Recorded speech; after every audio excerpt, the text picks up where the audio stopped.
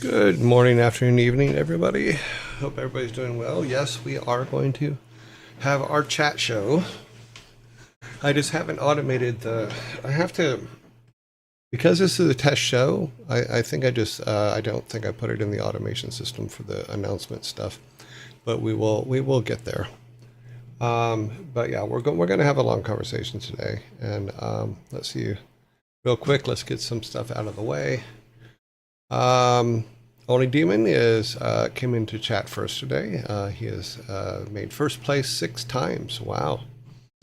Daddy Droken was second. He's made second place 2 times.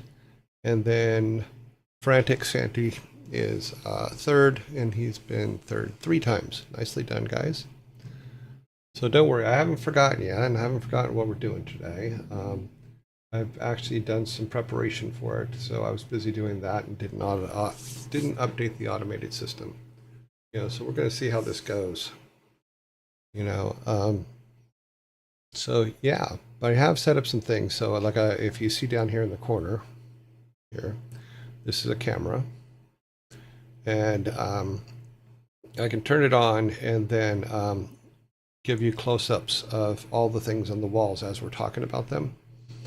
As well as the things over here. We'll put the camera over here when we get to there. But yeah, so we are doing talks today. I just got caught up last night in getting the camera working because the camera wasn't working. I've decided that the little Razor round one, apparently I can't do updates on it anymore. And apparently nobody can, so I'm not really happy about that. So the new system wouldn't run it. But I did find a old P920, I think it is, and that seems to work. So yeah, so when we go to it has to be lit, but when we go to the camera, it actually is down there in the corner. Right now it's on that so that we can look at that, but we'll turn lights on and we'll talk about it. So, and then I'll get up, move the camera to the next thing as we talk about them. And oh wow, that was interesting. My hand. Oh, that's because it's in the blue light. Look, my hand is dead. My hand looks dead, but no, it's because it's in the blue lights. Good morning, great Uncle Ann. No, good morning, the great unclean. I have that exact shirt in my closet. Cool. Here, let me show you here. As long as he's talking about it, here's today's shirt. It's funny because every single Captain America shirt always reminds me of Metzen. It's just burned in my brain that Metzen is Captain America. Always has been. So, also, I want to congratulate Chris and Kat on the anniversary of their wedding. So I think it's been about 12 years now, maybe longer. Let me look. I can look here.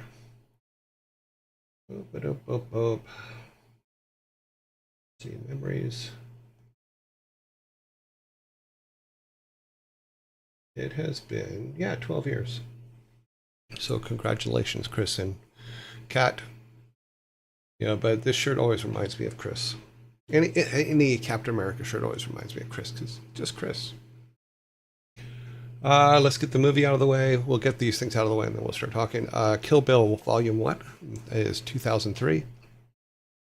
After awakening from a 4-year coma, a former assassin wreaks revenge on the team of assassins who betrayed her. I really like this movie because it was like little snippets of stuff, and it just, I don't know, I just really liked it. Yeah. Sorry, I'm looking at some of the things that we're gonna show later. Okay, good, yeah. Alrighty then, yeah. Yep. Okay. Oh, good, I found those. All right. So yeah, so we'll be pulling some images. We'll be doing a bunch of stuff. Yeah, classic Tarantino. Let us get our albums out of the way too while we're at it. First album's David Bowie, Heroes. Released on Friday, October 14th, 1977. Songs are Beauty and the Beast, Joe the Lion, Heroes, Sons of the Silent Age, Blackout, V2 Schneider, Sense of Doubt, Moss Garden, uh, I don't know how to pronounce that word. I don't know how to pronounce the O's with the two dots over it. The Secret Life of Arabia. I think that I love David Bowie. Absolutely loved it. You know, closest I got is I met his son because his son directed the WarCraft movie. Let's see. Fleetwood Mac. Second album for the week is Fleetwood Mac. Fleetwood Mac, released Friday, July 11th, 1975. Songs include Monday Morning, Warm Ways, Blue Leather, Rihanna, Over My Head, Crystal, Say You Love Me, Landslide, World Turning, Sugar Daddy, I'm So Afraid. Yeah, I met him. I met Duncan at the Blizzard premiere of the movie, and we talked for a little bit. He was a big fan of Lost Vikings, he said, and I thought that was hilarious. You know, I really liked his movie Moon. His movie Moon was amazing. You know, but yeah, Warcraft came out right around the time that his dad died, which I was really sad about because I did see his dad in concert in the 70s. But that was a much different time. Yeah, so, but never met the man. Would have liked to. But Duncan was a very pleasant human. I'm sure he'd be very happy to hear me say he's a pleasant human. But yeah, cool. All right, so we got all this stuff all out of the way. Let us go back to this. Okay, where would you guys like to begin? In all honesty, this is a free-for-all show today. And we can have is whatever conversations you guys would like to have. I am going to open up a new I need to put a directory together because what I'll have to do in order to show some pictures is move them local from my network storage as we're talking about it and as I can find them. So let's build that right now. Because like I said, I was busy trying to think of how to. Let's see. New directory.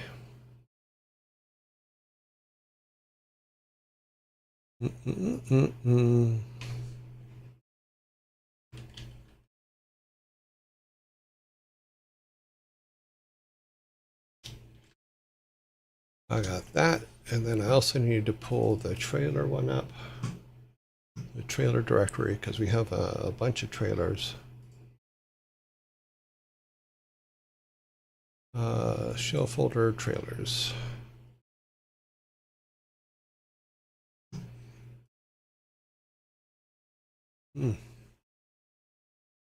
Okay. I am ready to go when you guys are.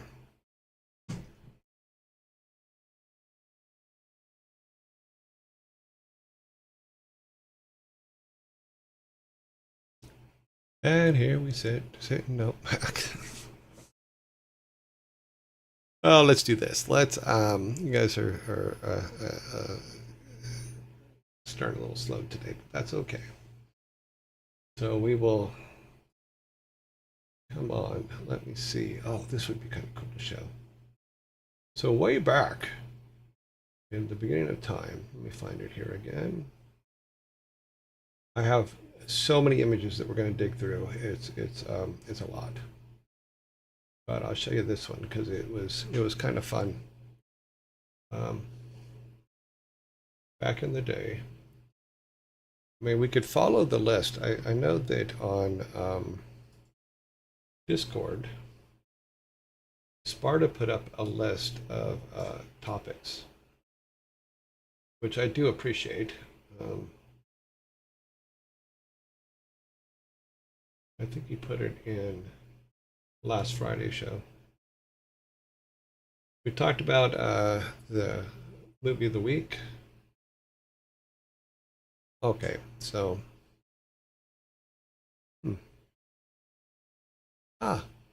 Start with what you feel most comfortable. See, Santo, I completely understand that. I'm comfortable with talking about absolutely anything. The problem is that if you want me to talk about things, I do better in a conversation than just saying, okay, talk about something. You know, it's one of those things, like I've explained with artists, is tell an artist just make something is the worst thing you could tell them. You know, you need to be able to put those guardrails in, and conversation puts those guardrails in for me to where I can say, okay, here's our starting point. If you're just going to say, okay, just start talking, then we're going to have a very long day of just me staring at the screen. You know, so I would rather, and it would be better for me to be able to give you more information if we could have a conversation, not just say, okay, talk, monkey, talk, you know. What game franchise would you have loved to work on? Yeah, that's very fast. That's a good question, actually.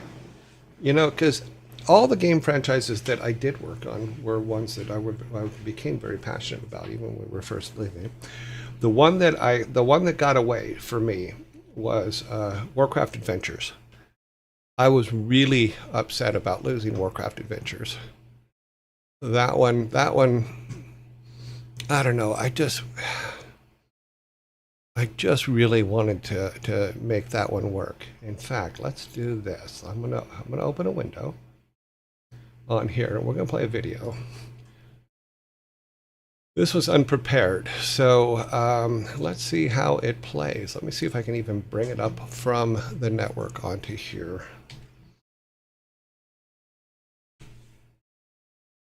Now this was released to the public at the time, so let's play it and see what happens. Hopefully the sound will work. Local, blah, blah, blah. Let's see, will it play? I don't know if we're hearing sound. Let's see if we hear sound. Yeah, you guys should be. Oh, it's way too loud. Okay. So yeah, this to me is the one that got away. This is the one that I really wanted to actually have come out and work. You know, the voice of Thrall was actually done by Clancy Brown on this.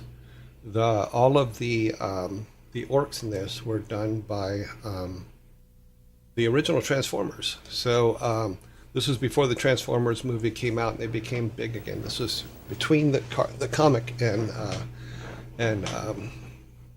the movies. So let me move me over a little bit, because we're going to need that moved anyway. 22 years have You can hear the passed sound since on this, right? Blackmoor found the young Orkling. 3 great wars between the human alliance and the Orcish invaders have laid waste to the once proud realms of Azeroth. It's all begun. Secretly raising the Orkling within the confines of his prison fortress, Durnhold, Yeah, Blackmoor planned to mold the Orkling Orkling into the perfect warrior. A warrior conditioned to Is it a bit human loud? Okay, I'll thinking, bring it but down. with all the savagery of an Orcish heart. Okay, that's probably, is that a little With bit such better? a creature under his control, Blackmoor hoped to manipulate Actually, the when we're playing Orcish trailers, I horde should probably turn and that use it the to background seize music off. control over the human nations of Azeroth. It's the first one, so we played it bad. Thrall, have I taught you nothing in all these years? Mm. Are you not to stand? Yeah, this one I had a lot of hope for. So It was just fun, and I like those kind of games because it was very adventure game of the time. Only So that I live to there were a lot of serve really you good and the ones. Alliance, Lord Blackmoor. I have a ton of trailers here, so we had talked about once doing a trailer show, and then we got caught up in much of the world. the day-to-day for You've never stepped outside the prison's walls. different things. Perhaps the time but has come to make better I use could of it. go. Yeah, Follow me, Thrall. yeah, we can go back there. That'd be There's good. something We can, I'd like we can to go through show some you. trailers too. Okay. Do you know what this is, Thrall? It is an orc, like yourself. And what are orcs, Thrall? They are the enemies of the Alliance, Lord Blackmore. Very good, Thrall. And what do we do with enemies of the Alliance? We destroy them.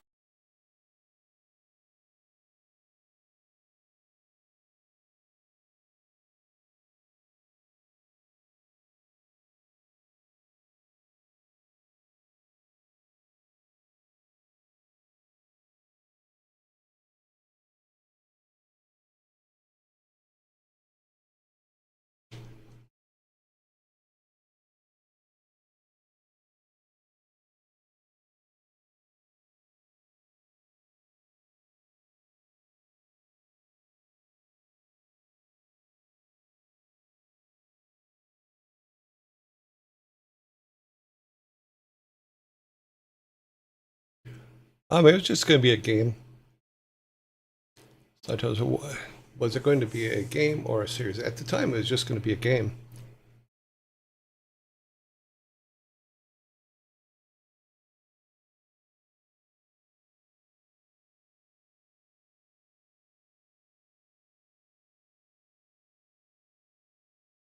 Yeah, so that was that.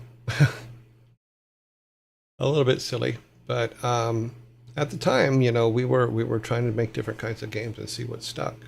So the adventure game was just one that we were working on. It was great because we had. I'm trying to remember. The animators for it were the same animators for a cartoon series called, I think it was the Simians or something like that. It was a monkey. It was a monkey Star Trek parody thing. Yeah. Hello, Esmond Cock. Why did they make Gul'dan resurrect Thrall in the movie?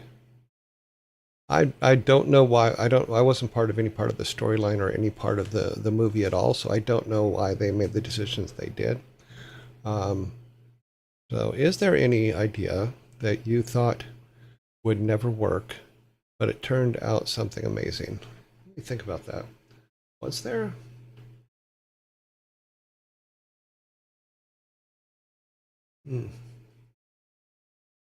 Not really, no. I mean,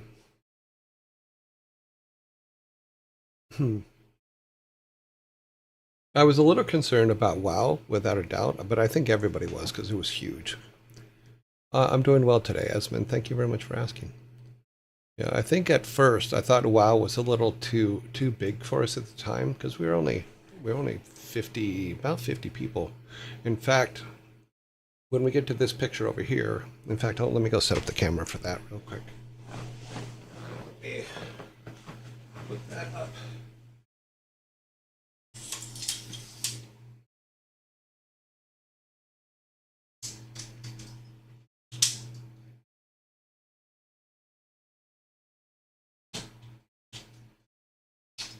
Trick is to get it up without getting too much of a light reflection. Let's turn the camera on. Boom. Okay, so in this picture here, the top picture was the original 12 of us. So me in the middle up here.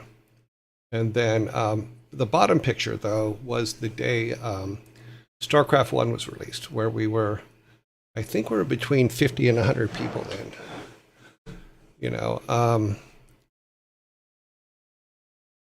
So that bottom picture is the team. So I think there was about 60 people in that picture, but that was when StarCraft was released. I wonder if I can make this. Let me try this real quick. Let me unlock that and see if I can get a little bit closer up on that.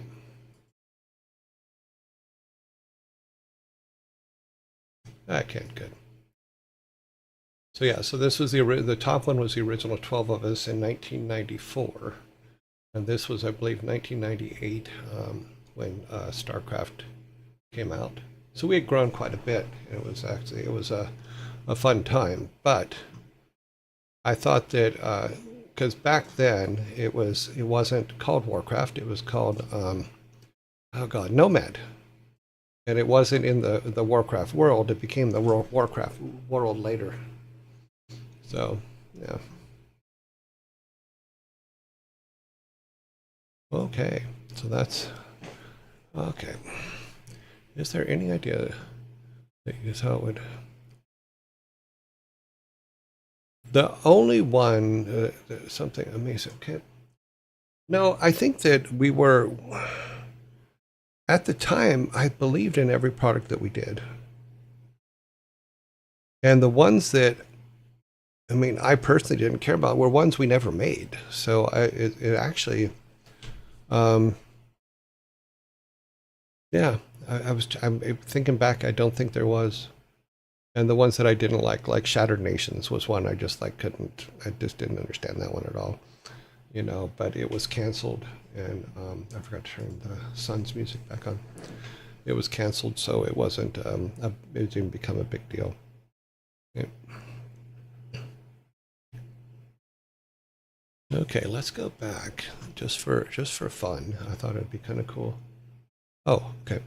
So it sounds like you had a decent betting. Oh, we did it all the time. We were the worst critics on our own stuff, and that was a good thing. You know, if something became a problem, we changed it. We just went, okay, nope, we're not doing that. You know, we did not go down roads they didn't need to go down. How about that? That's a good way to put it. And there were a lot of things where it's like, okay, well, you know, hey. And I will wait now because we're now in zombie mode.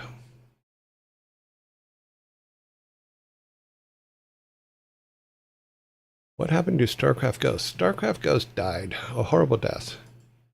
The thing is the multiplayer on StarCraft Ghost just wasn't coming together, you know, and we did our best. Let me move this over here real quick. Wow.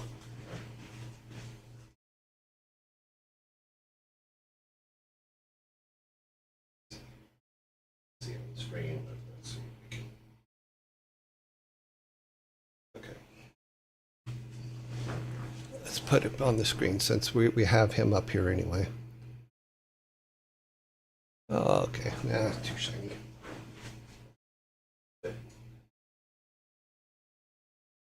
That way.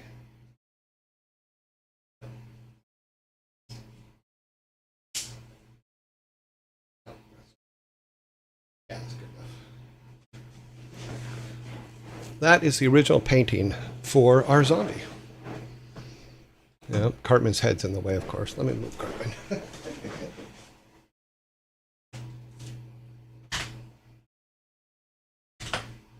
Poor Cartman, move to the floor. So this is the original painting that I always talk about, which is our zombie, our ad zombie. And we'll come back to that as soon as the zombie goes away in 53 seconds. Thank you, Frantic.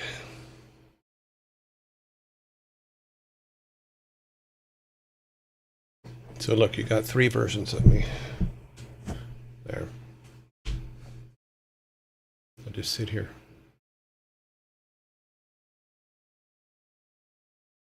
Boop a doop boop boop. Waiting 27 seconds. Yeah, StarCraft Ghost. I really liked the single player in StarCraft Ghost. It was a lot of fun. Well, let me rephrase that. Back then, we believed that games had to be whole, meaning, and this is why we're able to do what we're doing now, is you had to have a single player and you had to have a multiplayer. Now, the single player was coming along in Ghost, but it wasn't coming along good, so we ended up killing it. So this is the original painting for our zombie. This painting was done by Gerald Brom as part of his, he was putting together a book of all the artwork he had done, which is just a great book, and you should go find it and check it out. You know, and as part of the Kickstarter, I gave him a little bit of help on it, and as part of that help, I got he painted a painting of me, and that painting is this painting here. So he painted me as a zombie, which I thought was pretty cool, and then gave it to me. This is exactly how he gave it to me with the frame and everything. So I thought that was amazing. So it was a complete thing. I really liked it, and it's an awesome painting. And we used it for as a joke originally to say that ads were a zombie attack and all that kind of stuff. And we still talk about it, and we still use it for our ad zombie. But yeah, that is where it comes from. And no, it is not a picture of Jason. It is a picture of me. Jason just happens to look a little bit like me because, well, hell, I'm his dad. Yeah. And there's always going to be resemblance between father and son until the day you're gone.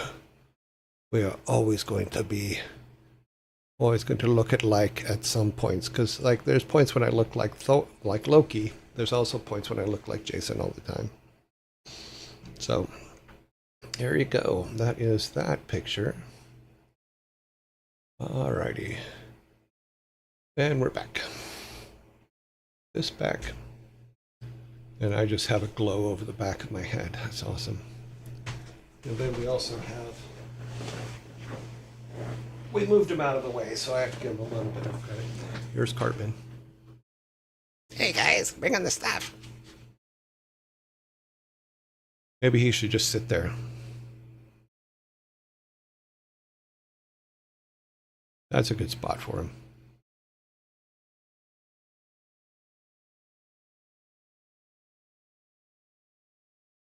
Yep. You gonna go sit over there? Go sit over there. I don't care. Sit down. Yeah, when we did the South Park episode, they put a whole bunch of stuff out and said, take whatever you want. And I grabbed Cartman just because I thought he was funny. You know, and having that it's a good memory for that. The couple weeks we spent up there working on the show. Is Cartman your rock? I don't know if he's my rock, but he's just he was the one item that I got from there while we were doing the show, and I thought that it was kind of fitting, so I liked it. So okay, so what's going on today? This is the first chance to pay attention. This is my first chance. Today we're just talking. We had it had been requested several times that we just have a show where we're just talking about stuff and things, and I'm like, okay, you know, and I'm fine with it. I am. So any questions you have, just throw them up. You know, I look through the thing here, and yeah, we're just talking. Let me show you guys this. I'm going to show you another trailer. This was the very first, if I have the right one, hopefully I have the right one. Yeah, I'm pretty sure it is. This was the very first Diablo trailer back in 1995. Hopefully it will come up and it will work. Let us see. Survey says...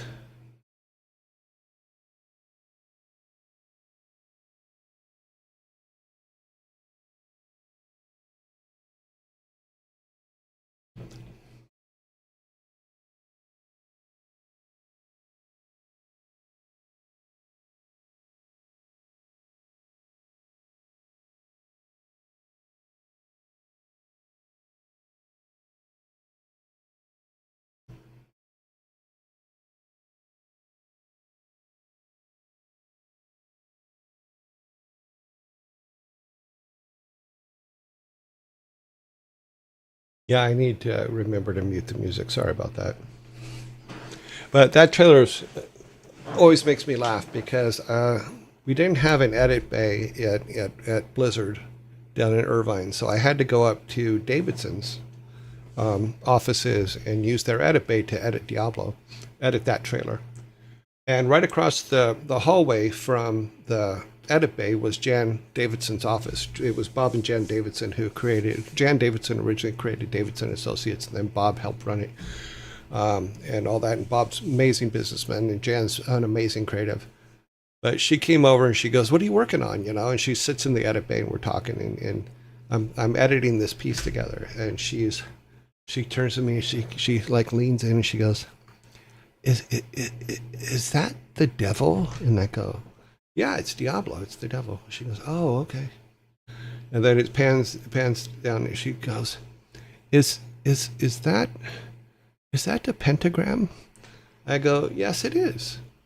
And she goes, oh, yeah, we don't use those here because they made kid games, and I completely understood it, but it always made me laugh because she was so sweet. Uh, let's see. Any idea what happened with Ghost? StarCraft Ghost is the one that we will be asked about forever. The game just didn't come together. That's the long and the short of it. It didn't come together. You know, maybe someone will go back at some point and look at it and see if they can figure out why and figure out that it just didn't come together. You know, multiplayer, I actually reversed it earlier, is multiplayer was really, really good at it. Single player was not, it just didn't come together, and we weren't going to release a whole game. At least that's my point of view on it. What the bosses and everybody decided and put why they decided to kill or whatever. It's just, to me, it was just like it just needed to go away. Now, one of the games I talked about earlier was Shattered Nations, because someone had asked what games I thought was never going to go anywhere. Shattered Nations is one of them, and we killed it. So let me show you the trailer for Shattered Nations, because I do have it. And I turned the music off this time. Let's go.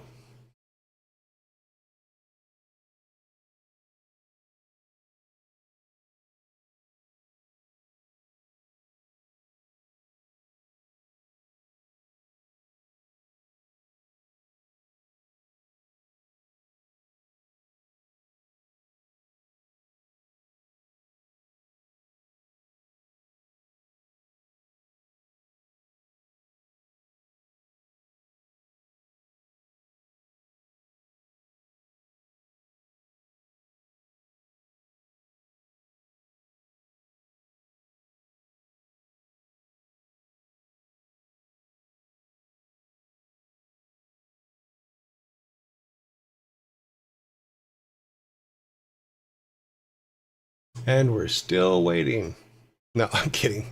No, that one I just never, I don't know, it just never felt right. You know, so like I said though, there was nothing that we believed was bad that ever got released. So that was fun. Well, they will release it when they are done. Yeah, we'll release it when it's done. Yeah, it's only been 30 years, 29 years. But these are all things that we announced. So then when, let's see, what is that one? Well, we can look at the trailer for the game we're playing right now, which is the WarCraft 2. Let's see, do I have a Tides of Darkness, or do I have... I'm trying to look at things in order here. WarCraft 2 trailer was the next one that came out in 1995. Soon. No, the correct one is when it's done. We used to tell people that all the time, when it's done. We turn that light off.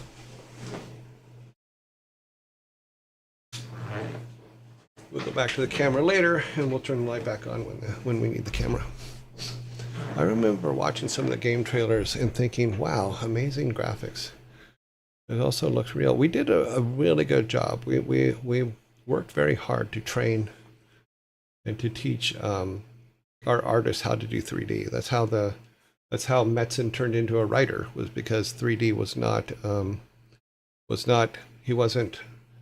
3D is not easy, and it was difficult for him. So he went home and wrote the first stories for WarCraft because he thought he was going to be fired because he couldn't get a handle on 3D, because it's not easy, and I understand that.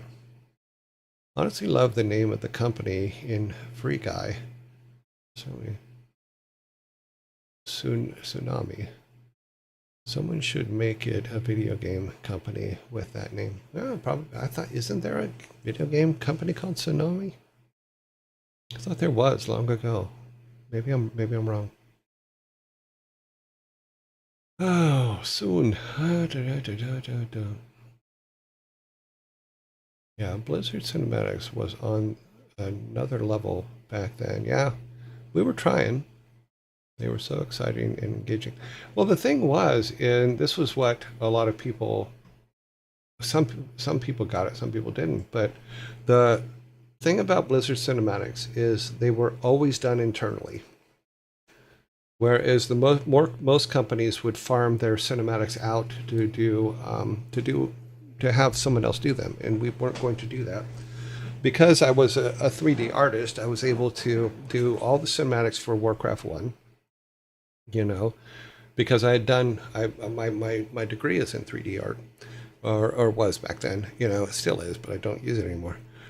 So it was just natural to say, okay, well, let's do it. Let's just do it here.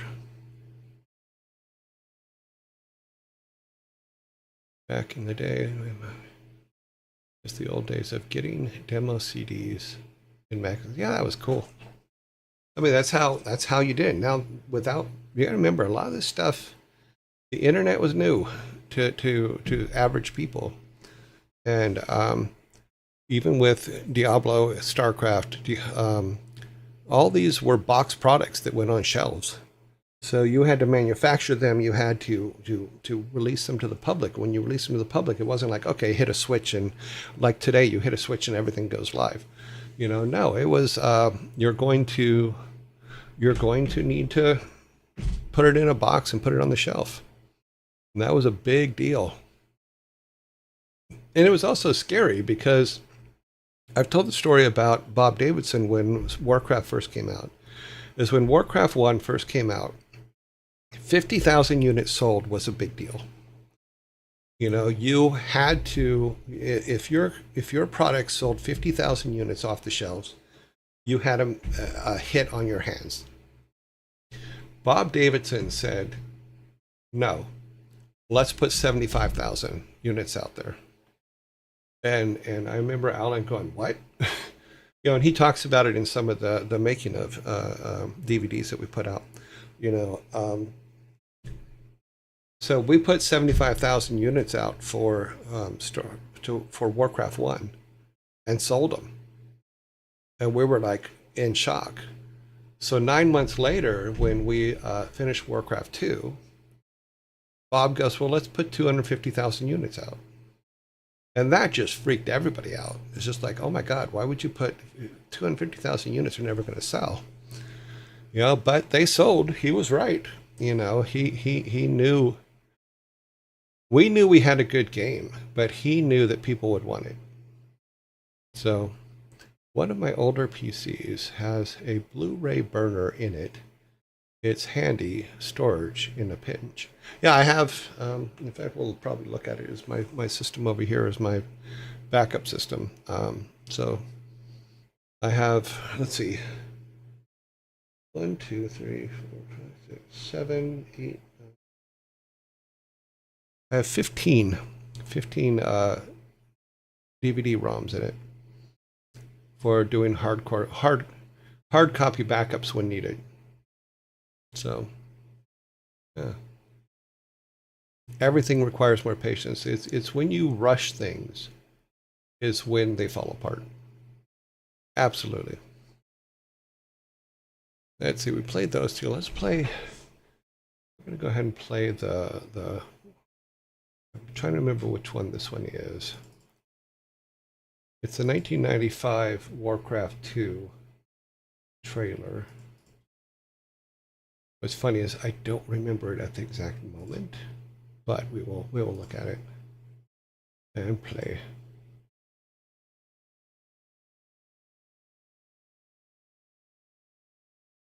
Oh, this one. Okay.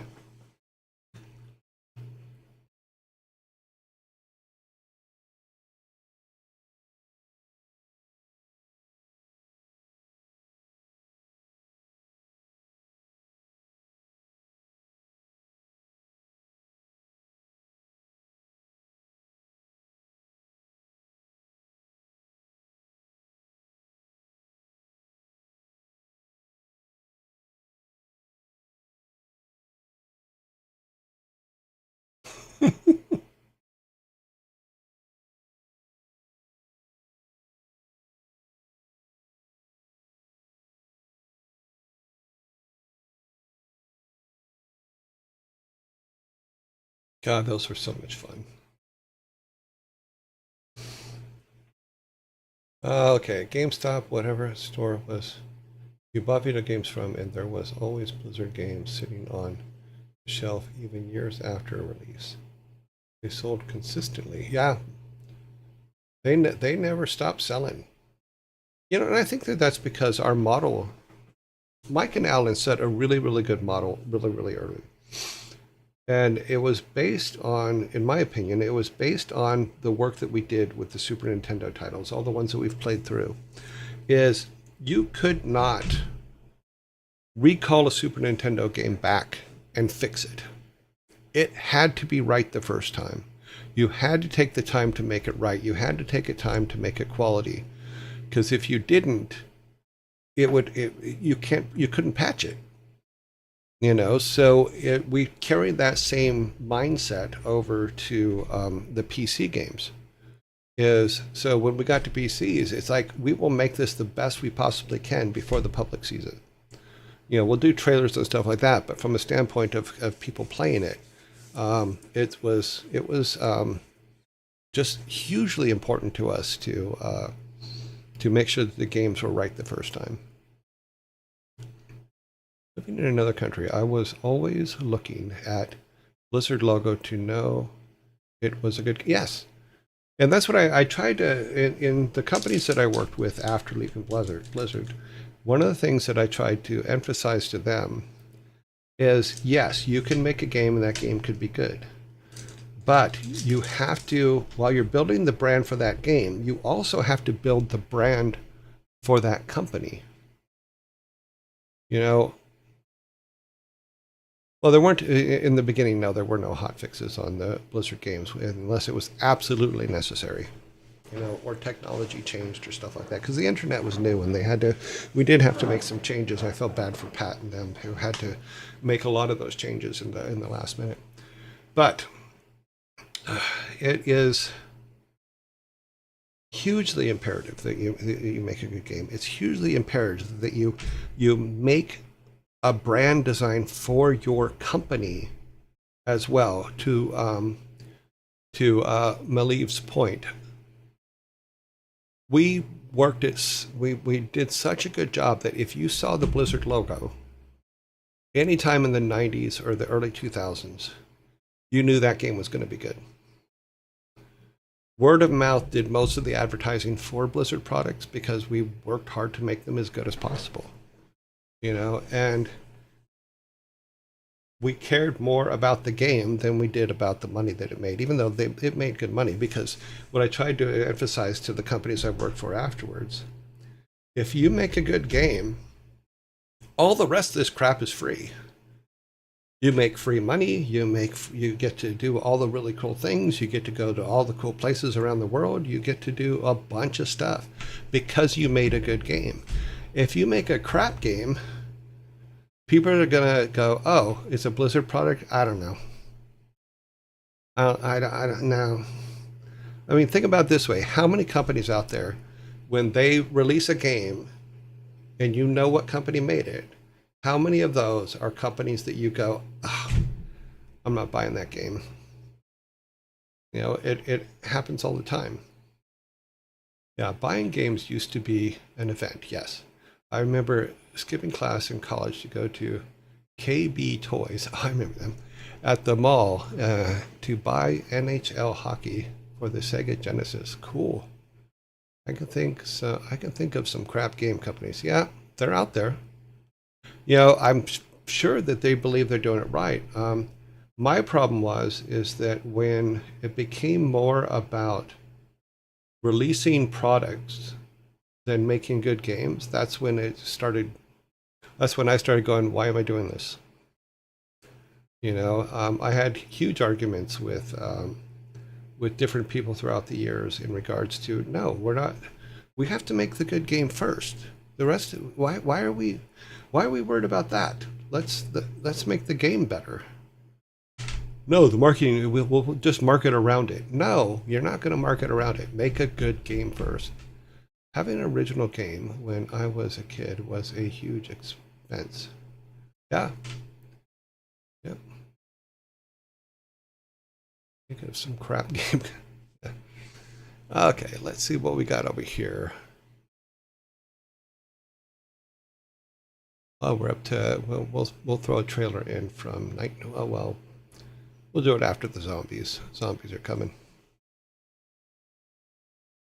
I don't know about you, but NHL hockey was a banger.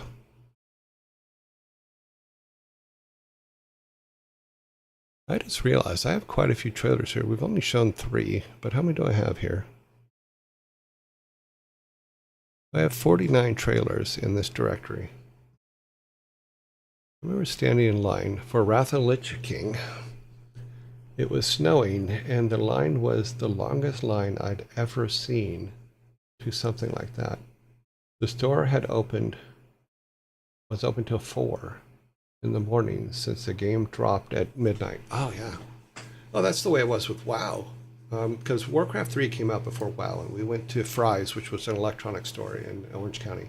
And that's where we used to do the release parties. And we go to Fry's, and there's about, I don't know, I think there's about 2,000 people there or 1,000 people there, something like that, which is a huge crowd. But we're like, cool. And then when World of Warcraft came out a few months later, 7,000 people showed up. And I'm just like, oh my God. Yeah, it completely freaked me out. So let me see if I have, while we're in the break, let me take a look at this list over here. Oh yeah, we're definitely going to want this. I'm pulling some things out from my images over here to show you guys, because I think you'll think they're cool. Go around a few of these.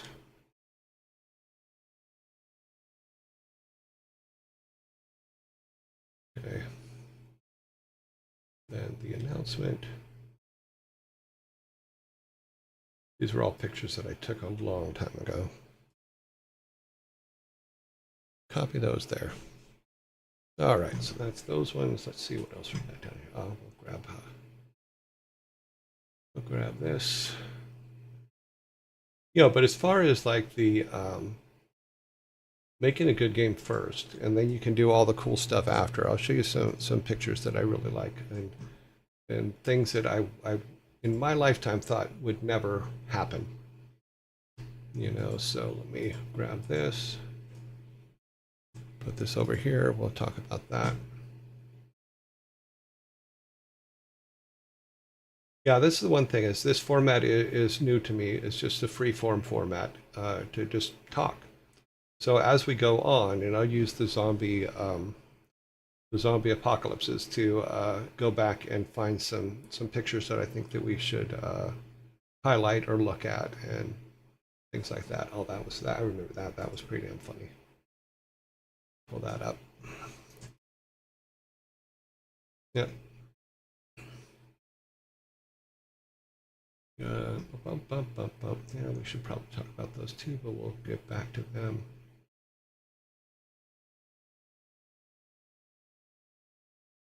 Oh, that's the picture. Yeah, because that's what we're kind of talking about right now.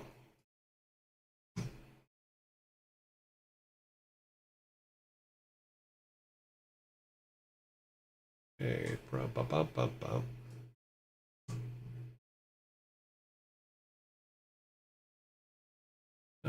let's see. We've talked about this one. We'll show it again.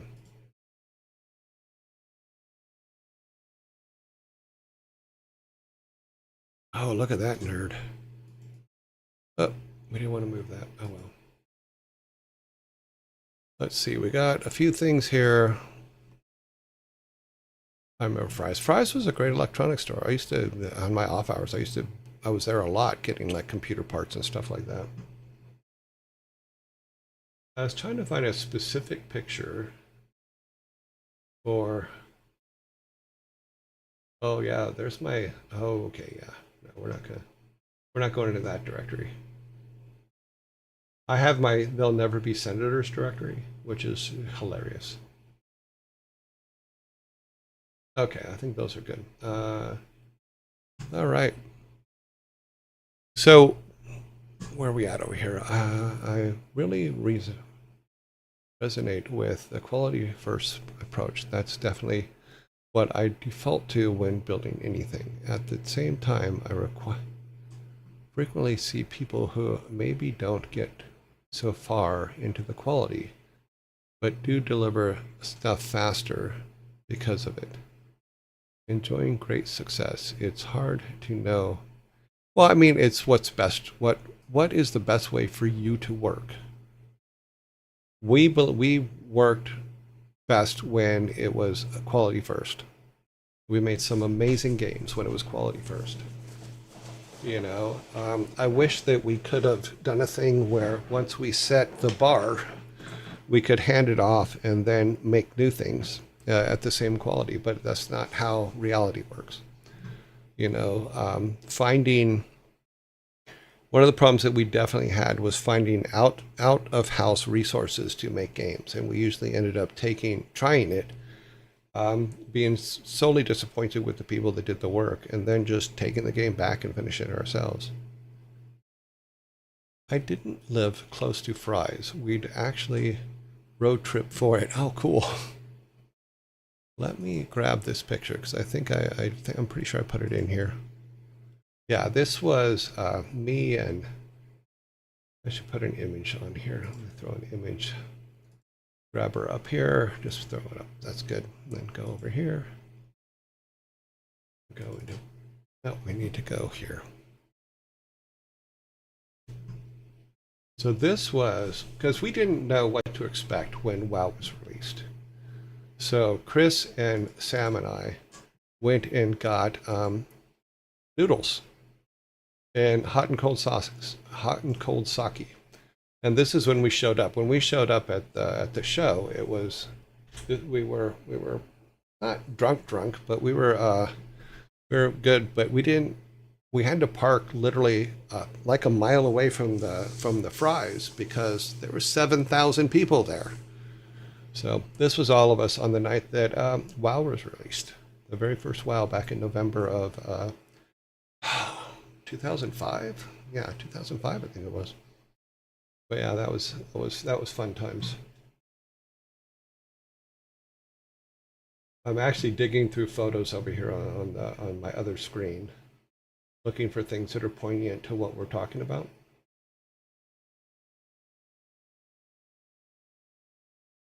The trick is to find things that can be shown. Okay, that is all. That is the kids.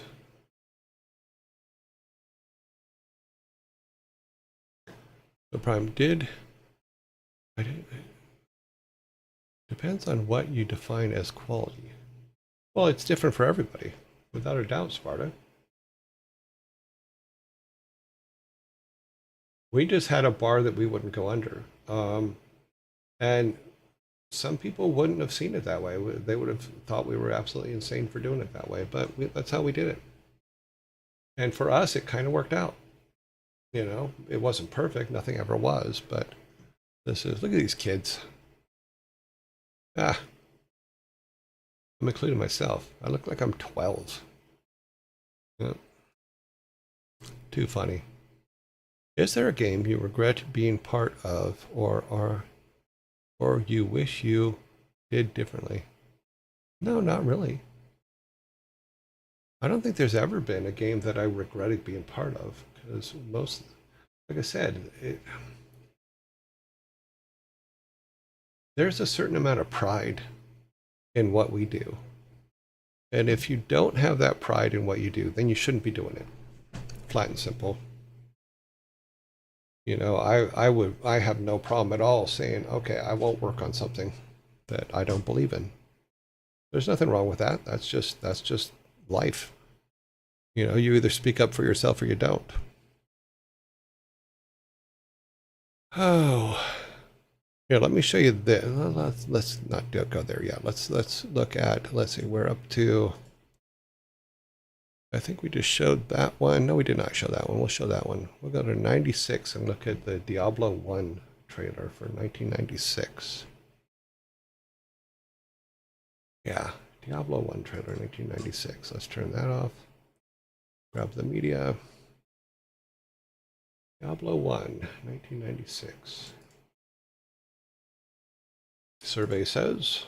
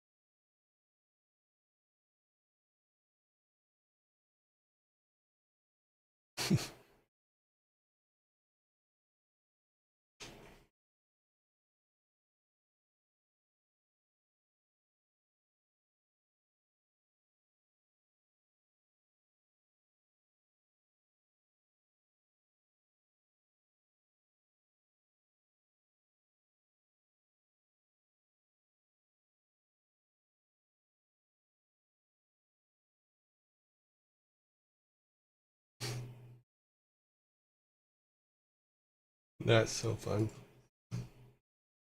Let's see. Probably not a huge deal, but just for your information, as your camera was just before you adjusted it, we could see reflection on your screen. Oof, of whatever is hanging on the wall. Okay. Yeah, let's see. What are you seeing? Yeah. There's nothing behind me that I'm worried about showing at all. So it's just before you adjusted it, it could see reflection. Yeah.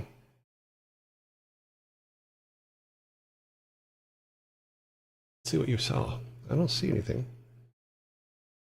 There's nothing over there. There's a couple monitors. Yes. Now it doesn't go all that way. So yeah. There's nothing on the walls in this room that I wouldn't show. So I found out it's better to speak up always.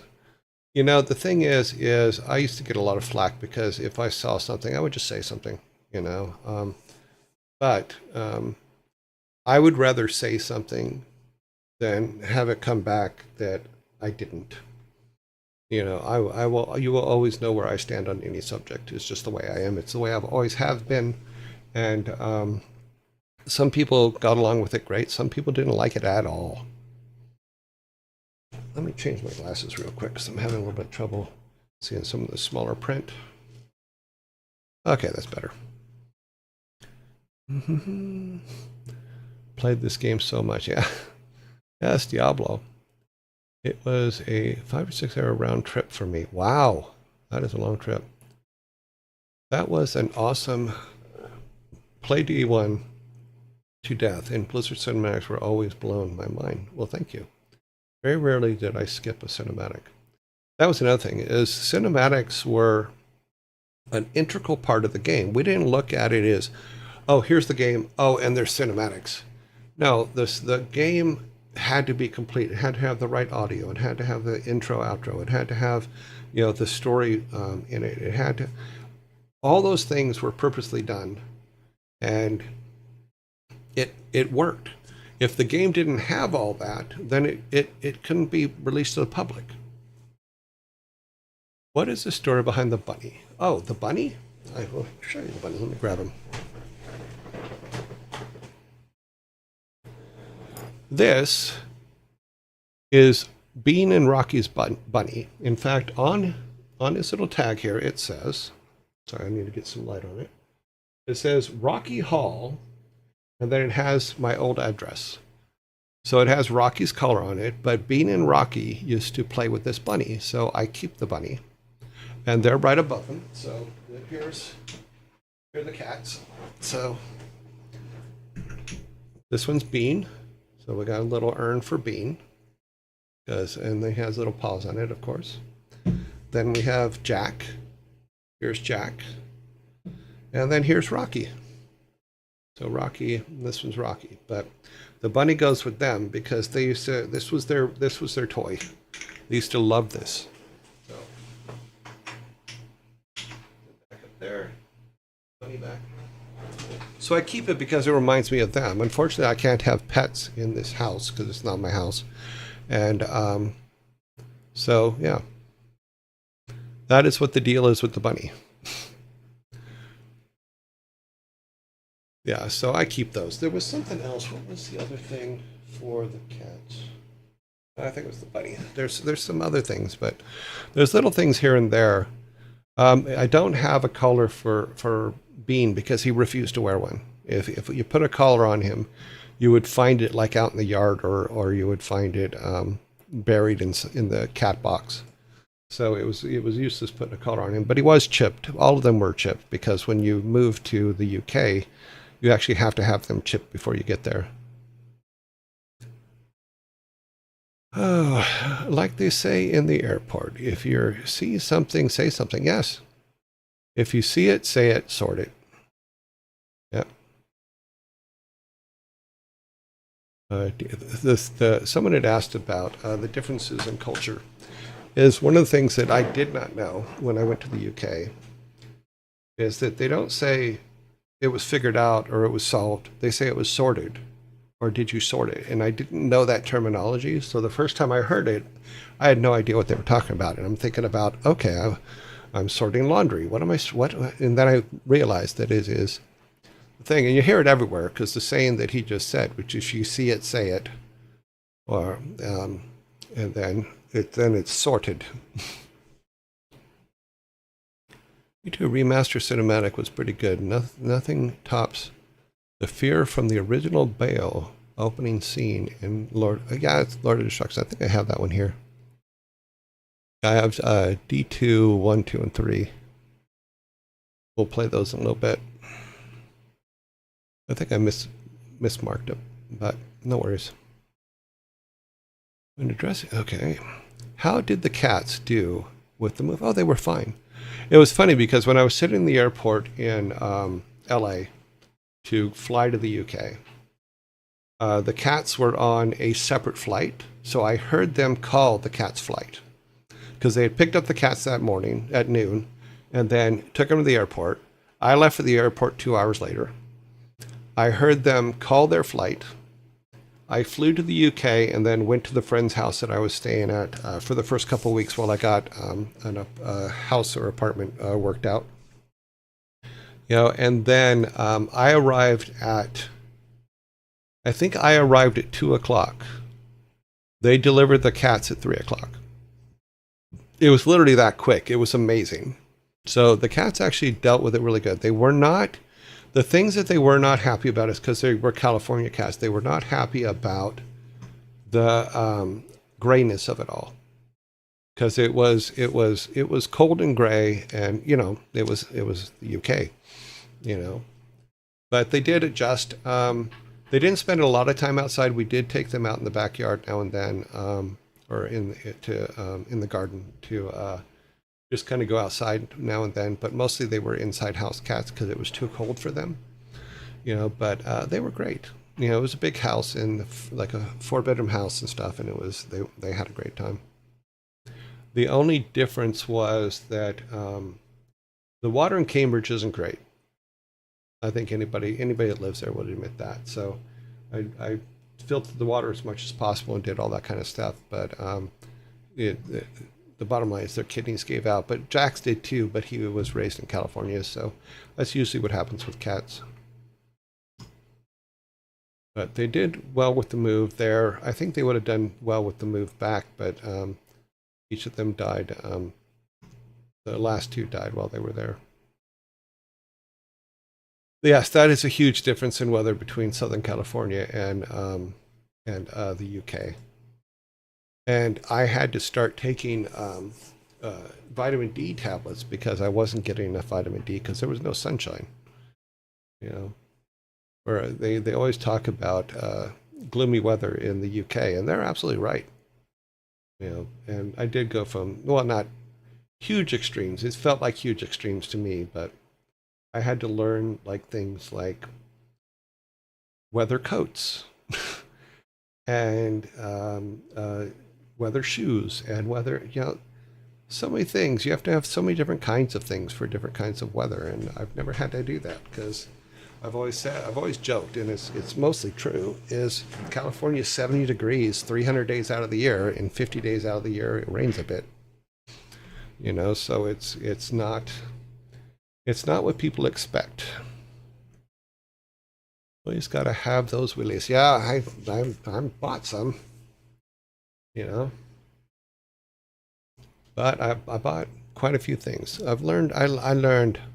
I didn't learn a lot, but I learned. Let me see what is this one here. Let's look at this.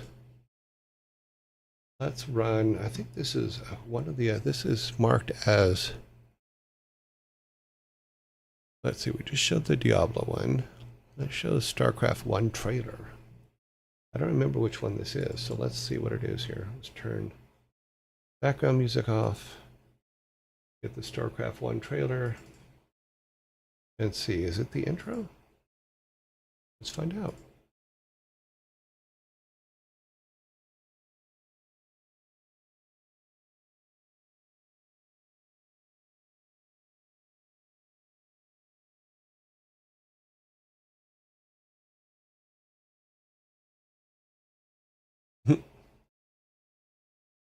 Oh, this is the Harley Huggins one.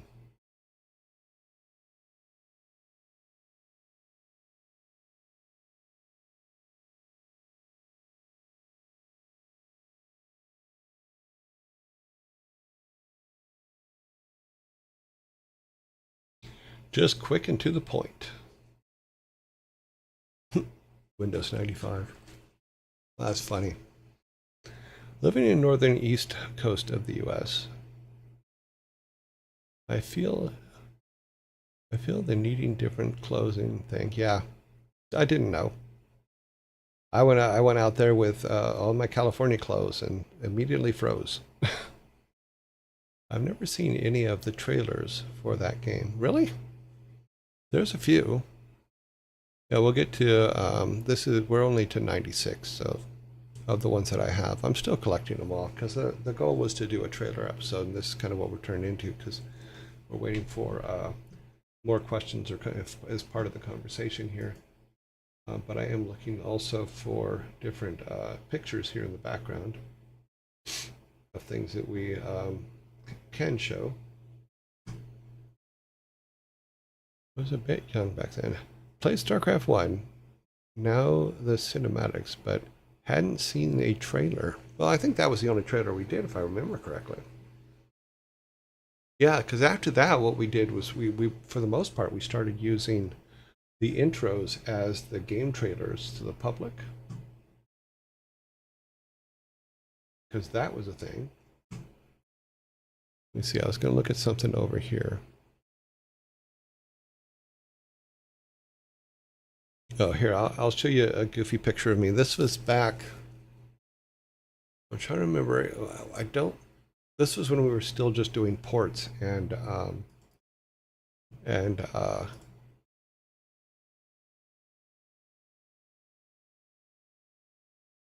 this is where I look more like Loki than I do Jason. This will make you laugh. That was my desk with my two 386s. One for rendering. And then you can see the cars in the shelves in the background. Those were the cars they bought me while I was building the cars for rock and roll racing. You can also see that my fashion sense was amazing. I had absolutely amazing fashion sense. Yeah.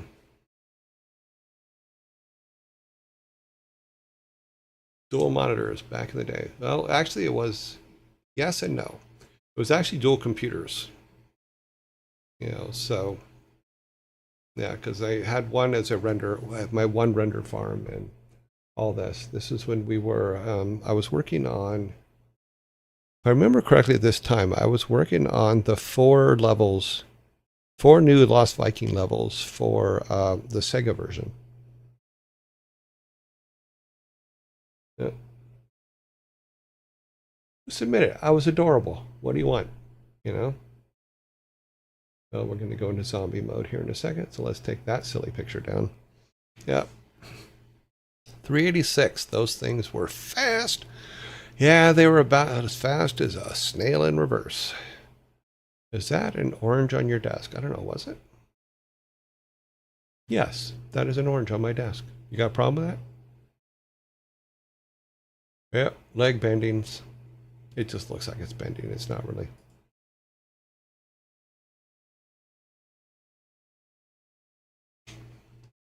You know, you got to have your fruit. You got to have your fruit a day, without a doubt. I was trying to find a very specific picture for the thing that we're going to talk about later, but I can't seem to find it. I know it's in here. It's a picture of me and Chris when they were putting the statue in, and it should be in this section, but apparently it is not. Zombies are coming up, so I'll be checking images again.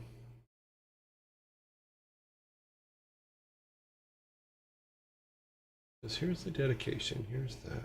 That is all the. But I don't see the picture of Chris and I.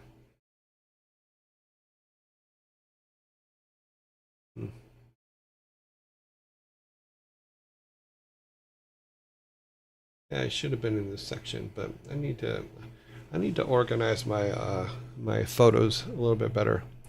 An orange with a computer is between that better than an apple. We had apples. We definitely had those. They were just put away.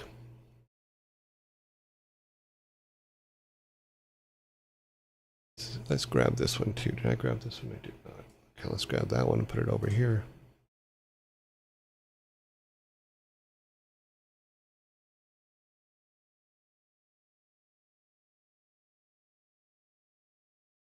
Ah, fun, fun, fun. That's pretty loud. Okay, so that is, yeah. So I guess let me open up another window here and then grab this and sorry, I'm putting something together real quick. 2010, what was 2006, 2010? Let's copy this one. Change that to, since it's modified, it's what is where the problem is. We're looking for when the things were modified, and that is because created ain't working because I've moved things around too much and it loses its creation date. Okay, let's go to the right place and then put it in there. Okay, it's working on it. Orange and Dr. Pepper is Breakfast of Kings. At the time, yes. Because that was about 93, 94 was that picture.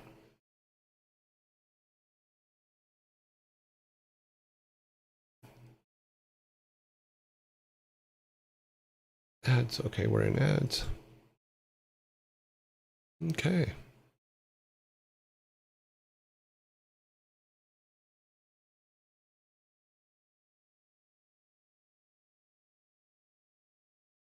$40.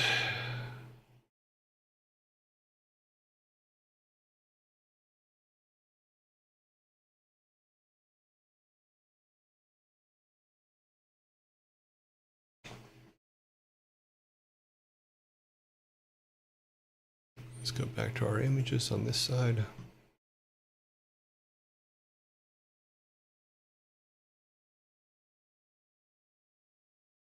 Rantic, thank you very much for the bits, by the way. You're awesome.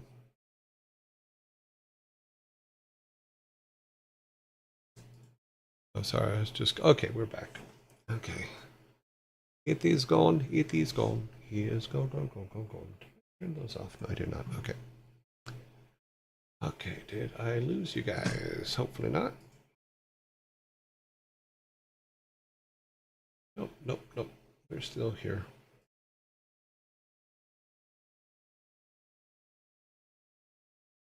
Oh, that's funny. All right.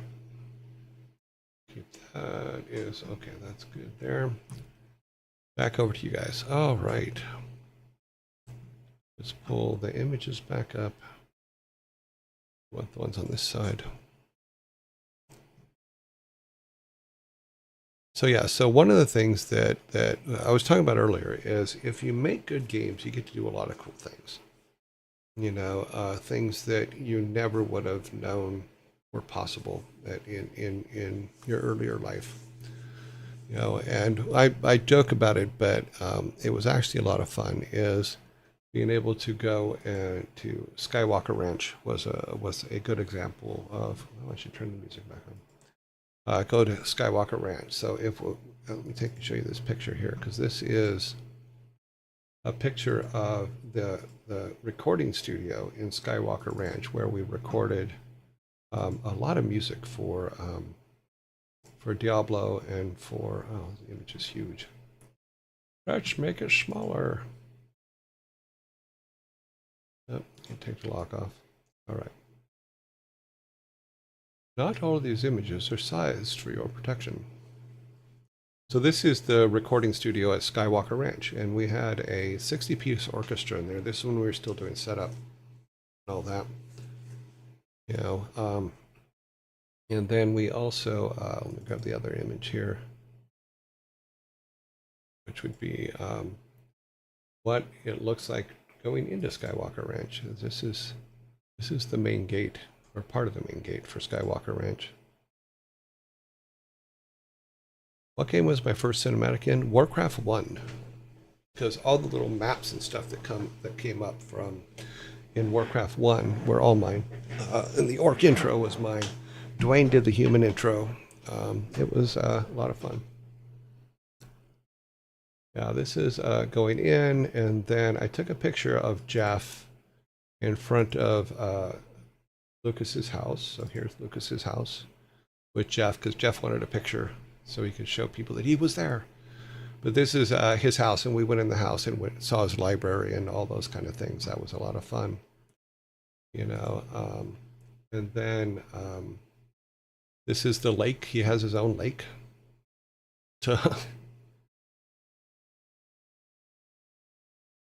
Did I just miss an hour of podcast times? Yeah, you did, I guess. Ignore the 19th message. Huh? Okay, not sure. Not sure what that means, but okay. So there's that. I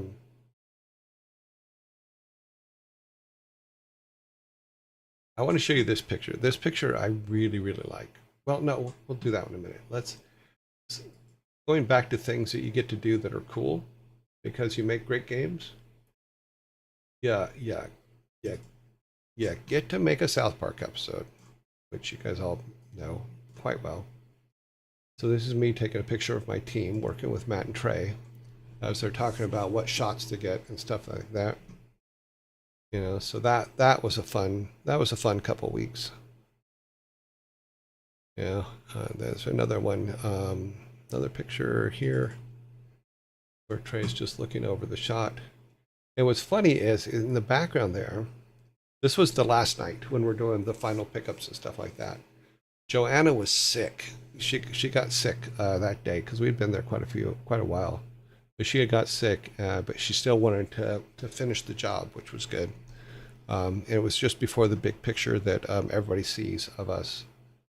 You know, so that was a lot of fun. That was just a really fun gig. Did I just? Okay. All right, no worries. I blame the announcement. It says you play WarCraft 2. Yeah, that's completely my bad. But we're gonna do this thing at least once a month going forward. So I will get it all worked out. I will get all the interesting things worked out. You know, we are pretty much just staying on this window for the day.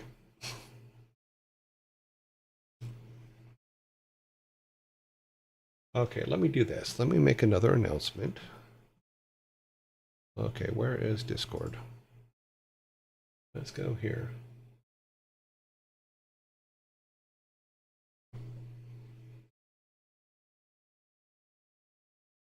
Let's make a new one. Just quick something here. At everyone. At everyone.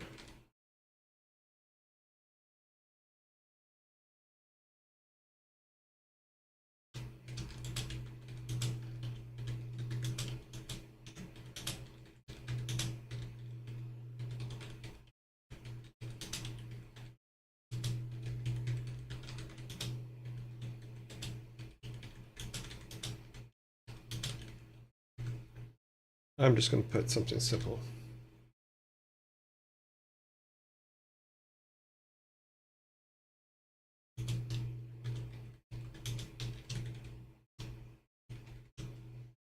There. It just says, we are having an open conversation of whatever you want to talk about right now. Because we still have we still have time to talk about just about anything. Oh, here, you'll like this. This is the absolute favorite picture I ever took of Mike Morheim. And this was at one of the Christmas parties. We were playing poker at one of the Christmas parties. And I took this picture, and to this day, it's still my favorite picture of Mike. Yeah. So here it is. This is a great picture of Mike.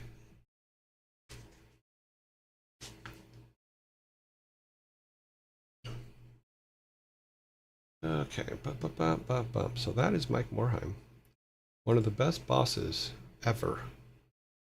And I highly, if you get a chance to work for him, I highly recommend it. So that is Mike. The Demon Eye thing. What? What were LAN parties like? What did you guys play? Oh, geez. First off, they were a technical nightmare. That and simple.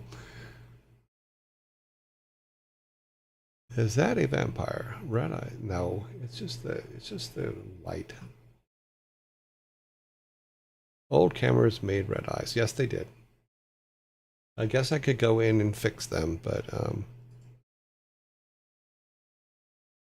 we were playing poker. It was a good picture. I love that picture. I will go back and take the red eyes out of it.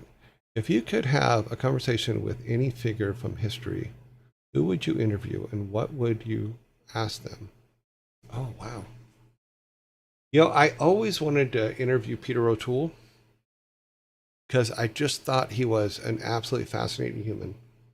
You know, but get Peter O'Toole and Richard Harrison in a room together for an interview, and I think that you will have probably one of the best interviews you've ever had. And I would ask them about everything. I know that Richard Harrison tells stories about how they used to go to each other's plays and sit in the front row and then throw things at each other while they or do things to disrupt them from working, you know, just because they had come into acting together and all that other stuff, and they were just funny to listen to. You know, listen to them talk about the good old days of theater and stuff like that. So those are the ones, is these people in that realm. I mean, because I've been very lucky in that I've been, most of the people that I admired as a kid, I got a chance to work with. You know, when I was in high school, Black Sabbath was one of the biggest bands in the world. You know, and years later, being able to work with Ozzy at BlizzCon and even introduce Mike Morheim to Ozzy at BlizzCon was absolutely amazing. And the story for that is just great, because I got there, we were taking pictures, we were doing setup for the show. Ozzy had come in for his rehearsal. You know, we were doing all those things, and so Mike had walked up and he goes, he asked me if Ozzy was there yet. I go, yes, do you want to meet him? He goes, sure. And then I walked him over to the video island that's in the middle of the showroom floor where Ozzy and Sharon were sitting. And I basically said, Ozzy and Sharon and Ozzy, I'm sorry to disturb you, but this is Mike Morheim. He's the owner of Blizzard Entertainment, and introduced them. And we're sitting there talking, you know, and Jenny, my producer, came up and was giving me a list of all the things that were happening, who was doing what and all that. And Mike looked at her and basically said, where are my earplugs? And Jenny looked at him like kind of weird. And I'm like, and I realized when he said it the second time, Jenny has an identical twin sister who is Mike Morheim's assistant. So Jenny was my producer. Mike Morheim's assistant, executive assistant, was Megan, Jenny's exact duplicate. I can tell them apart, but Mike can't. So I turned to him in front of Ozzy and Sharon. I go, Mike, this one's mine. Yours is the other one. Yeah, and it was very funny, but she went and found Megan and got him his earplugs, and it was all that. But it was just hilarious because it happened so many times. I remember once when we were throwing a surprise party for Mike for his birthday, and we were all supposed to be at his house while Megan kept him at work so everybody could get to his house. And we get there, everybody hides their cars down the street, we all get in the house, and Mike gets in, and he comes in, and he's surprised, of course, because we surprised him really good. And he turns to Jenny, who's there, and he goes, "You hid my car keys." And the whole room just goes, "Mike, that's Jenny, not Megan." And then Megan showed up later. But he was always, and it's funny because a lot of people couldn't tell them apart. I remember there was a time when Bobby Kotick, it was on we were having a Halloween party at Blizzard, and we have everybody dresses in costume for Halloween, and Megan had dressed up, but Jenny didn't. And Bobby Kotick was up with Mike and Megan and all that, doing a bunch of work and doing the things, whatever he did when he was out there, and went to go get something. I don't know what. I think he went to lunch or something. He went to get in the elevator, went down the elevator. The doors open, and Jenny's standing there without a costume on. And Bobby goes, "You took your costume off. Is everything okay?" And Jenny, without even thinking about it, just like, "Oh, I just felt uncomfortable in it. So I took it off and blah, blah, blah." Just made something up. Got in the elevator, went up. So Bobby went to wherever he was going, came back an hour later, went upstairs, and Megan had her costume on because she never took it off. And he goes, "You put your costume back on." And Megan, these two have been doing this forever to people, so I can see where it's just like automatic for them. She goes, "Oh, well, I felt bad because I thought I wasn't getting into the groove of it, so the spirit of everything, so I put it back on." I'm just like, these two were hilarious together, and smart. Both of them really, really smart. But Jenny, in fact, back here is a note. I kept a note. So, but that was it. That's the catch. My note is gone. That is weird. I always keep that in my office. I wonder where it went. But Jenny wrote me a very, very nice note when she moved on from being my producer. Probably can't hear me. A second here. This one.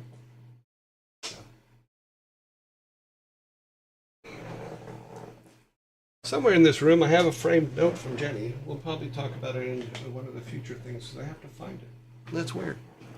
Things are disappearing from my office. I can't find my 60,000 baby names either book, so I don't know what's going on with that. Yeah.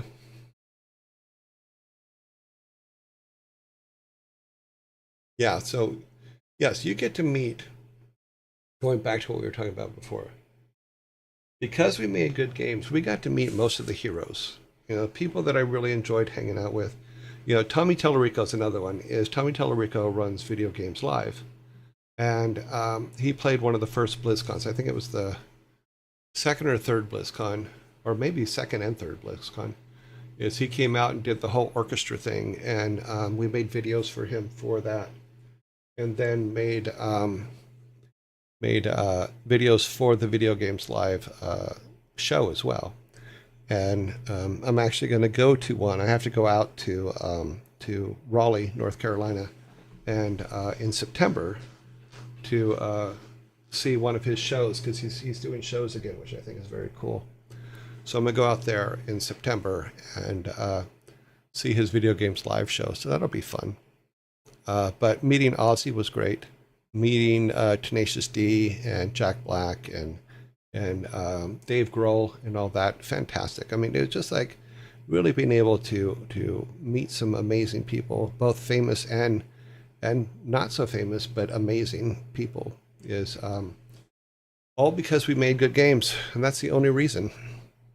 You make good games and everything else falls into place. It's just something that I've always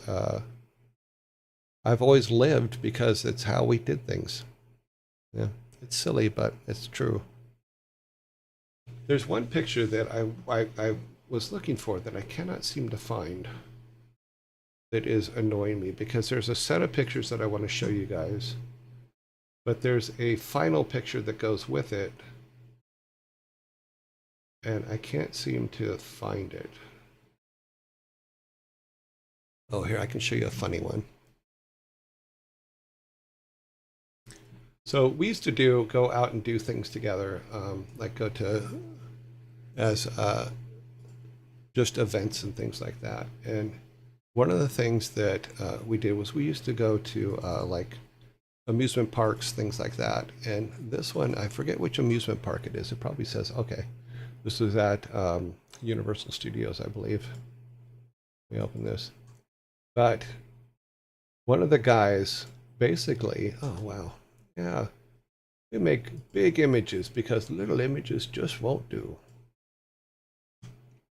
But this is all of us on the Jurassic Park roller coaster water ride, I think it was. But the funny part is the guy in the front row, one of our guys, of course, but he was afraid of getting his clothes wet, so he stripped down to his boxers, which made it look like he was naked. You know? So, and this is me to his, I'm the one with the hat on, sitting next to him, and it looks like I'm sitting next to a naked guy. I'm like, I'm not sitting next to a naked guy, he had shorts on. But that one always made me laugh. That was a good fun thing. But we could show the cinematics team at that time too.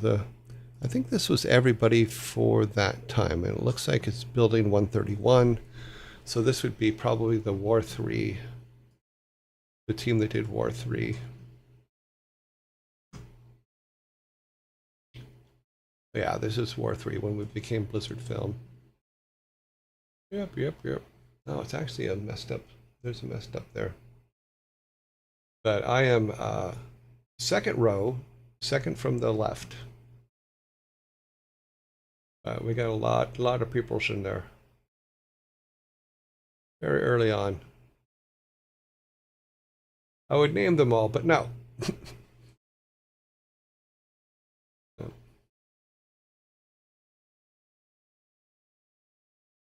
So that's some fun stuff.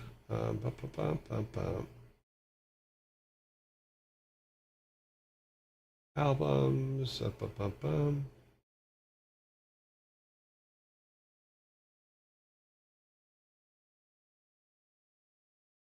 Yeah, unfortunately, that picture that I'm looking for is not coming up.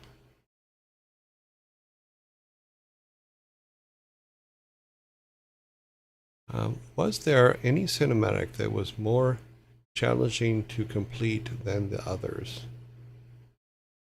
There, each one has its own thing. Is the problem with cinematics is scope creep. Is you have to really lock down what your cinematic's going to be if you're gonna do 3D rendering on it. Any scope creep that comes out of that is going to be a huge problem, because there's so many steps to get the finished product that it's not easy to just change things on a dime. So every single cinematic had its own problems. I think the ones that were the most challenging to complete were the early ones, because we didn't have render farms. We literally, for WarCraft, we had to render it all in 386s, and we had to render it very small. So it was 320 by 240 was the size of the image for the cinematics in WarCraft 1 and I believe WarCraft 2. Then we started, when we got to the BattleNet or the Battle Chess editions, they bought me a 486 and I could make them bigger, which is why we have two intros for the WarCraft series, or WarCraft 2, is because I was able to use that extra computing power to put more boats in the background of the armada when the orcs are attacking. Which, those of you that watch me play WarCraft 2 You know, that's how I play anyway. There's got to be a big. I overbuild units and then go and crush things because it's just fun. You know? A question did come up about what I did before Blizzard. Oops. Yeah, I'm moving. That's okay. So I will show you what I. Well, we'll wait till after the zombie attack. Oh wait, zombie attack is over. Oh wait, no, there it is. Okay. It just started. Was there a cinematic? So all of them had their own challenges, in all honesty. And some of them, oh, let's wait for them. Some of them, yeah, just wanted to kill people in the room because because it's fun to teach people new things. It's not fun to have to keep showing them it over and over and over again. You know, and getting frame counts that are different, all that kind of stuff, can really screw things up when you're trying to get a product done. And 3D is not, it's not for the weak and it's not for the quick, because it's very time consuming.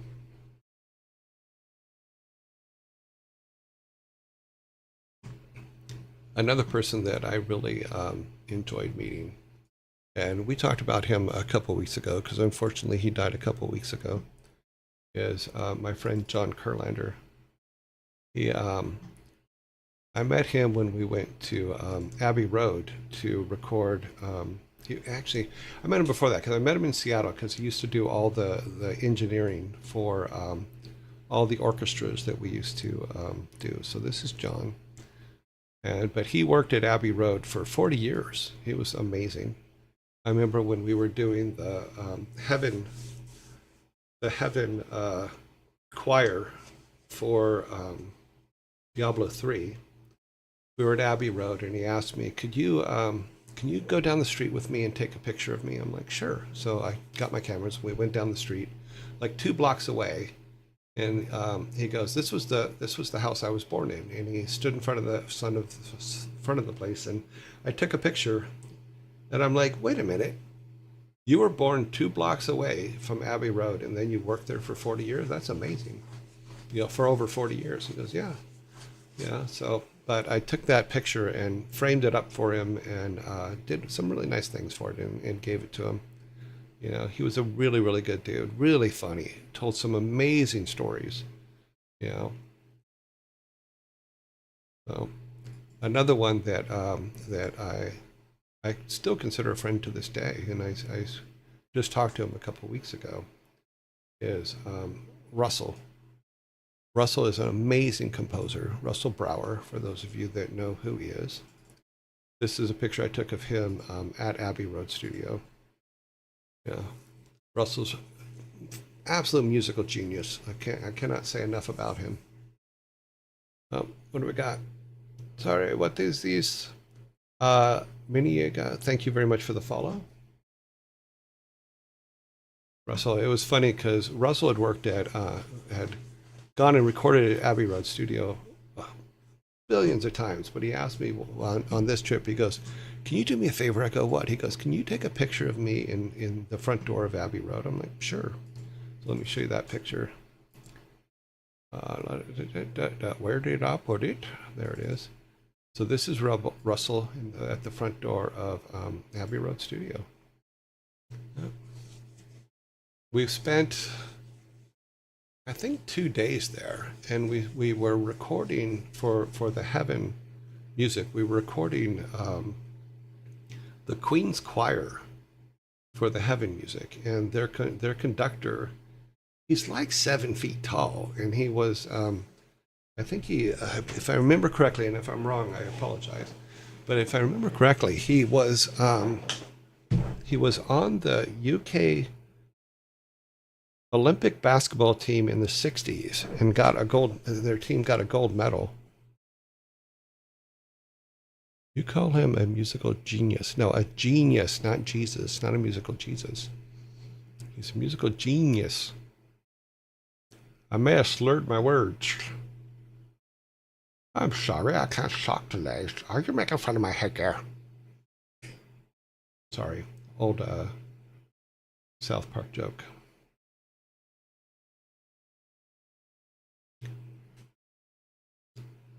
Chryson, thank you very much. Thank you.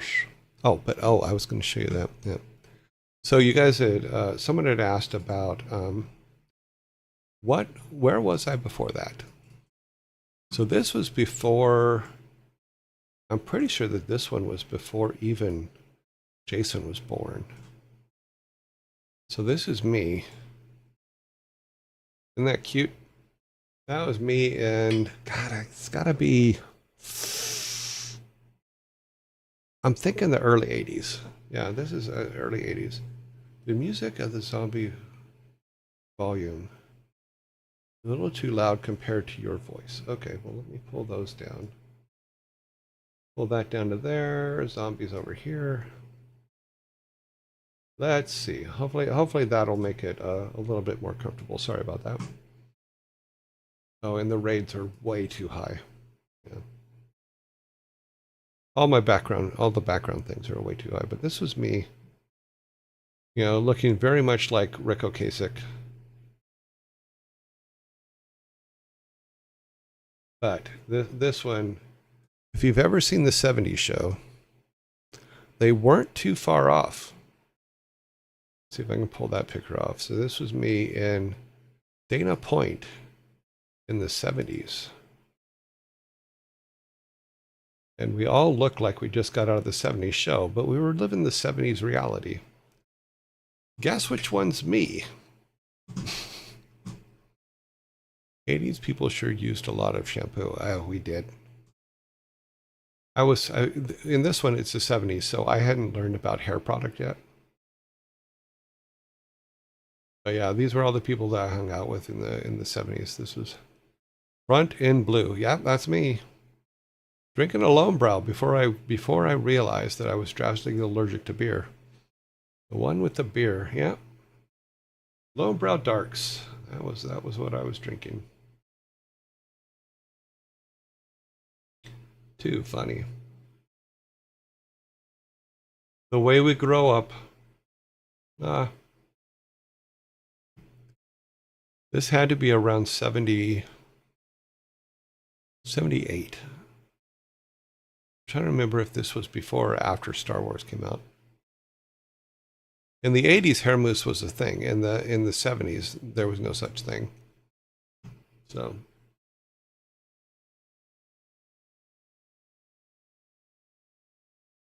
looking over here to see if there's any pictures that we should show. No, let's go to the other section. Well, that's the video. We don't need that. Yeah, there was one particular picture that I was trying to find, and it doesn't look like I'm going to find it. But we have some time, but I don't want to be okay. What's funny is I actually bought a thing of hair mousse like 2 months ago. I've used it once. It's still sitting on the counter in the bathroom. So let me do this. Copy that and then copy. Where'd the other one go?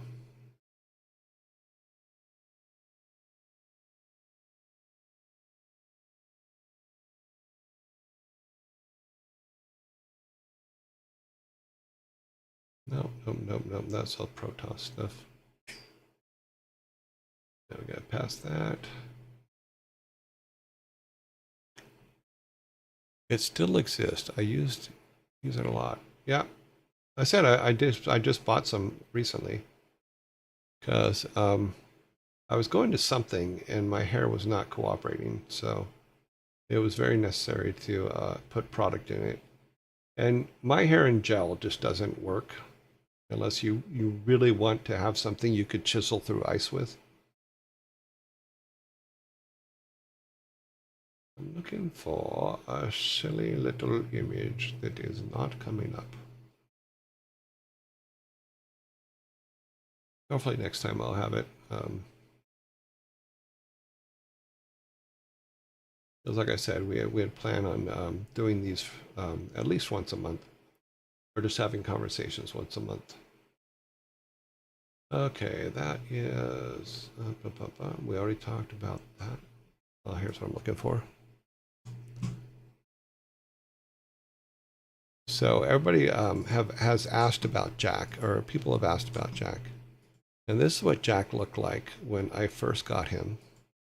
He was such a cute little adorable thing. That's little Jack. He was such a little pouncer. But so cute.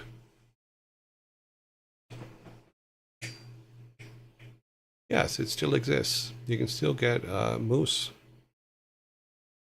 Yes, that little orange flush ball became, wait for it, the most adorable cat. That was him when he got bigger. He was a big cat. He was a big orange tabby, 26 pounds. Massive cat. You know, and his paws were as big as the palm of my hand. But yeah, he was a good cat. I love that cat.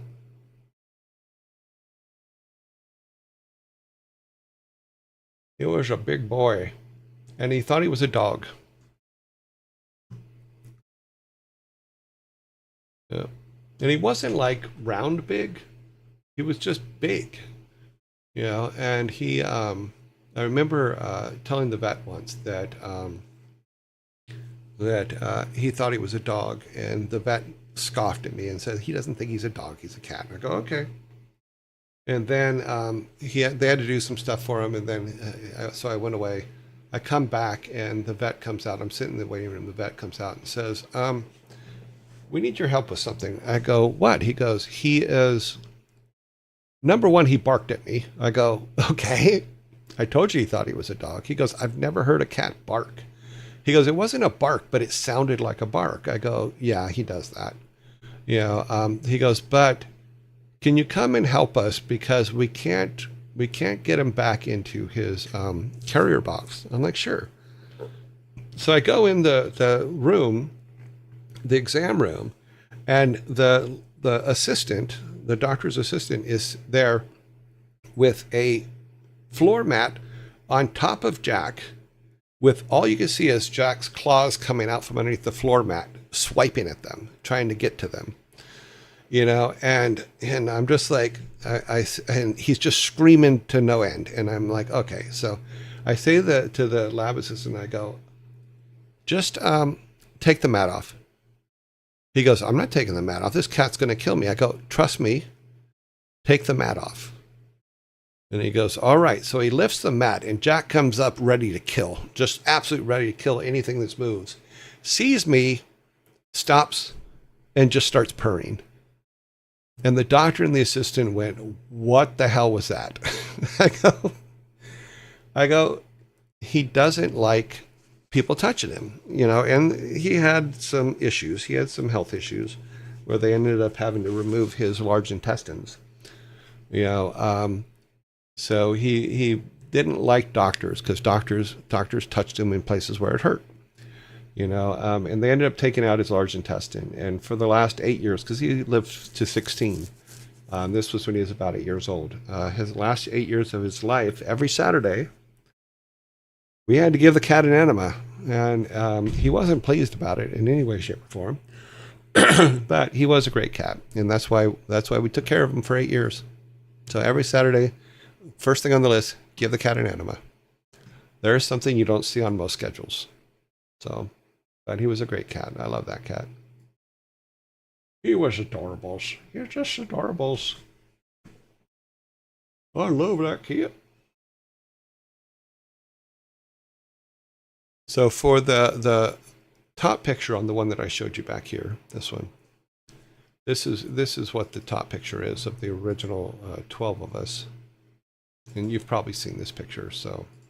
But I'll put it back up just so you can see. This is the original 12 of us, with me in the middle above the monitor. This picture was actually taken in the office where where I had my great fashion sense going. So it was a fun moment. Yep. But this picture was in Orange County Metro, I believe it's the name of the magazine. And I remember Alan. This is when Alan came to me and said that my my age is throwing off the average age of the company. Yeah, this was actually the area of Sam Weiss's corner of the office. So all these posters up there. And Sam Weiss is the one down here on the bottom left, looking like Bob's Big Boy, because he used to look like Bob's Big Boy back then. He didn't get the hairband thing going till much later. So, but that is Sam. But this was 93, I believe. Yeah. I used to tease him all the time because he looked like Bob's Big Boy. Then he grew the beard. Yeah. But there's a lot of those kind of pictures that of us back then, just playing and having a good time and doing good things. This one was a little while later. When, let me see, where is it at? Where'd I put it? Ah, there it is. This is lunchtime. This is us playing Neo Geo, I think is what they're playing. Yeah, it looks like they're playing the Neo Geo. But we got Mickey Nielsen on the left, then Sam, then Stu Rose, and then Roman Kenny. And you can tell by the controller, yeah, they're playing the Neo Geo. Because that's what we did every single day. Is it a guy whose face is on the things that have texture missing? No, that would be Shane. And that's the Shane Cube, which that picture I've been looking for, because one of the things that we did is when we got our 20-year helms, the 20-year helms weren't ready to actually, they weren't ready to give it to us. So what they did at the Christmas party for the 20-year helms is they gave us Shane Cubes. So there is a picture of us with our Shane Cube helmets on. I just can't find it. I know it exists. I know I have it, but I have many, many years of stuff that is just crazy. So finding pictures sometimes takes a little while, and we'll probably bring it up in later shows. It was the one I just put up. So aside from just playing Neo Geo and Super Nintendo and all that stuff, at lunch we also played Magic and ate lunches in our main sitting area. So we would eat lunch. This is me in the bottom left corner in the white shirt, and then Frank Pierce standing up, Alan against the wall. This is us just like, okay, we're gonna be playing. We're gonna eat lunch and then play games, you know, because it's lunchtime.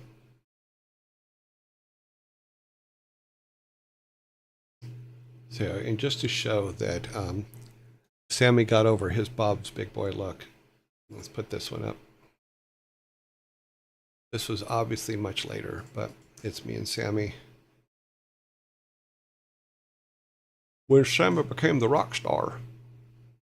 Yep. I forget which, I forget what announcement this was at.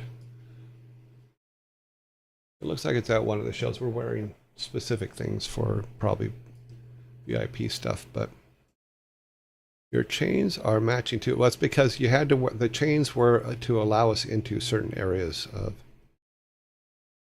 of where we were. Sammy, once he got his hair, and me, once I got fat. Got fat, never went back. Yep, that's no use. So we got over here. I'm still, like I said, I'm still looking for things. Okay. Is that Bill? No, that's Isaac. Okay. I thought I found a picture of Bill Petrus, who I'm really sad died last month. Bill was an awesome guy. Very, very great artist. Really, really good artist.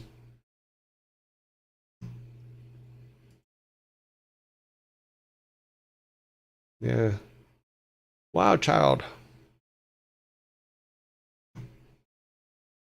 Yeah, okay, well, let's see what else we got over here. We talked about that. So one of the things I wanted to show you is when, so they had talked about the orc for the quad a lot. You know, when we moved into the building, or the campus, they kept they it was Weta, yeah, Weta was working on the orc on Wolfback, for the quad. Are we going to see you on Twitch on TwitchCon? No, I didn't. I did not go to TwitchCon. They're all doing that right now, so I'll probably be maybe next year. I don't know. I'm still trying to get the hang of all this stuff of doing these things, so we'll see how that goes. But one of the things so they kept talking about the orc on Wolfback that was coming. And Weta was still working on it down in Australia, and then they had to send it to London and then to us. And I remember Paul Sam saying that it was going to be here for the beginning of the year after the holiday break in December, that the orc statue would be there when everybody got back, and it wasn't. What is this? What about open source this year? Open source. Okay, are we going? Okay, so when we got back, it wasn't there. So somebody in their infinite wisdom went and got a pillar and because we'd already been given these statues here, which is back here. We'd already been given them, and we're really looking forward to the big ones. So someone took theirs and put it out there on the post on the stump before the statue got there, and it was hilarious. So everybody had walked by and laughed, and then someone said, "You should take that down and not before Paul sees it, because he'll get upset." And Paul wouldn't have got upset. It was hilarious that someone had done that. Yeah. But then it showed up, and I'll show you because we were there. Me and Metzen were there the day that because they came in on a Saturday to put it in. Let me see if I can find one of the early ones. So this was when they were taking it off the truck, because it had arrived. This is when it's at the shipping yard. It actually wasn't quite to us yet. They were still putting it in the truck. And let's see, we'll do this one. All the pieces. So this is the wolf himself and the base. And the picture I was looking for that I haven't been able to find is the picture, because Metzen and I were there for it. This is when they delivered it, or when they were packing it to bring it to us. They brought us a bunch of pictures of it. Yes, it's all bronze. It's a real bronze statue. This is what it looks like from its butt. So you're looking from behind it in the crate, and then when they're still packing it in.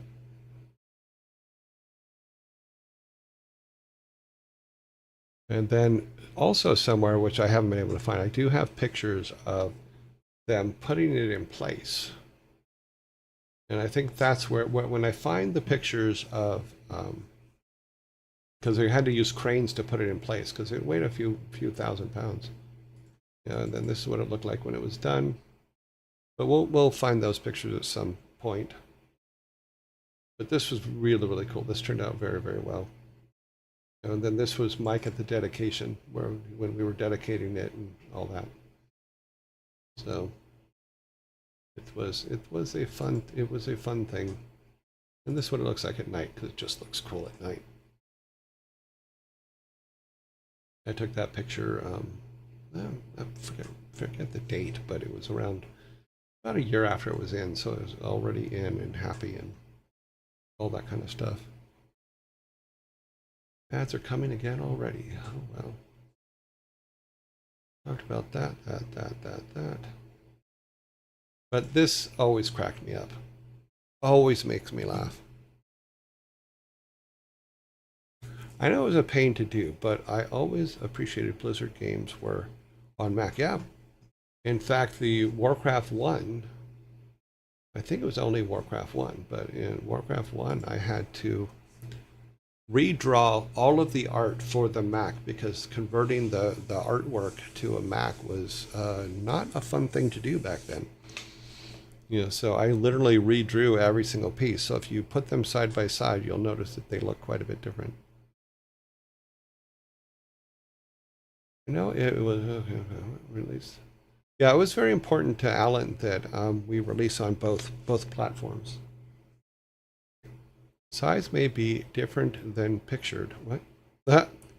Well, it is a mass. It's a 12-foot statue. So what's funny is, oh well, we'll wait till after the ads. But what's funny is once a year there's a company that comes in and with torches and wax, and they wax it so it doesn't patina, so it doesn't turn green, because it is bronze.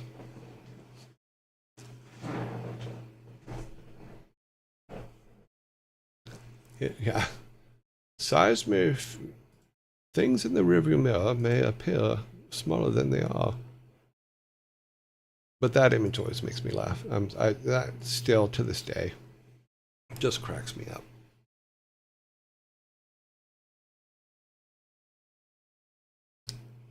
That would be funny if they only wax the wolf. But no, they come in and they clean it. They clean it at least once a year. And then literally use torches and put wax on it so it doesn't patina. But yeah. Yeah. Brains. Let's see, we've been through that one. Let's go through this. This one found nothing.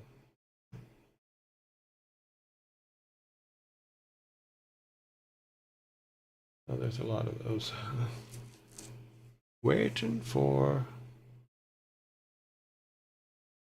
Yeah, another thing is we were talking about what is cool about the new Statue of Liberty. I don't know what that means. Who was the artist? For the orc? Giant size, tiny statue. Yeah. Well, that's because that's the ones they gave us. In fact, let's put the camera on that one so you can actually see it.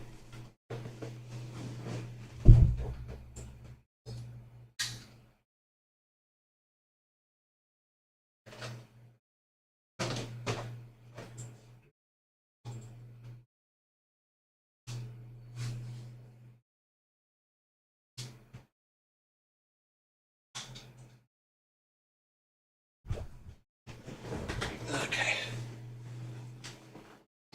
Sorry about the butt shot. Let's see if this will work, if I got it centered. I did not get it centered right at all. Okay.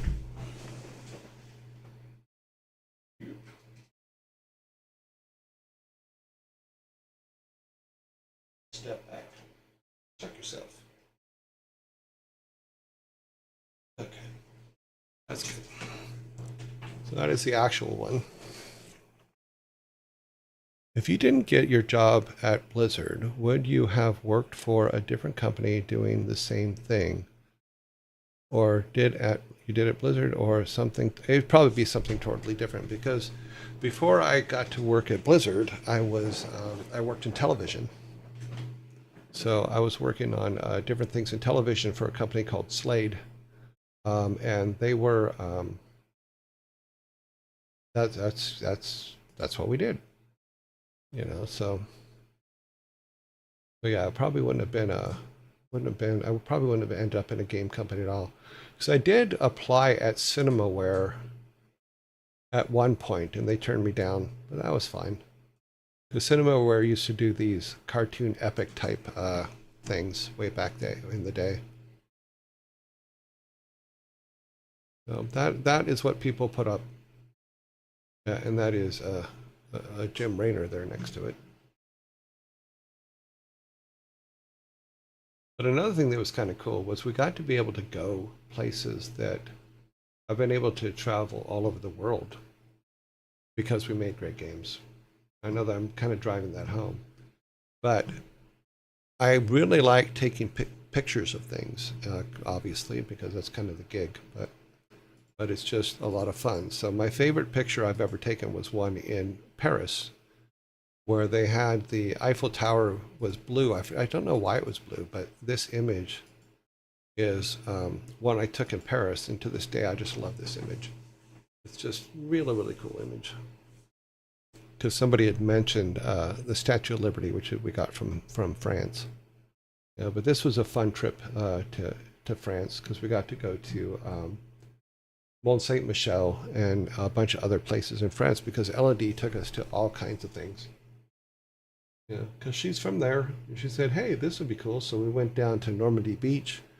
We went down to Mont Saint Michel. I was trying to see if I had pictures of Mont Saint Michel in this drive, and it doesn't look like I do. Yeah.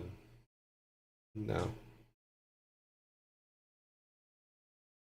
Oh, that's funny. We'll put that one over here. And then, of course, we have, oh no, not that one. Turn that one's off. We'll go to this one. And then we just got Jack sleeping. So, like I said, he was a big cat, but he enjoyed his life. So that is all that mattered.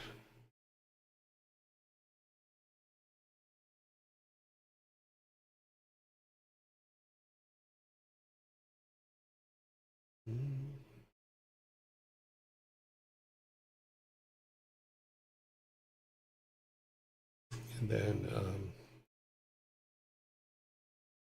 Rocky on the bed. Where'd it go? There it is. There's Rockets. Little itty bitty Rockets up there in the corner. No, I'm kidding. And there's Rocky with her collar, which is on the bunny back here. Yeah, so, yeah.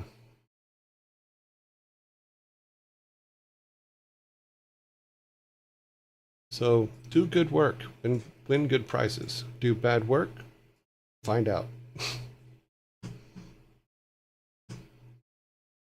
I kind of dumbed that down for that, but yeah.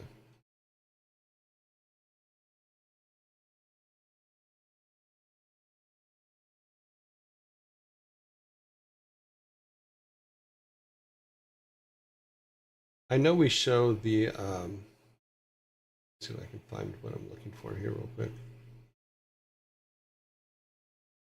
Nope, that's not, yeah. Oh, there's what I'm looking for.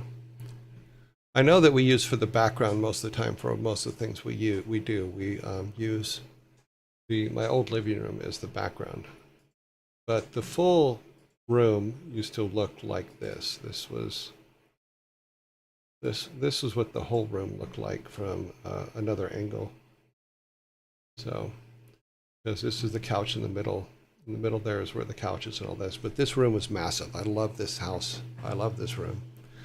There are 3 statues of Liberty. Yeah, one of it. There's also there's one in France, which I've seen, which is the little one. You know, I didn't know there was one in Argentina, but I have seen 2 of them. I've actually been inside the Statue of Liberty in New York. That was a fun trip. You know, and I have seen, because you can stand on I forget what bridge it is in Paris, where you can see the little Statue of Liberty there. You know, but this is the background we use is this house here, and this was in the middle there. You can see the couches with the Rocky sitting on, and then this is the rest of the house. So it was a fun place. I really enjoyed it. Really liked it. I miss it every day.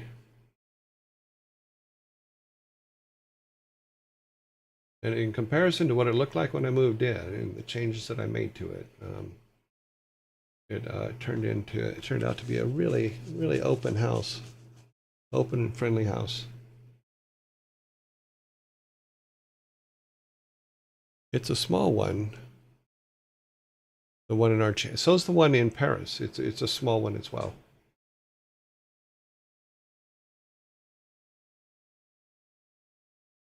At least small when you're looking at it from the bridge. I don't know actual size of it. It's not as big as the one that's in New York or New Jersey, depending on which boundaries you look at. I live 10 blocks away from the one in Argentina. Oh, cool.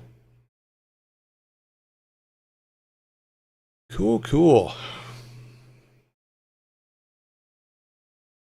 Okay, bump it up, bump. So hopefully next week, or the next time we do this, I'll have a little bit more time to be able to set up some more pictures for everything.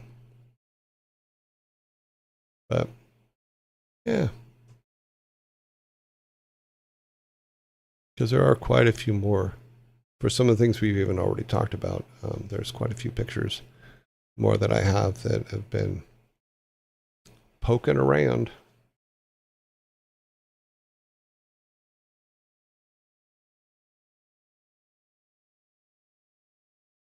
Okay.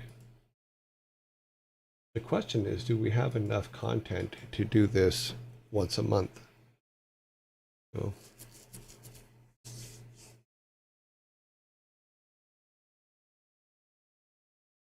I think part of my problem is that I've isolated this computer so much on my internal systems that it's kind of crazy. But what I can do, I can show you, I can flip the camera around and show you the setup that we're using here.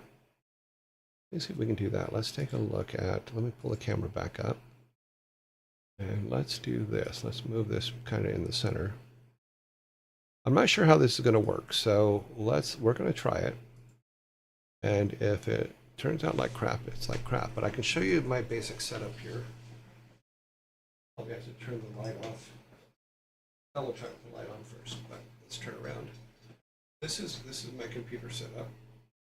And because of the lights up there, it's a little too bright. So we have our blue lights, our white lights. We have computers all on this side. We have our main one. Okay, that's a little bit better. Get out of the blue lights. So this is the main setup for everything. Our Nintendo systems is our secondary monitors. All of that. Yeah. And then then I have, down here are my processing computers and my couple things. And then over here this is the computer we run on down here in the corner, which is the new case that we talked about a couple weeks ago. But this is the basic setup. It's enough to get us by. But like I said, we have our main lights that do our thing, our cameras, and then we have our blue lights up here for the background. So, yeah. Here. We'll put them on generator here.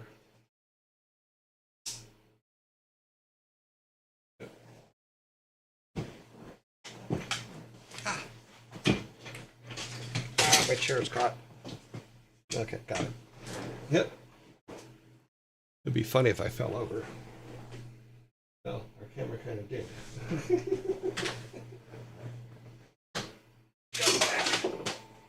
That's not throbbing. Oh. Every time I touch something, it just goes to crap.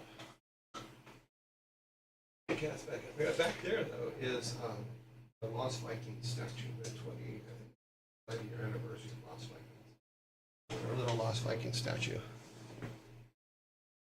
Get down just a little bit. So it's the guys. Let me turn the light on because it's.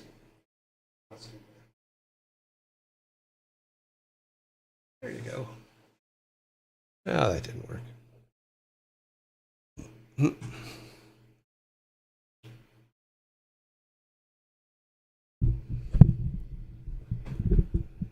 Well, the thing is I did video production for most of my life, so it's like, okay, what do I need? I need lights. I didn't want like the round light in my face the whole time, so I just got the upper lights back there, and then the background lights. I'm like, okay, well, I'll just bathe the background in blue, and we'll be fine. So, yeah. It's funny because in this pictures, it's over here so you can see both of them. My old roommate in the UK did these pictures of Rocky and Bean. Rocky was always grumpy. I told you before she was a grumpy cat, but these were the two personalities of my two cats. This was Rocky, and then this one was Bean.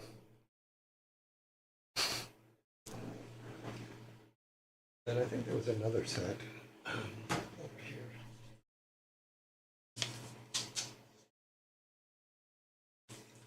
This one. Okay, yeah, it's Bean. here. So these ones were Bean, of course, because Bean was always a happy cat. And then Rocky, when I lived upstairs at the house, because eventually I moved downstairs, and my roommate moved upstairs. But when I lived upstairs, Rocky wouldn't come down, but she would come to the corner of the stairways, at the top of the stairways, and just stare at anybody coming in and out. So it was absolutely hilarious. So he drew this picture of her, and then Bean, of course, because Bean was always a happy cat. And I have a video of me having a conversation with him that I just like is absolute the dearest thing in my heart, because he was so talkative.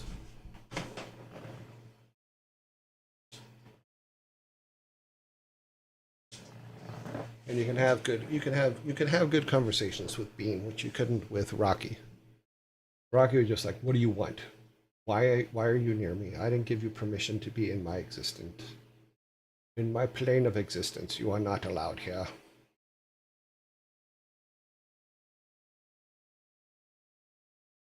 But she was cute. She was cute and I kept her. Bean was always hungry. Bean was just like, "Hey, what's for dinner? What are we doing?"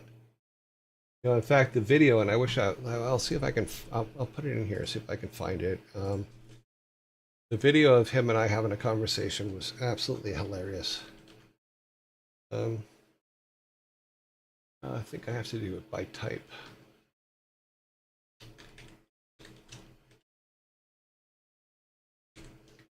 I think I can do a search by type. We'll see how that works out. Is it type or? Okay, we'll see. Worst comes to worst, nothing will come up. But yeah, the hunger never ends. That is true when it comes to pets.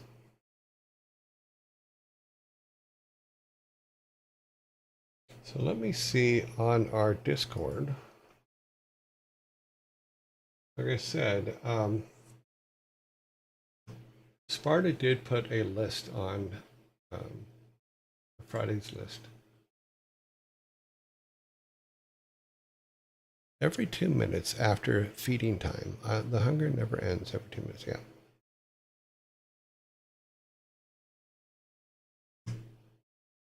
Work before Blizzard. Well, I've said it many times. I was not raised by the greatest people in the world, you know, and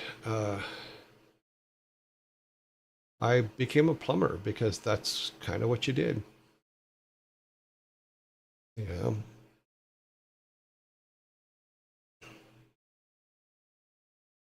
Now I was very lucky. As my best friend at the time in high school, his dad was a plumber, and taught me some of it.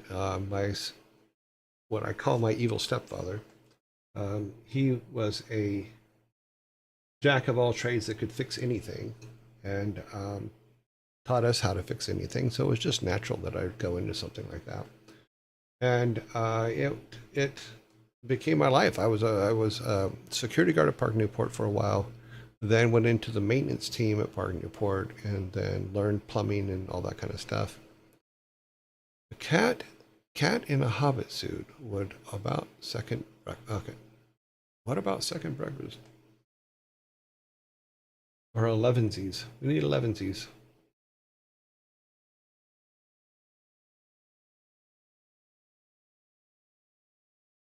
I need to do a quick search on the YouTube, not on YouTube's.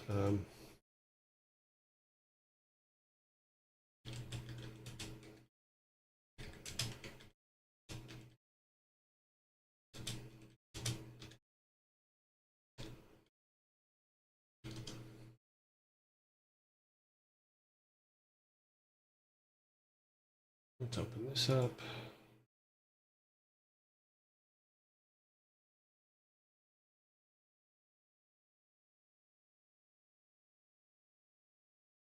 Up, up, up, up, up, up, up, up.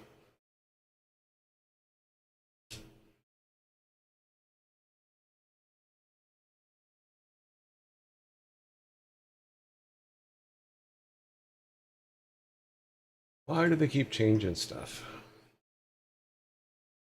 Old DOS, I could find anything in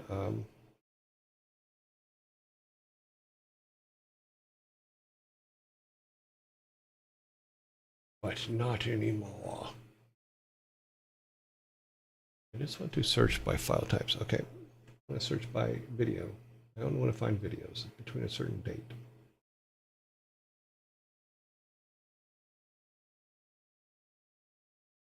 How to search?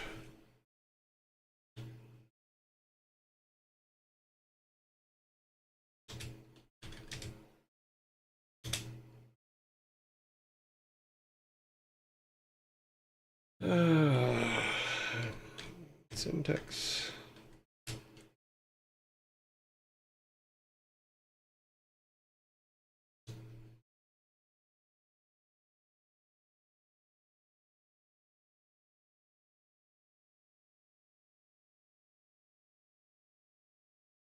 Survey says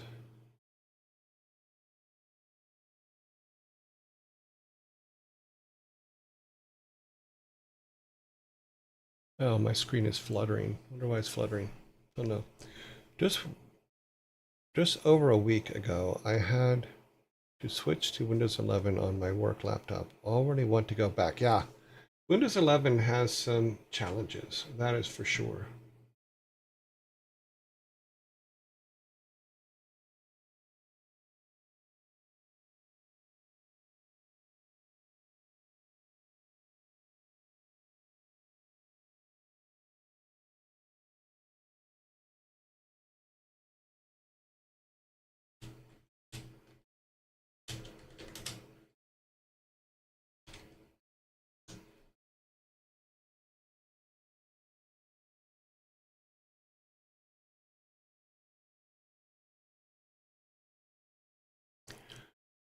DOS was I had a great time with. Oh, it's kind. Okay, so it's not type. You're supposed to type kind, not type. Okay. Now it should work. We will see. So basically, I'm searching for a specific video that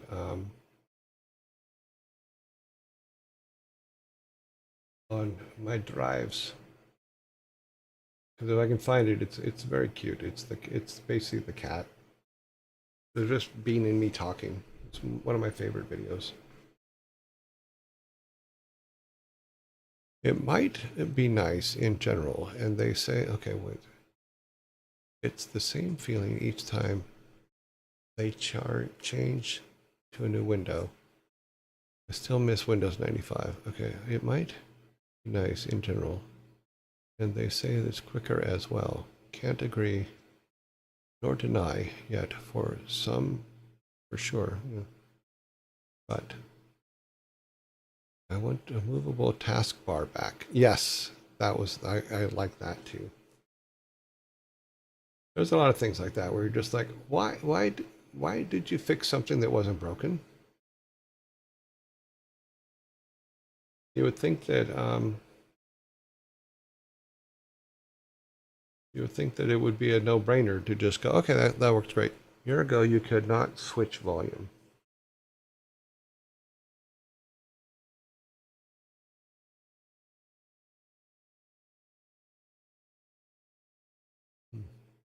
One thing I don't get is half of the settings are in control panel and the other are in a crappy settings app.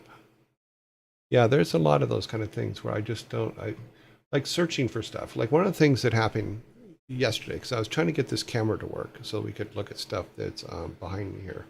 If you guys asked about it, we could zoom in on it and try things. But the problem is that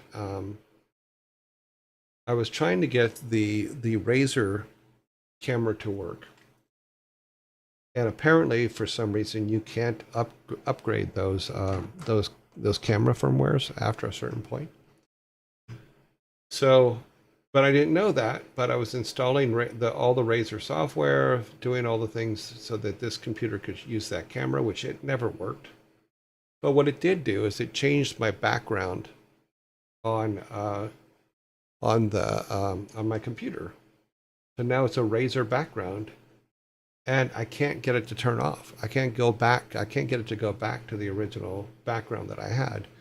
I go to personalize, do all that stuff. I change it, and then as soon as I start the computer up, it's back to the normal one. So I have to find where they put that command and then rip it out by its guts.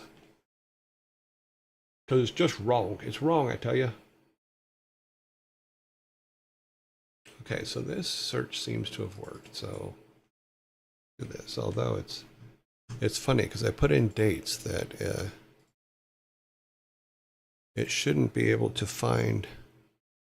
Oh, that's why. Okay. Yeah, I'm a moron. It helps if you put in dates before and after the time you're actually doing things. Okay. So it's getting confused. Let's put that back up there. And then we'll try that. That should fix that. We're going to go back to this one and we're going to put kind image. And this will not just do JPEGs, it'll do all of them now. So let's try that for, yeah, well, let's try that.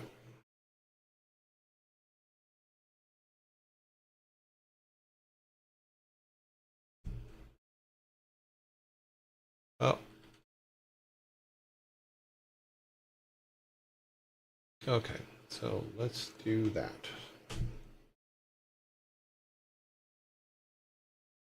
I have to cut the fingernail on my pinky. Because it keeps hitting the caps lock on my computer. So when I type things, it's all caps. It causes me to scream at people. Let's go back up here. Okay. A year ago, you could do the switch volume. One thing. Don't get us half the setting. Yeah, they hide the settings all over the place now. You had to open Windows XP volume app that was still somewhere in the guts of the system. Yeah. I had to do like 40 registry tweaks to make my experience better. Like disable web search. Yeah.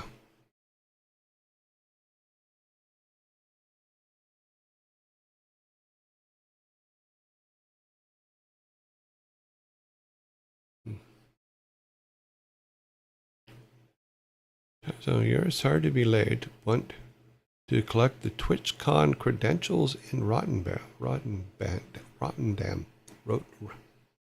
That place. Yeah, I believe that Jason's there now. I'm not sure.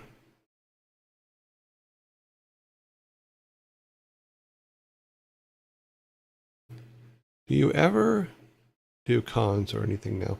I haven't done one in a long time. I probably should be doing them, you know, in order to grow this channel. But we will see. We'll see what the future brings.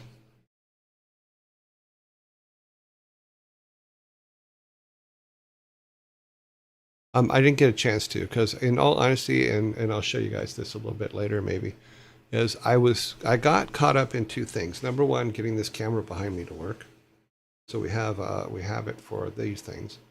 Number two was I got very frustrated with the inventory for the game and how that was going, so I stopped everything and just finished it, you know, because it took about 6 hours to get it working right. In fact, let me see if I can pull it up and I'll show you guys real quick, because that's kind of fair. I will show you what I did. So now in our test bed, we do a Windows capture,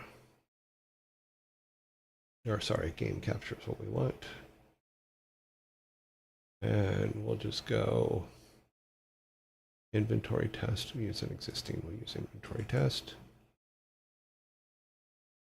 And see if that works. That did not work. So let's put the right into it. We need to have this one. And that should work. Okay.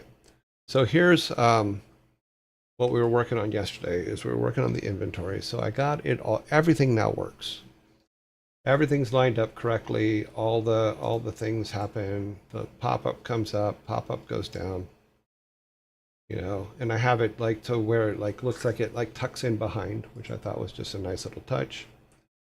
And then what was funny is after I finished it all, I figured out a better way to do it, and we'll probably have to do that when we move the inventory over to our game, because what we'll do is how does it lay out? Oh, that's a nice little bug. It doesn't come up when it's locked. It just locks. Okay. But I found a better way to actually do all the setup for it, and we're gonna test that out when we move this over to the game. But yeah, now everything works. You can also move things. Actually, you need to grab it with this. You can move things around and order them the way you want them ordered.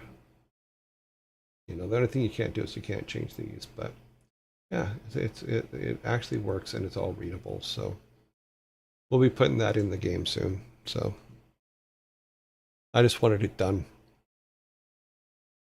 He posted a Discord before flying out. Oh, okay. Hopefully he arrives. I believe he arrived okay, because I think he put up something that he had arrived.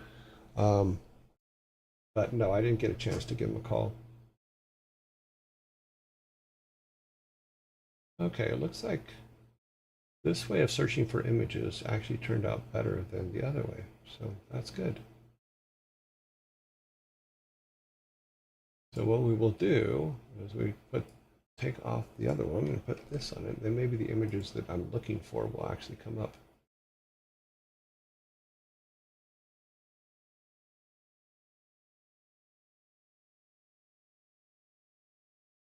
The things you got to do to get Windows 11 to actually search for stuff.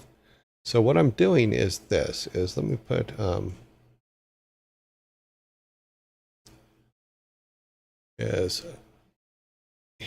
going to put the command in chat here. This is the command that I'm putting in order to find all the images for between a certain time. Your channel would explode once those streamers, especially the WoW players, figured out who you are. My personal opinion. Oh, okay. Better font. It's actually the same font. We didn't change the font. We changed the resolution because before in the game the resolution was very small, and that was the size of our game because that's what the tutorial was. And what we learned is that we need to increase the resolution of our game, double the resolution of our game, and in order to just get a font that could be read. What do you do to the font? Nothing. All I did to the font was make it a size that's readable on that screen. So something I learned a few months ago, you can do multiple searches at the same time. Yes, I do that all the time. Putting search thing or yeah. But I like to break images up by year. So that, because when I have to build my library, and my library will be based on the year the images were made, not on something else. Is that who I think it is? Oh, that's Mike. Okay.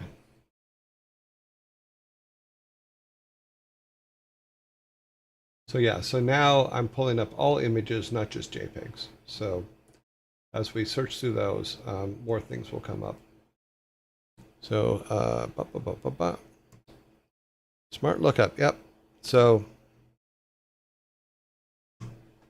eventually I'll have to go to created and see what that brings up, but yeah. But I have a Word, a note document on the right that I put the years that I want to search through. Fun fact, the reason why Windows search is so slow when comparing others is because NTFS is a piece of crap. Well, everything's crap until it's not.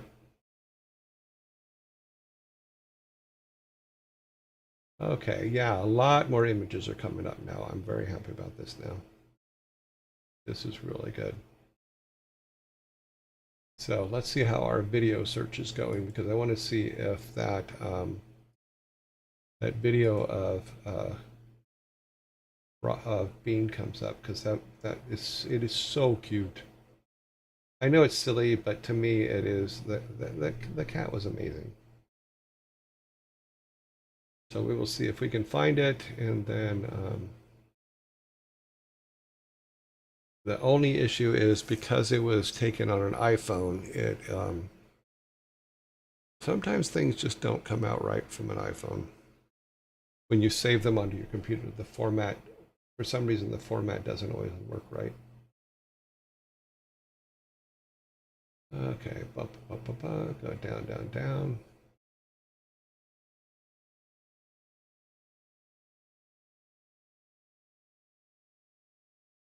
Go down here at the bottom. Okay. Like I said, it's funny how it's putting up stuff from, oh, I guess it's just the way it's modified. But it shouldn't be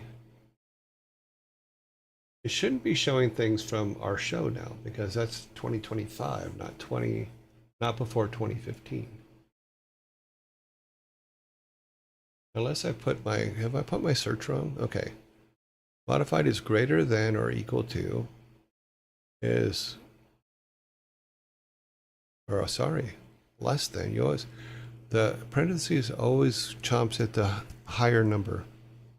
I think my search is wrong. Yep. That's a stupid thing for remembering what the greater and lesser symbol goes for. Is it's always chomping at the bigger number. No wonder Windows is trying to move more towards a Linux-like file system. I use Linux a few times. I mean, I have no problem with it. I'm just used to Windows, in all honesty. Okay, so this is finding all the videos. It's just not the video I'm looking for. This is not the video you're looking for. I think it's because the video was older than 2015. So if we change this to 15, and then change this one to 20, actually we'll do this. We'll make it 20 and 20 to 25. 2020 to 2025. And then Bean's thing should come up. We'll see. Okay, we'll leave that go. Yeah, we got a lot. We got a few more images on here. Yep. Yep. Make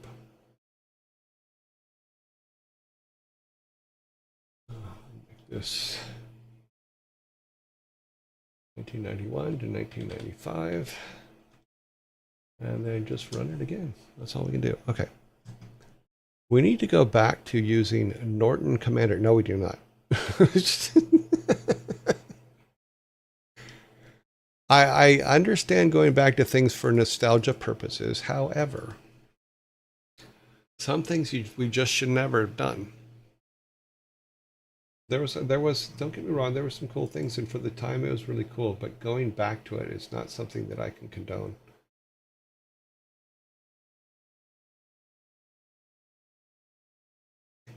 Oh, wow, I remember that trip.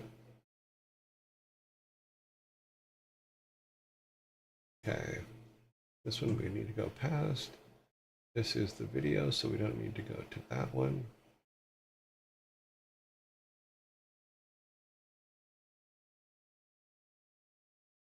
Yeah, there was the 10-year video that we did. NTFS was great at the time it was introduced by, but nowadays better file systems are freely available, and yet Microsoft just refuses to support anything that is FAT or NTFS. Yeah, I remember another thing that if you really want to, I don't know if it's still true, but I've crashed Blizzard's internal network, I think 4 or 5 times. And the way I did it, which is just silly because it shouldn't have been something that crashed it. It should not have been an issue. is because I was making movies, the movies were huge for the time. We'll say over 100 megs, which today is nothing. But back then, if you took a 125 meg file or gig file, I think it was gig.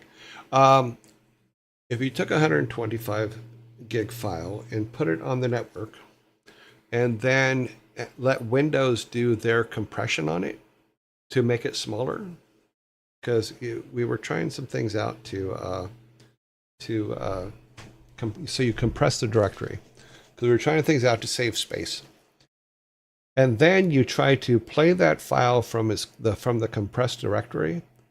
It completely blew up the whole internal network for Blizzard. You know, the first time I did it was an accident. The second time was also an accident. The third time I'm not saying whether it was an accident or not. Because it happens. In the first time, I didn't even know that it was me that took down the network, you know. But the second time, it was definitely me, and they came looking for me on it, going, "What did you do?" Like, I just tried to run a file from the network. So that was fun. But like I said, it was unintentional, but it happened. Not much I can say more than that. The third time, I just wanted to see if they fixed it, and they didn't. Okay. It's because they have the rest of the digital world grabbed tightly as a result of Windows. Third time you wanted to go home early. No. No, because I never went home early. One thing that was always guaranteed, no matter what, I was there. Okay, it says none. Okay, this one is 20 to 25. This one is, okay, we need to put this on the end of it.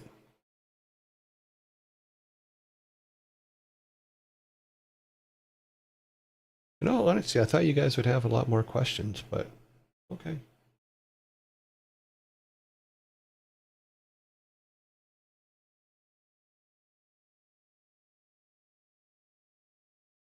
Oops.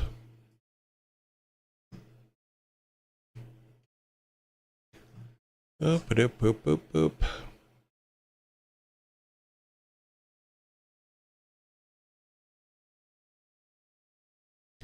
Don't be afraid. Ask me anything. Okay, because at the end of the day, 99% of the users don't care which file system it is running on. As long as everything works, they don't care.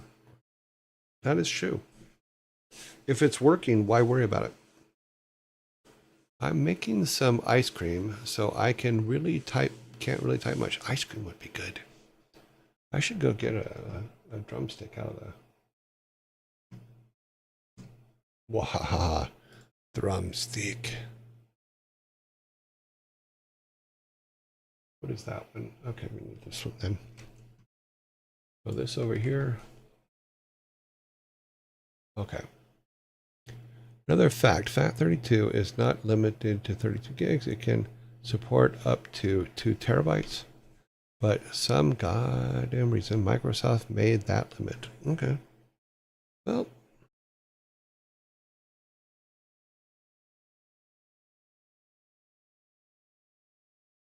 part of it is, and I'll give them, I don't know if this is true, but part of it is, could they support, and not whether the program itself could support the 2 terabyte file size, but could their QA and their support teams support that kind and have it actually work right? I don't know. I'd be interested to know about that, because they may have made the decision to make it a smaller size so that they could support it internally. My favorite quote from Douglas Adams: "We are stuck with technology when all we want is something that works." Yeah. Good point. Good point.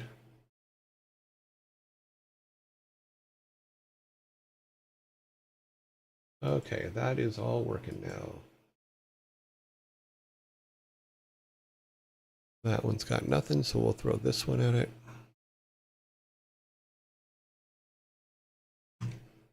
I just wish the cat video would come up. We spend a lot of time looking for cat videos. Just saying. See if it came up. Let's see. That is some gameplay stuff. That's 8 out of 10 cats.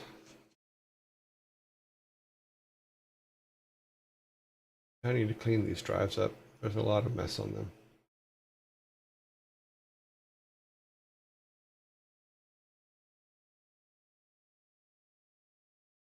That is us playing the game.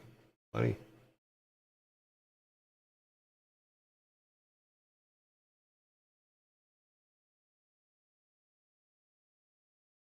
Oh, those are other things. That's Viking stuff. Oh, back when I was doing tests to think about making this show.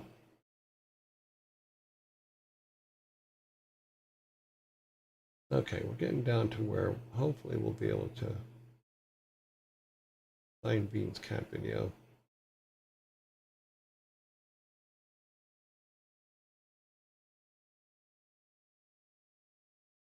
Nope. So is the story true that Thor was frightened of one of your cars because of how fast it was? Yes, it is absolutely true. I will show you the car. If I believe I have the image of the car in here. I scared the crap out of him in the car. That is 100% true because it was a very, very, very powerful, fast car and very loud. Let's see, where is it here? Photos. Where are you at, babies? This was my car.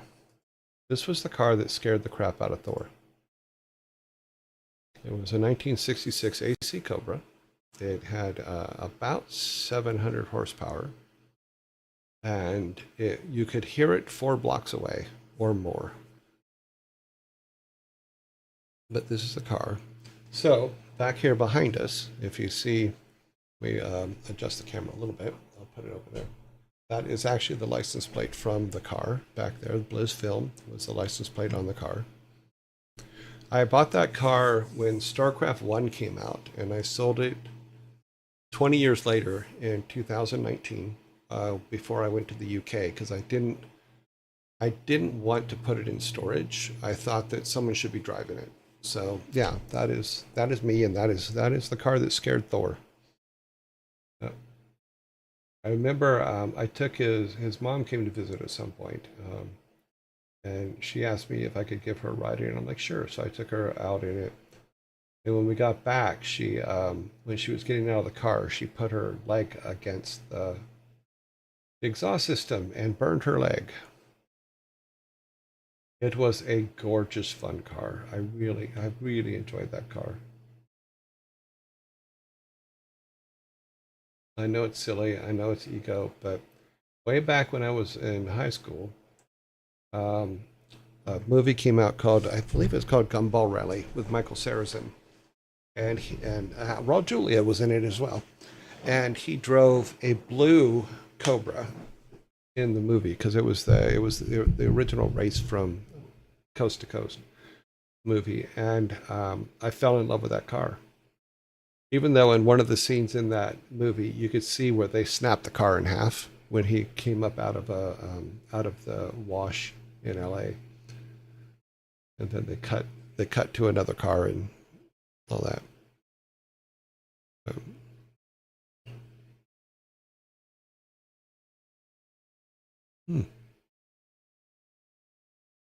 That was a fun film. Yes, it was. Raul Julia was amazing in it. Absolutely amazing. You would never recognize him. People who were watching it probably wouldn't recognize him today watching it and go, oh, wait, that's Raul Julia. Yeah, but he was so funny in that movie. Yeah. And that's what you look for. Ooh, there's something. Let me grab that and put this over here. I think I have it in my trailers list. However, The very first WoW trailer, I'm pretty sure it's over here, but maybe it's not. It's the one that Frank Gorshin did the intro for, or did the voiceover for. What did I do with the directory? Oh, that's right. It's on. We're over here. Okay. Do I have the first WoW one on here? WarCraft 3. I do not. So let's go ahead and move that over here. 1999. Yeah, it's not on here. Let's copy it over here. I'll show you this one. I really like this trailer. I really like because Frank's voice just kind of makes it. You know, I keep moving. Okay, let's see if we can get Frank's to this trailer up here. Boop a doop boop boop boop boop. 1999. Tonight we're gonna party like it's 1990. We'll play it after this.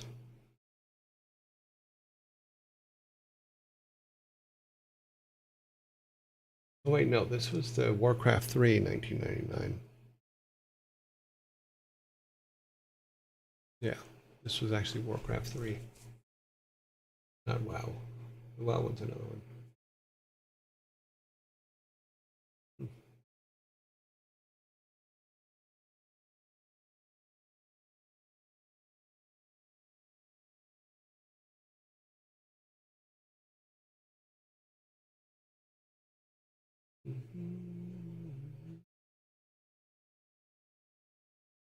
Oh, we are not finding them. Oh well.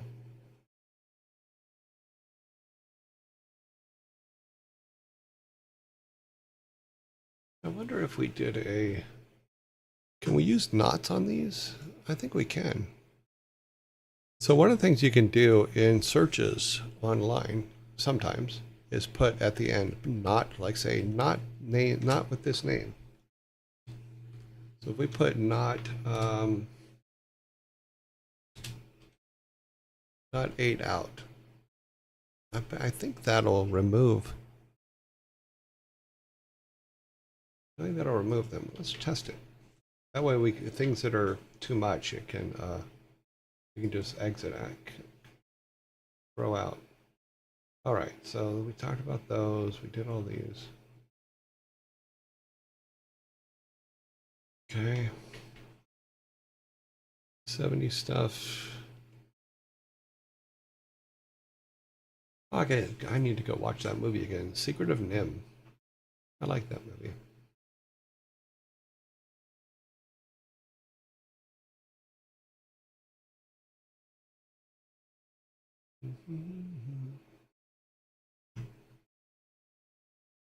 Waiting for the zombie to go away.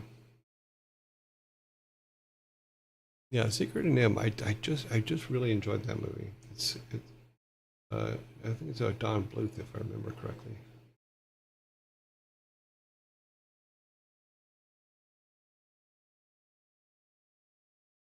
Mm.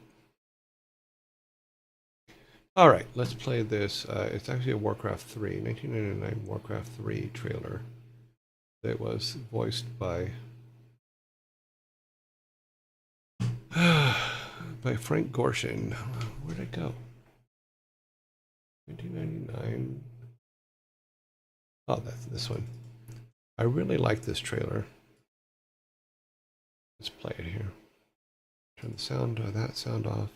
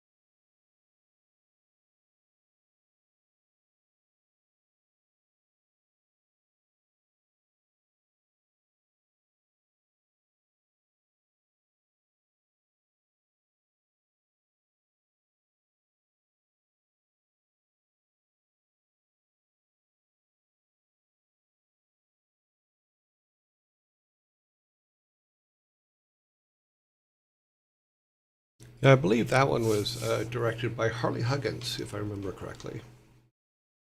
Are the best. Amazing work. Thank you. Yeah, we had a lot of fun making them. You know, learned a lot. It's mostly what you're when you're doing cinematics. Your whole thing is mostly learning. Yeah. So always keep it going. Always keep it up. Always keep learning new things. The Sun's music back on.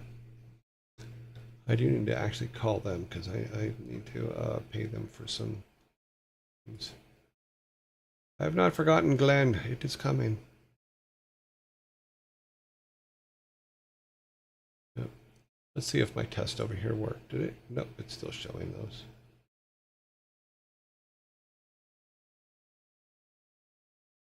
Oh, I see what it's doing. That's funny. Okay, yeah, that test did not work.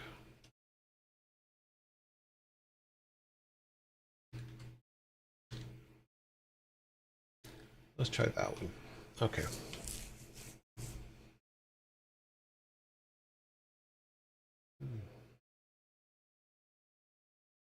Now that test worked. Okay, that's a good thing.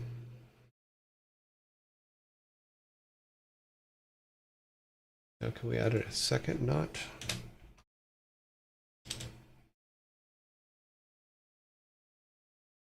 Oh, okie doke. Yes, it worked. Okay, so we can get rid of all those superfluous ones that it keeps coming up with that we don't want. We want videos that are not those. I wonder if I could put a quotation on there. This should be interesting. Sorry, learning new things. Always learn new things. I keep saying that, but it is true. I wonder if it could do something like this. Can we use quotes? That would be interesting.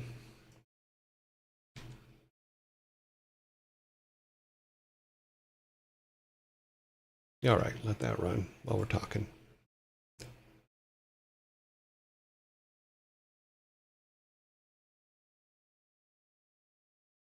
Ah, you can use quotes. Woohoo!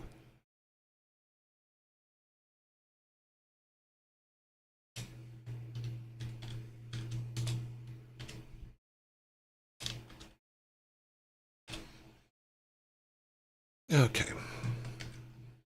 And that way we can count out all the superfluous stuff that we don't really need. Okay. Well, my OneDrive. Oh, I remember the jazz drives. God, I did a lot of things with jazz drives. A lot of things with jazz drives.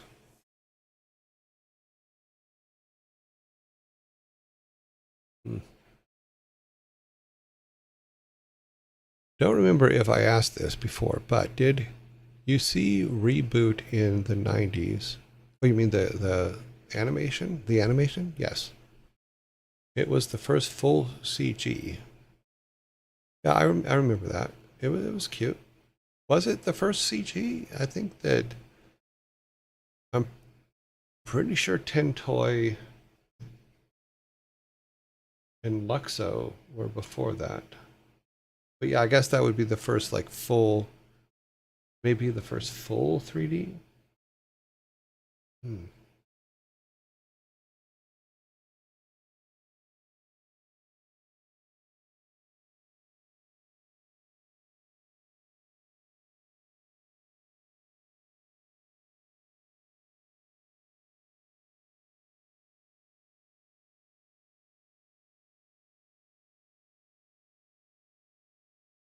That show went pretty good near the end when Bob disappeared.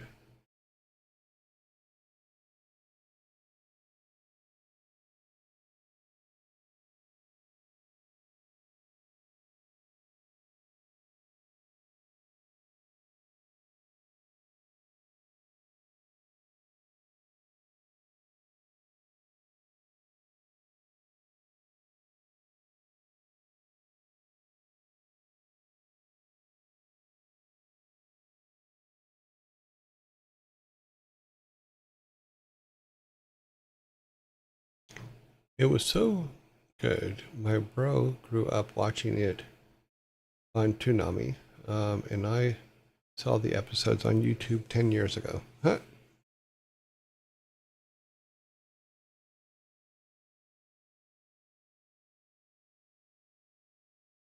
I mean, I give them credit. I mean, the good thing about 3D though is this: is once you've built the characters and once you've created the original animations, then it's just the only thing you really have to worry about from that point on is story. You know, and if you can tell a good story, then you're pretty much in like Flynn. So,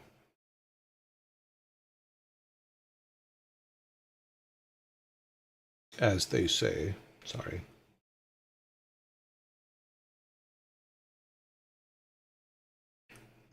Well, let's get my directory back up here.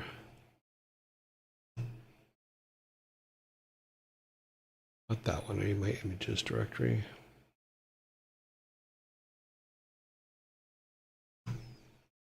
Mm-hmm. And photos. And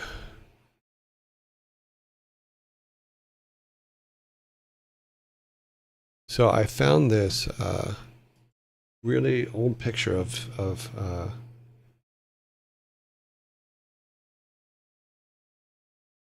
Sam Didier. Let me see if I can grab it here. Yeah, there it is. Let me make it a little bit bigger. So I found this old picture of Sam. I don't think he'll mind if I put it up, but here it is. Okay. I was so good. My bro. Okay, I need to watch it. Here's an old picture of Sam I found. Yeah.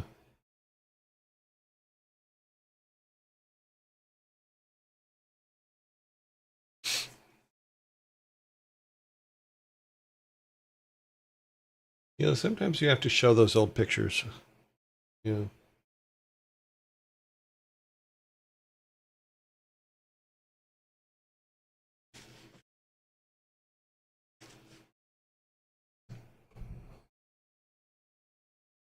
Yeah, Sammy is a big boy. Yes, he is. He's an amazing artist, and I really enjoyed hanging out with Sam. We were roommates for a little while, but he drew eyeballs on everything, so because he was still trying to get eyeballs right. So he drew on everything. The kid could not stop drawing on things.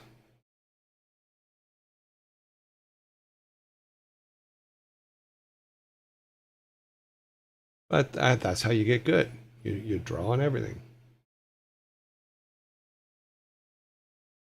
You just keep drawing till you can't draw no more, which then you get up and you draw some more. You rest and then draw some more. Okay, well, looks like we cleared out those years.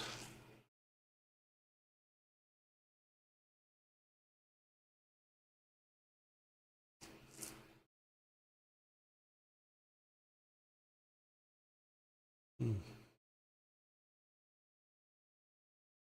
I think I missed a lot. Who's Sam? Samwise Didier. He was an artist way back in the day. Still is. I mean, he's still a pretty big artist. I mean, he's still out there, still doing cool stuff. Let me see if I can find a picture of him again. Oh, we changed directories. That's right.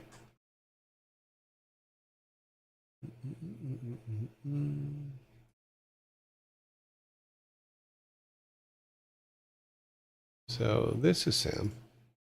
This is Sam now. Oh, that image is way too big. Yeah, that's Sam's. That's the right side of Sam's forehead. This is Sam. People would not recognize him when he was a kid. That's me and Sam back in the day. Back in one of the days. It's been several days. We showed this picture earlier.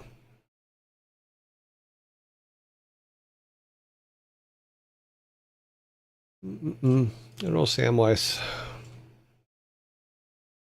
Nice teeth, yeah.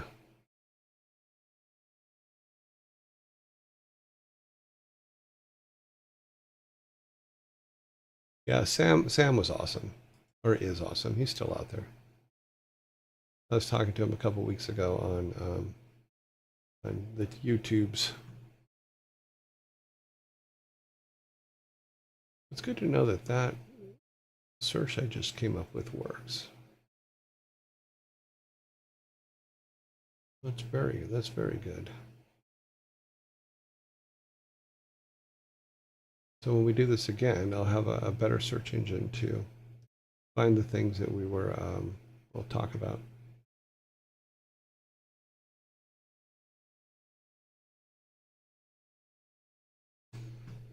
What I need to do is I need to sort everything out by year. Because I have, if we just do, I think I have over 100,000 images, 100,000 pictures. Dio fans. Yes, he's a huge Dio fan. The Mighty Midget, Ronnie James Dio. Here, I can show you this image too, because I turned the camera around and showed a bit of my office. Let me show you this, which is a little bit better picture of the setup because it has all the lights on in the room. Where'd it go? Where'd it go? We want to go there. Okay. Back to there, back to photos. And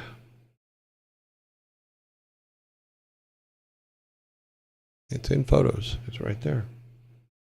I'm in photos. Yep, I'm in the right place. Ah, scroll down, you moron. Yeah, so this is the setup that I have right now.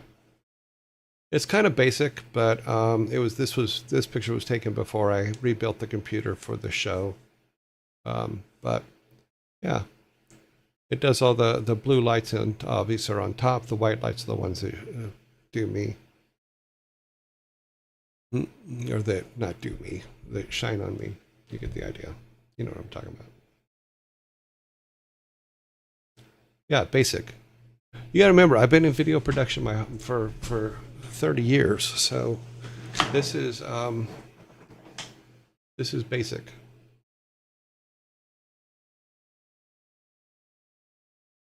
Because my two main computers run off the one in the middle, the monitor in the middle, which is the big 39-inch G whatever it is, G9 or whatever it is.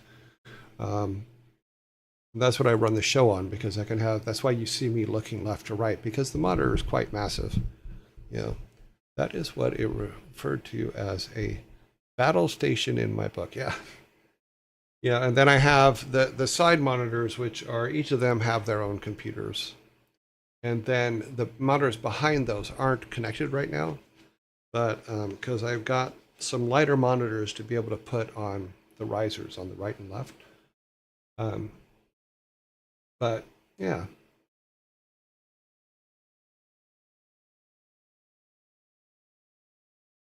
So yeah, it's just to me, it's a basic setup. And it's a setup that works because I don't have to do anything. All I have to do is just turn it all on. And that was the whole point. If I can just come in, turn everything on and go, and then does it work? And it does work. And this is where we went.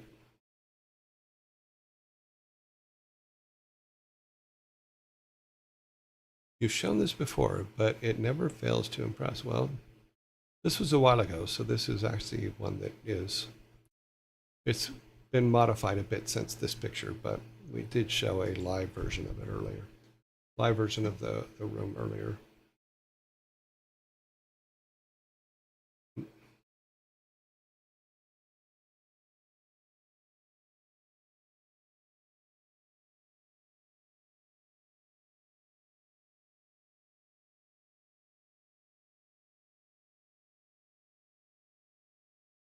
What would be ideal if this was basic? In all honesty, I would have monitors above, and here I sit with two mismatched 22-inch screens on a 4th gen. Well, the thing is this system was originally built, or the original configuration was built for the things that I do when for my hobbies. It wasn't built to stream. The addition of the lights and the cameras and the microphone were the only things that I added for the stream. So to me, it is just basic because I would have the computers anyway. So like I collect movies. I buy DVDs from everywhere. And then I convert them and put them into my Plex system. So that I can watch movies anytime, anywhere, or TV shows anytime, anywhere. But I have a computer here that I can convert all those to Plex formats, and that's all that computer does is it converts things and processes things, and then puts them up for that. Then the computer over here was being used for the computer on the left was used for my stock management stuff. Is it would go in and check YouTube every day and do some calculations and look at some things, and then kick out stocks that I should look at to think about buying. And then when I moved back to the States, YouTube cut me out, so where they won't let me use YouTube anymore or Yahoo Finance did something to where now I'm blocked on Yahoo Finance, so I can't do stock evaluations anymore. But that's what that computer used to do. So now it's just it's a little block computer. It's just a little tiny one, and because all it would do is just run my stock checkers every day and then give me updates. Silly but useful. Yeah.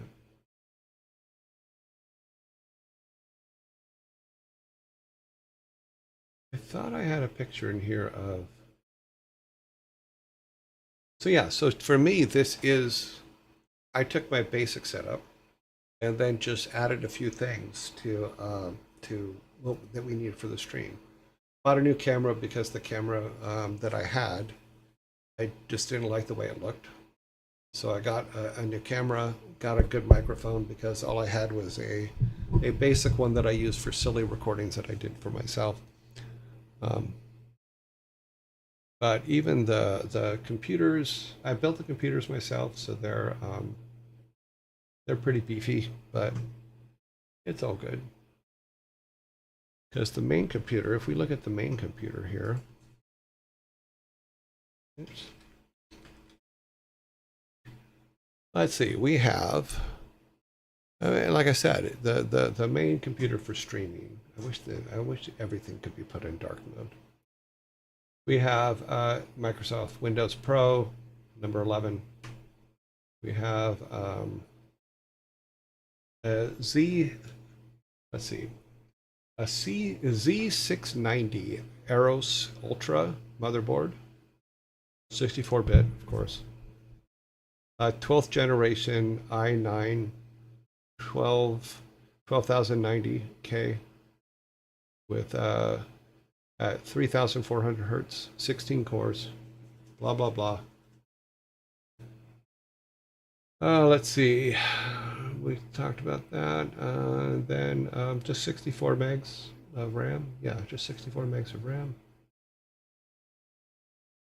So yeah, it's just to me, it's just a basic computer.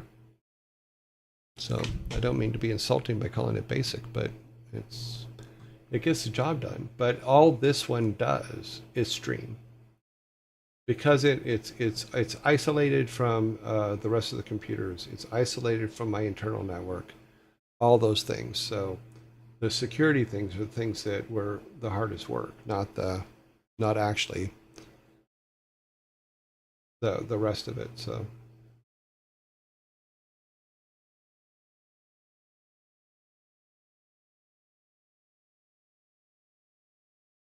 So brains. Did he mention brains? Brains of every kind. We want the brains. Bring out the brains.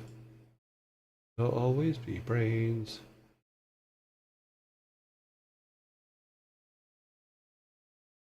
Okay, so it's good to know that kind of thing works. It will make searching a little bit cleaner.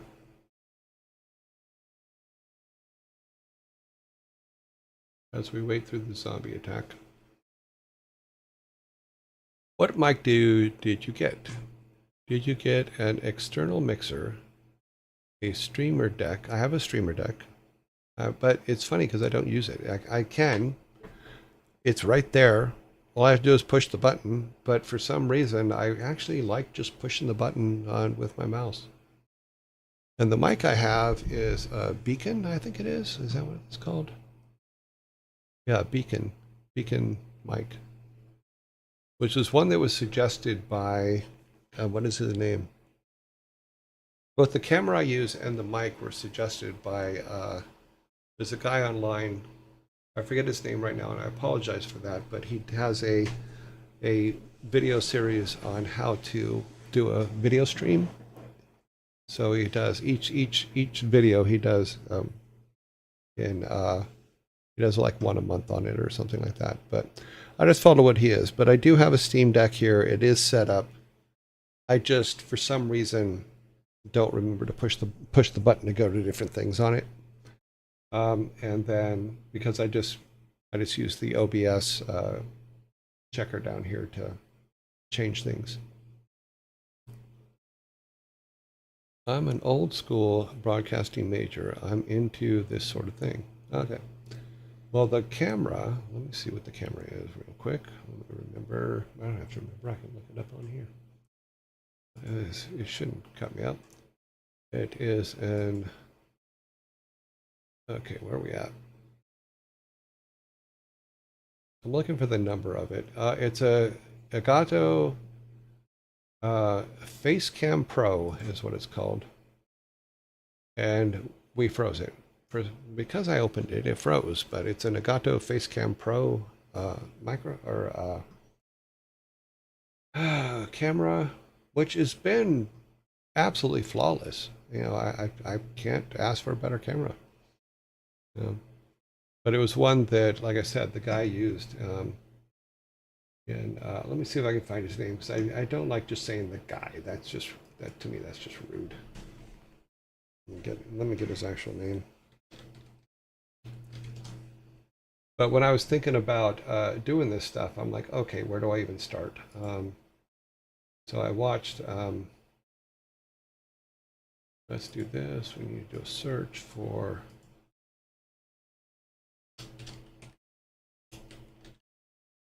I think that's what it was called. Let's find out. Whoa, stop. Sorry. If I can find his face, then I can put another word in here.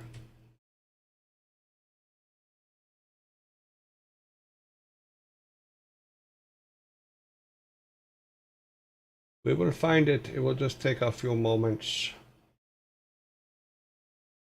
because we're such web.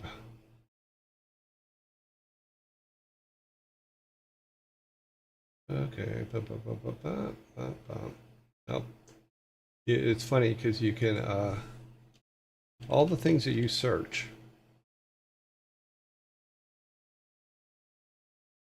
Oh, here it is. His name is Senpai Gaming. And those were the things. Mic, mixer, and deck. Only about 170 for all of it. I just got, okay. But Senpai Gaming is where I went to learn how to do this, because I didn't know how to stream. So let me put this up. This is, and I'll put it in our thing as well. But this is him. Now let's put that in shared links on.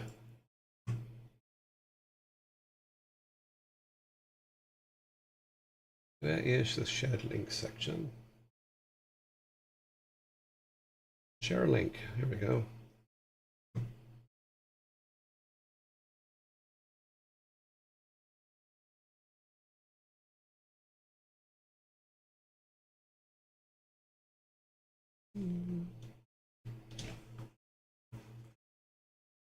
So yeah, so I watched his series and learned a lot from it.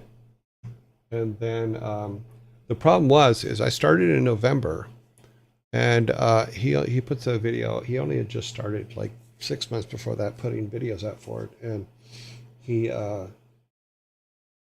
he didn't finish the videos, so I had to kind of move ahead and figure it out.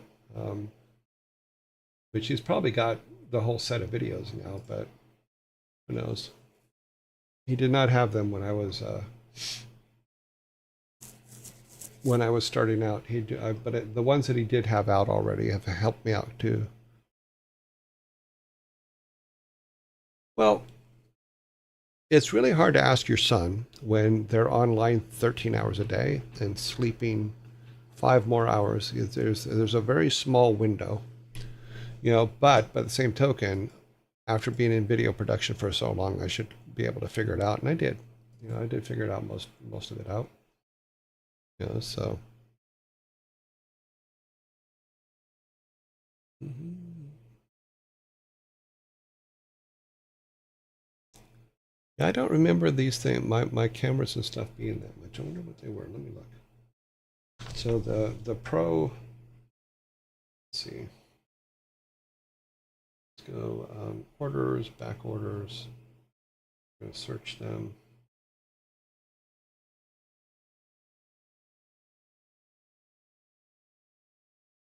So when I bought the camera, no, that was before. I know I bought it here. Where'd it go? Okay, so that is the lights. The light setup was, meaning the ones above my head, for the blue lights in the back. That was $60, which is the one that goes across the top and puts the blue lights in the back. The front lights, the ones that are actually shining on me,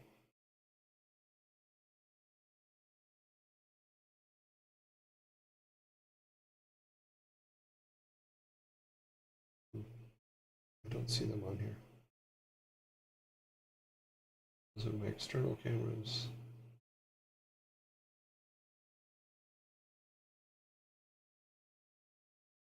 Yeah, but all those things are going to cost you a little bit, without a doubt. For some reason, I'll have to look on. I may have bought some of them on the UK account before I got here because it was something I was planning on doing. So, but you got to assume that just for okay, ask your son. But what specifically don't you know or want to know? Um, Everything that I've needed to know, I've kind of figured out, or found a video on it or things like that. It's not a matter of, okay, what is next? From a video production standpoint, I just went with the basic idea of, okay, if I was going to do this, if I was going to do an interview, how would I set it up? So I set it up like an interview. The only thing I wanted to know about is I didn't want to use like the camera that I'm using behind us here. I didn't want to use that camera for streaming. I wanted a higher quality camera.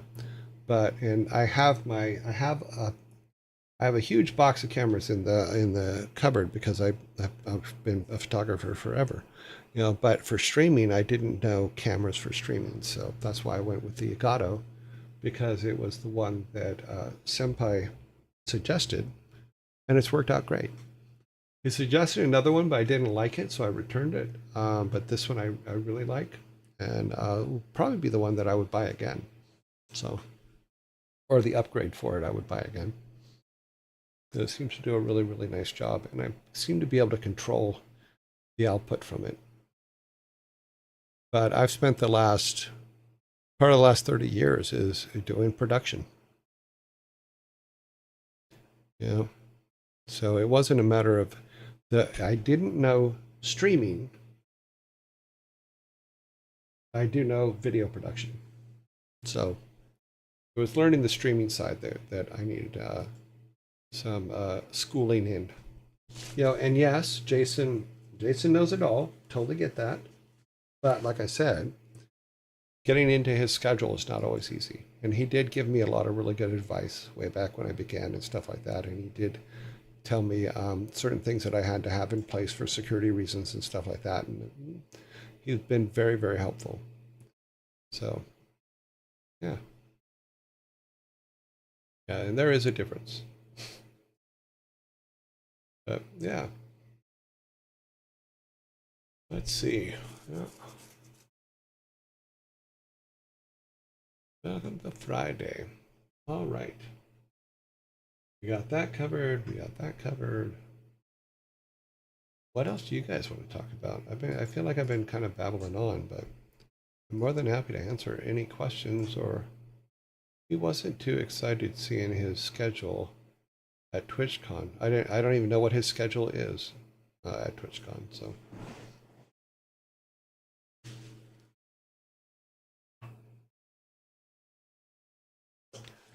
But I remember my schedule at BlizzCons and JDCs and stuff like that, and it's nonstop. When I used to go to them, I almost forgot chicken. Why does the cross a chicken road? Because he's a martyr.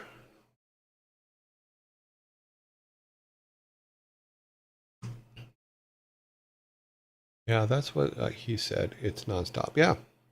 I mean, I've gone to some to where literally if I didn't have Jenny or someone else there, I would probably get lost because there's so many places you have to be, and sometimes those places are literally minutes apart and halfway across the show.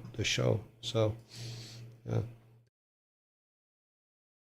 yeah, in Soviet Russian chick. Nice callback. Oh, forgot to turn. No, it's back on. Okay. And what was that guy's name? I'm trying to remember the name of the comedian that does that joke. He was in Moscow on the Hudson. He was in with Robin Williams.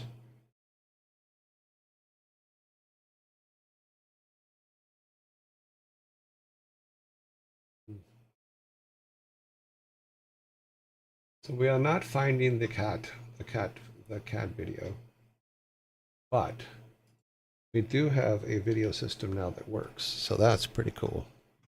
We put this back in our notepad. We're growing things all the time.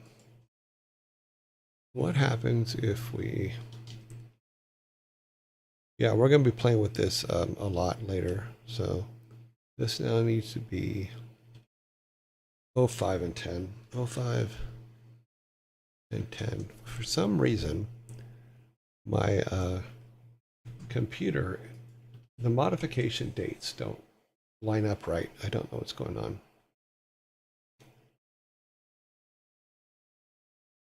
Yeah, it's there's a comedian. Let me see. Let me look up Moscow on the Hudson. I'll tell you the name of the comedian whose joke that is, because he does a whole bit on it from the God. It was a long time ago. Moscow on the Hudson, 1984. Robin Williams. What is this guy's name again?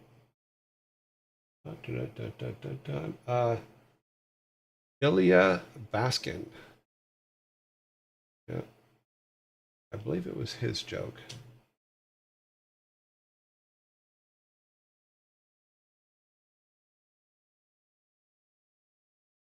Let me see if, because there were two Russian comedians back then that were kind of everywhere and very, very funny guys. But I think that was Ilya Baskin's joke. And you'd recognize him in a heartbeat. So, because he was in Spider-Man 3, Spider-Man 2. He played Dr. Ditkovich. Ditkovich. And in Transformers, he was Cosmonaut Dmitri. Yep. Yeah, those were his joke. He used to be a stand-up comedian.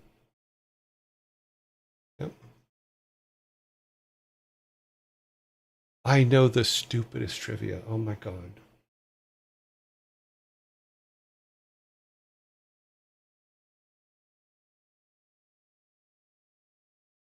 You think you know stupid trivia? I know stupid trivia.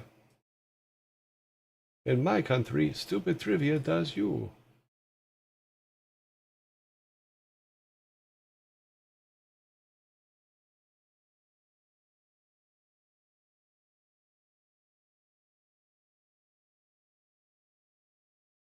Was he the apartment owner from the last Spider-Man films? I think so. Let's look. Let us look.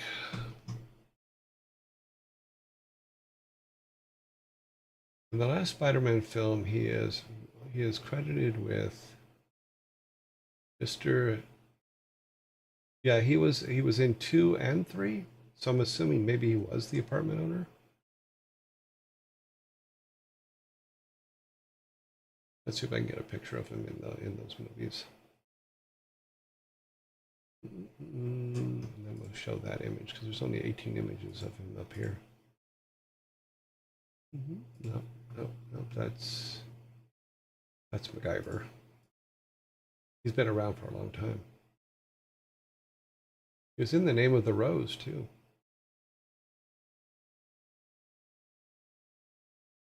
Okay, let's get Spider-Man. Spider-Man. There he is with Robin Williams. I'm trying to find him, and nope, they're not showing him. But here's an image of him. Let's see if we can show this.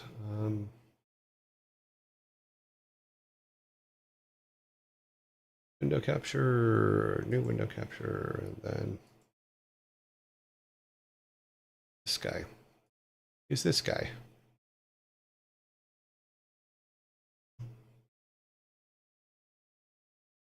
You know, this guy. Let's see if we can find a better picture of him. There he is in something. That's MacGyver. He's over here in The Name of the Rose.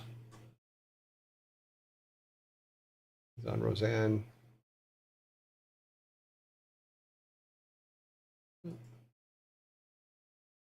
This guy, yeah. It's his jokes.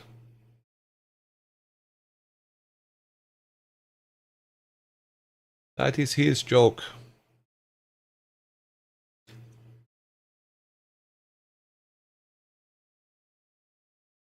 Not the newer ones from the past 10 years. Now, Sam Raimi originally was signed up to do the WarCraft movie and then had to leave too because he had to go do another movie. That's exactly who I thought he was. Yep. I don't know he was a comedian. Yeah. Him and he had a partner, and I'm trying to remember his partner's name because both of them they did all the jokes together. I just don't remember what his partner's name was. But his partner, they were the go-to in the 80s and 90s for Russian people or Russian guys.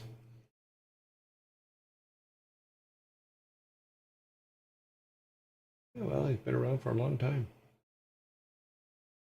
I think that was Moscow on the Hudson may have been one of his first movies. Let me see here.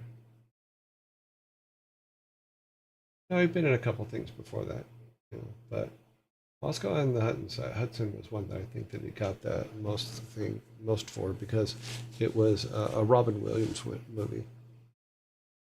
But it's not like your typical funny Robin Williams movie. It was a more serious Robin Williams movie. When you think about Moscow on the Hudson, The World According to Garp, it was that kind of those kind of movies, not humor movies. But yeah, he was. Let's see, this guy's been making movies since 1972. He's been in movies or TV shows. 72 to still working. So.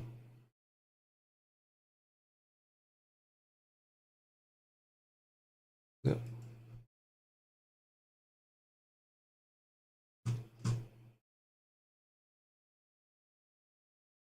Let's see, it is 2:36.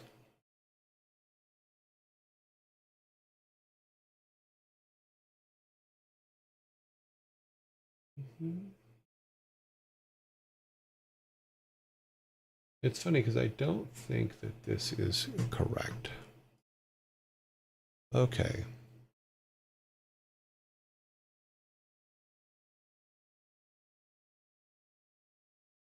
What would happen if I change this to this?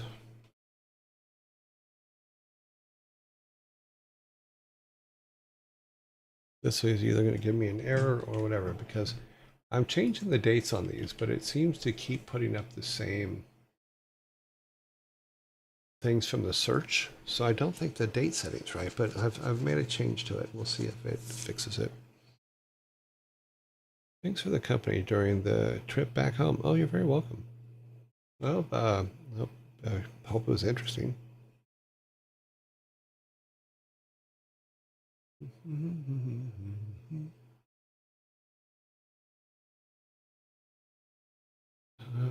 Boom, boom, boom.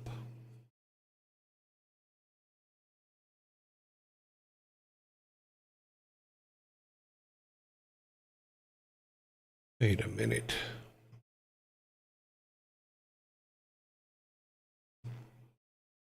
There is where the problem is I'm a dumbass.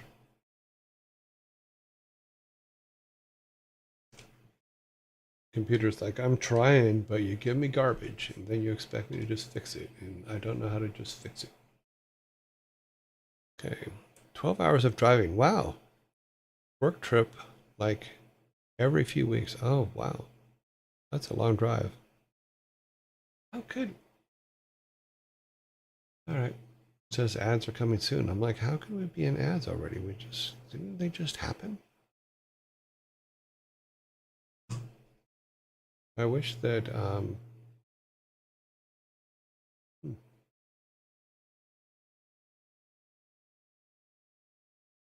let's see.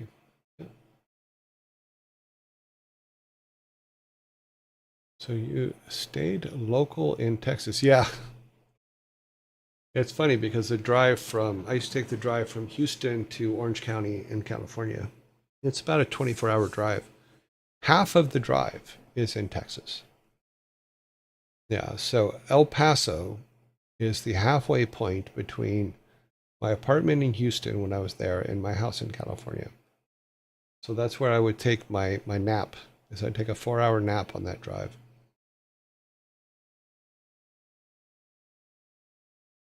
In fact, I was hoping that we could find the video. I thought I put the video in here somewhere, and I think I showed it once. So maybe let me see if I have it on this computer. I think I actually showed it once. Is the drive from California, or from Houston to California. I could have swore I put the video up here somewhere because I time lapsed it.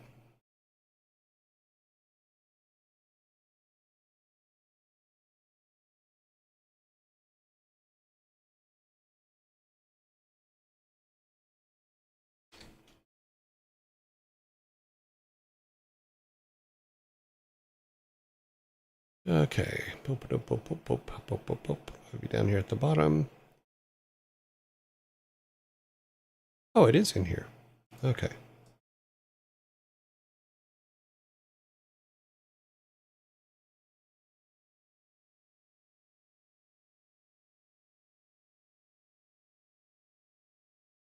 Let's see which one's this. Yeah, here. While this runs, while the brains run, let me show this video.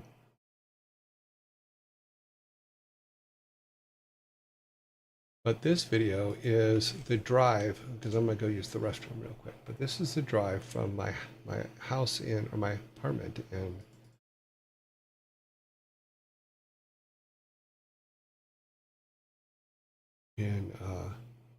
Texas to my house in California. I'll be right back.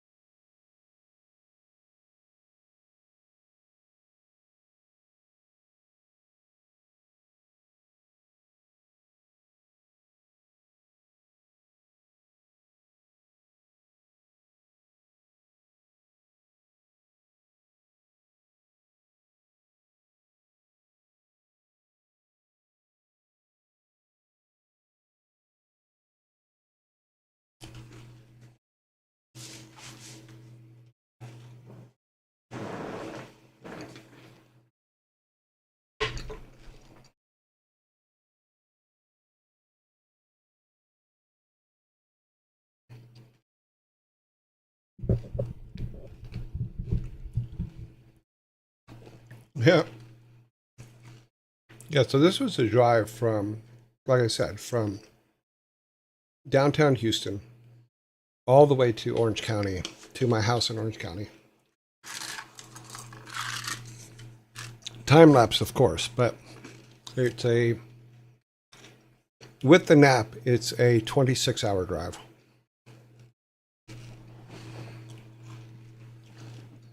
And of course, you have to stop at McDonald's or different places.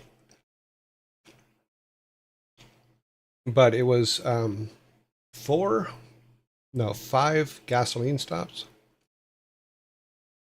something like that. Because my car at the time only got about 300 miles to the tank full. So it was 4 or 5 gasoline stops. You can count them in there.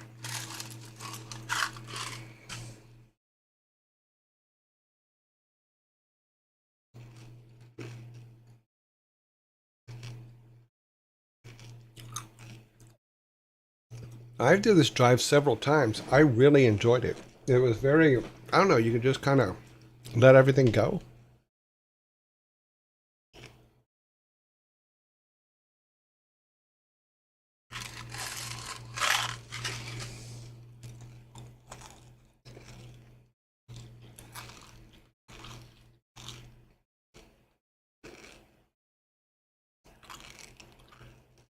No, no catheter for long trips. You just stop.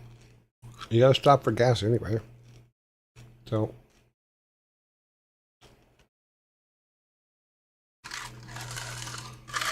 what I always wanted to do though is I wish that the camera would have allowed me to put a little GPS map on the bottom right corner. That would have been good.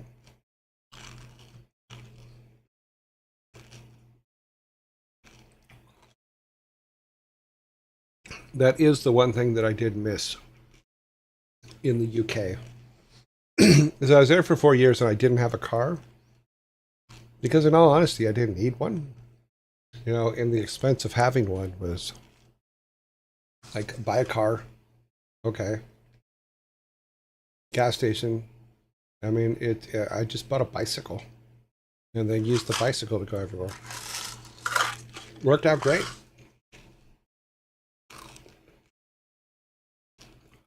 But when I got back to the US, the first thing I did, I think it was, yeah, 5 days after I got back, I bought the car I have now, and I love it.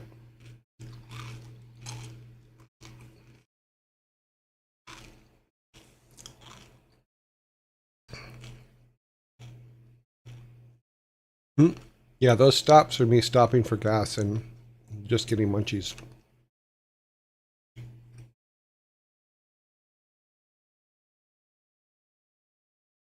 But it's about 11 o'clock at night. Yeah.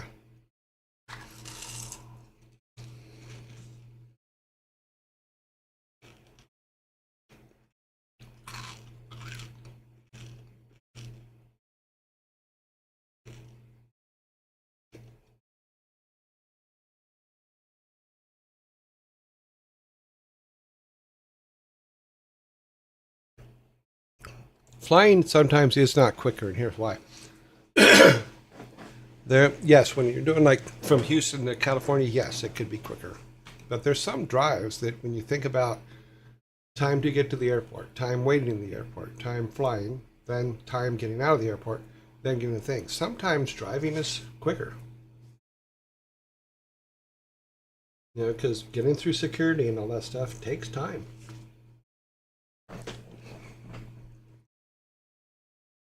It's like if I go and visit the boys, I'm not above driving.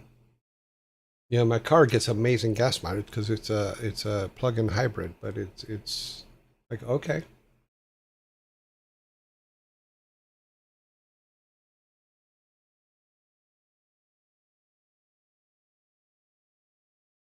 There's the that stop there was in when you get close to California, they check to see if you have any fruit because they don't want you bringing your fruit into the state because fruit flies will kill crops.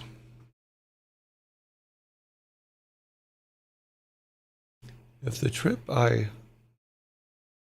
If the trip I longer than 4 hours, it is better. Well, possibly. But it would be about, yeah, it'd probably take about 30 hours to drive to, yeah, 30 hours to drive coast to coast if you're not stopping. If you're just stopping to refuel.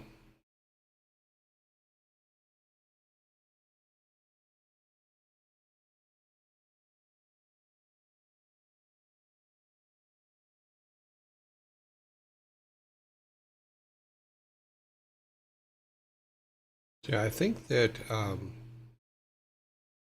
I get back to the house on this one at about 9:30, something like that. But we'll go ahead and let it run so you can see the whole thing.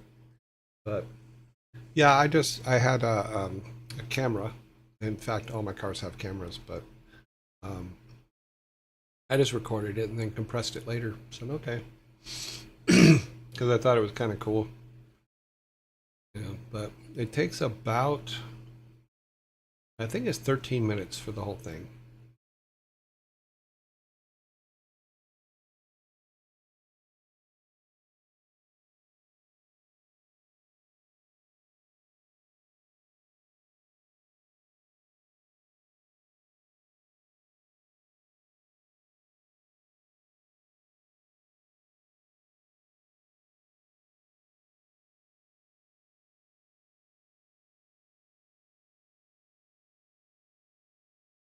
That looks like it's Phoenix.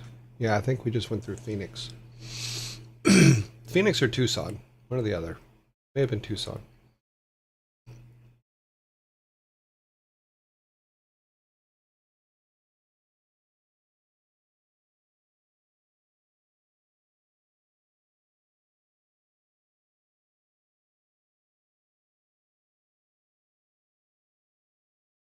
Yeah, I really enjoyed them.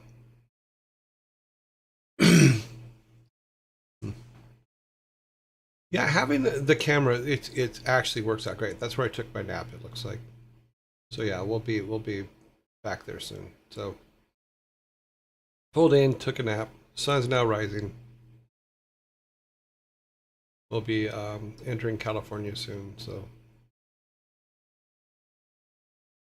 or are we in? I think we may already be in California. That's why I really wanted the GPS mapping system in the bottom corner. I thought that would be kind of cool.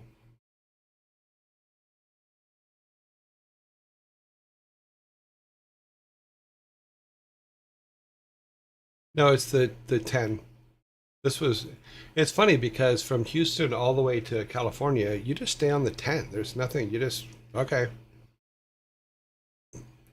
This is a drive from Houston in Texas to my house in Orange County in California. And the cats are in the car. So, ha. They were fine with it. They had a little cat box and they had food and water and they had a big uh, tube cage thing that took up the whole back seat.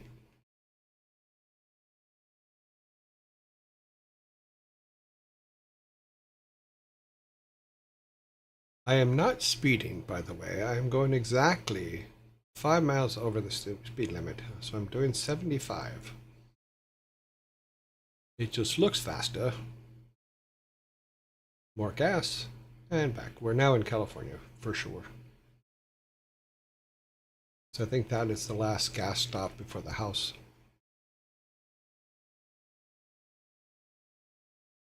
I see we are in the spot of nothing. Yeah, there's quite a few spots of nothing between Houston and California.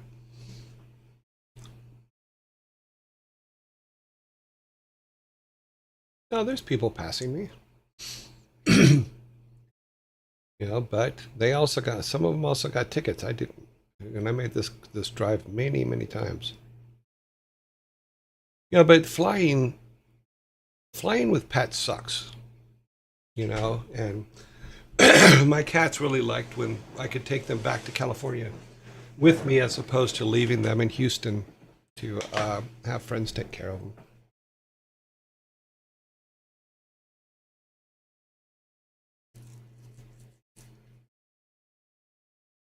We should be coming up on. Yeah, yeah, we're starting to get desert. We're starting to get. Yeah, we're. Looks like we're in the area of Joshua Tree. Joshua Tree. Wow, I can talk. Honest.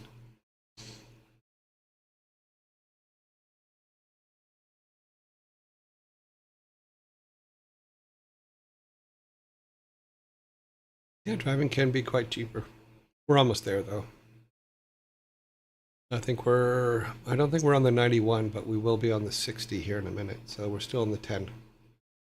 Yeah. Okay, we're home. And then it goes right up to my doorway. Boom. Done. Hmm. Silly but fun. So that's the drive from Houston, Texas to California.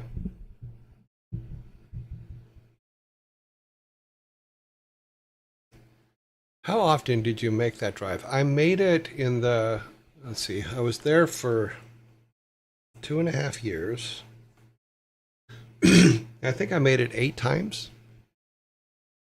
there and back. And in my little CT, because I had a Lexus 200, T200, I think it was a T200, CT 200. I made the trip from California to Florida. That one, I wish I would have recorded, but I didn't have cameras in that car yet because it was brand new.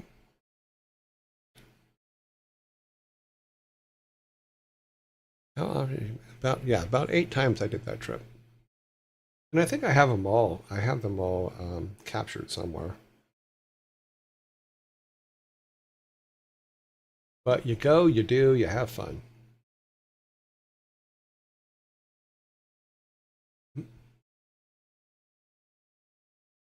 Yeah, I think I broke that. But oh well. It's okay to break things because you can always fix them.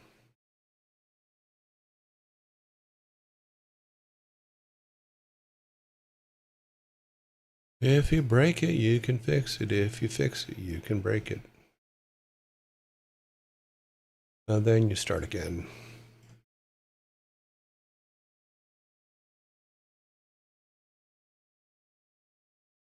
There'll be monkeys in the pillow, so you'll need a little cello if you only had a ring.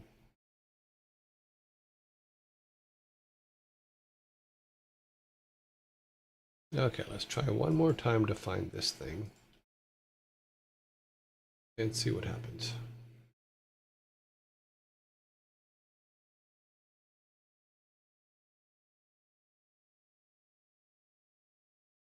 Oh, I think what I need to do is go through all my photos and put them together by year. So here's all the 1991, 92, 93, etc. And everything before.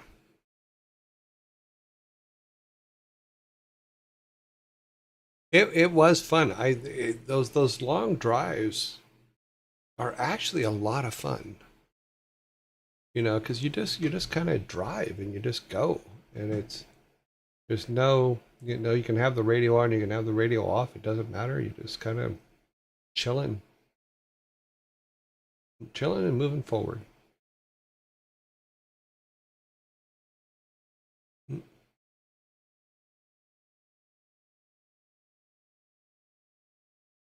Mhm.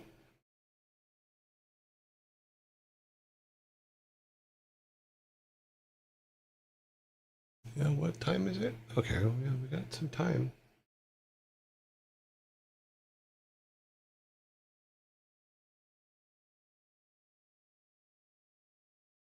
We got some time if you guys got questions. Kind of why we put this together is to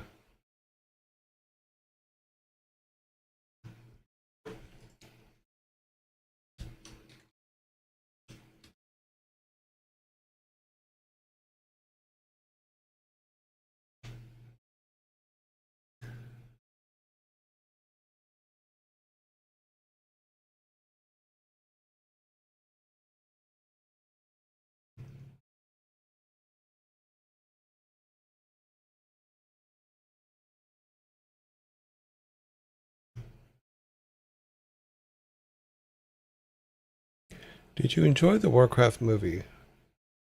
I liked it, but know a lot of people that didn't. Well, here's my issue with the WarCraft movie. I think that he did a good job on it without a doubt. However, because I was Blizzard's editor forever, I really just want to go back and edit the movie. You know, I think that he centralized, in my opinion, he centralized too much on the human side because I am for the Horde all the way.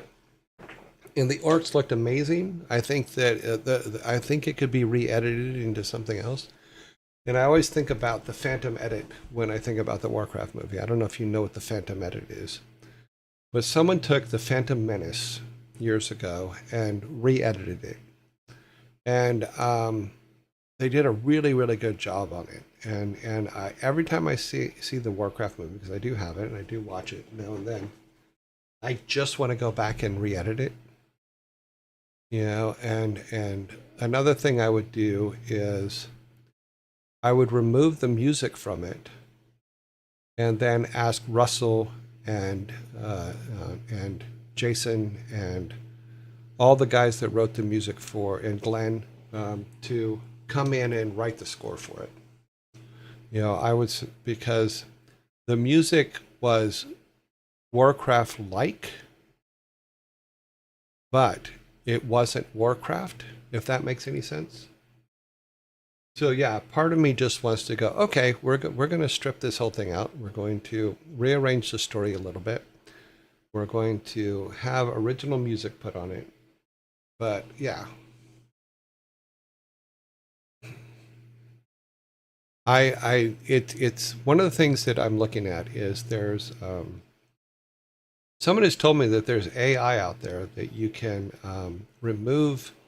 make yourself stems with. So it can go into and take the music track, the vocal track, and the sound effects track and turn them into separate pieces. I just haven't looked into it. Apparently there's AI out there that could do that. And if I had the movie with those three stems, I could probably put something together. But I just haven't. I don't, and I'm sure that if I told them that I was going to play with it a little bit, that they wouldn't be happy about it. So I don't think they would give me the audio stems and the sound effect stems to be able to do that. It would be an interesting project, and it would probably be a personal one that I just do for myself. But you know, every time I see the Warcraft movie, I did enjoy watching it. It's just my Blizzard brain would have made some changes, you know, and yeah, and it always the first thing in my mind every time it comes up is Phantom Menace, the Phantom Edit.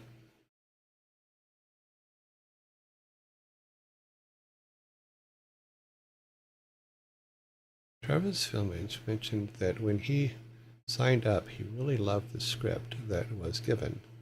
But during filming, the script was flipped multiple times and it barely resembled the original. Well, I think Sam Raimi worked on the original because I believe he was the first one.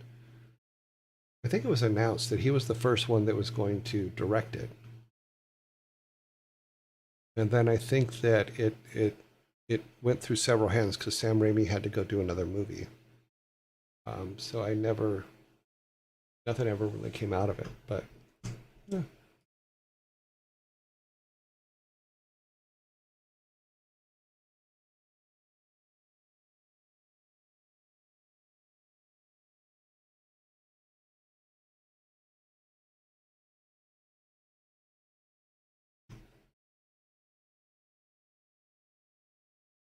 But yeah, I like I said, I would have.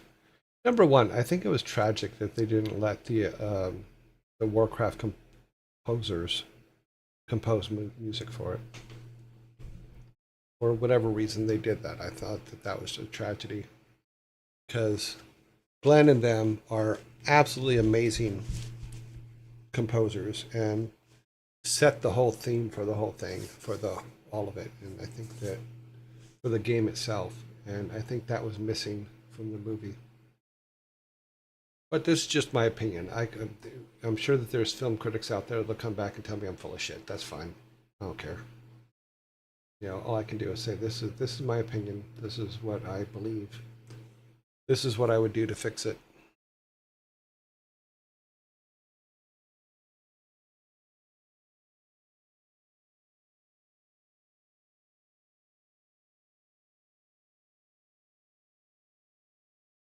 But for what it is, I think it's good.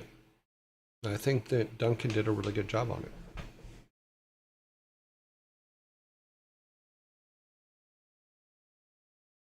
I can dig it up. Give me a what? What are you looking for? It was an interview in a bar with Aussie men. What are we talking about here? What we got here? Do I? Oh, this. Okay.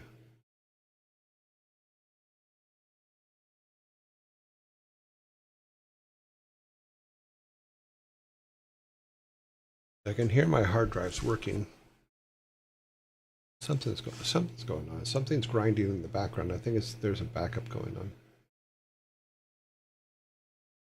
Is either a backup going on or someone is attacking me? Don't attack me. We fight back. Mods don't hit back. Didn't feel like WarCraft or Blizzard. It felt like a generic Hollywood fantasy. Yeah, kind of. But that's just it. Is I wanted to feel WarCraft in it. And I think that there were decisions made, and I don't think they were on the director level. I think they were on the studio level. There were decisions made that took WarCraft out of it.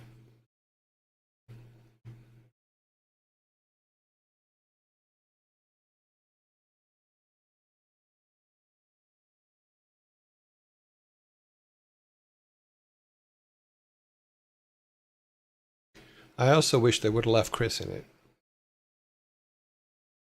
Because Chris was in the... There was a scene in the market square where he was a goods peddler of some kind. I forget what kind, but I wish they would have left him in there. Mm-hmm.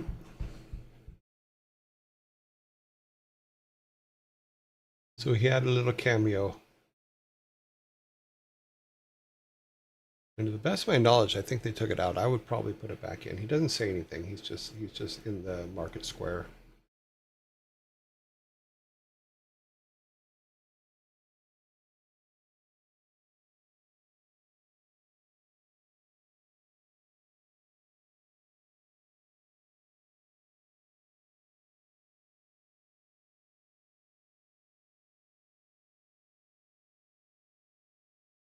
Okay, where are we at? We're at 3:07.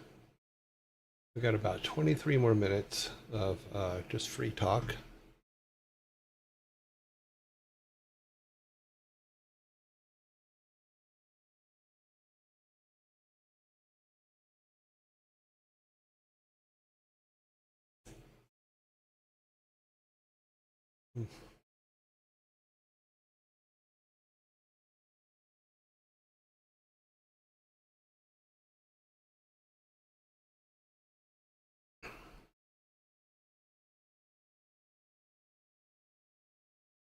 Doop-a-doop-a-doop-a-doo.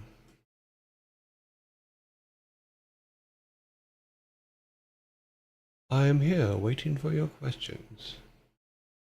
Please provide questions in the open containers you provided to you.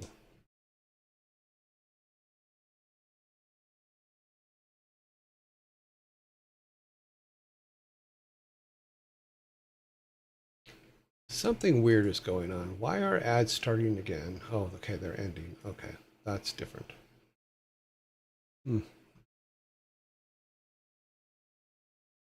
Okay, we're okay. I was about to go, what the...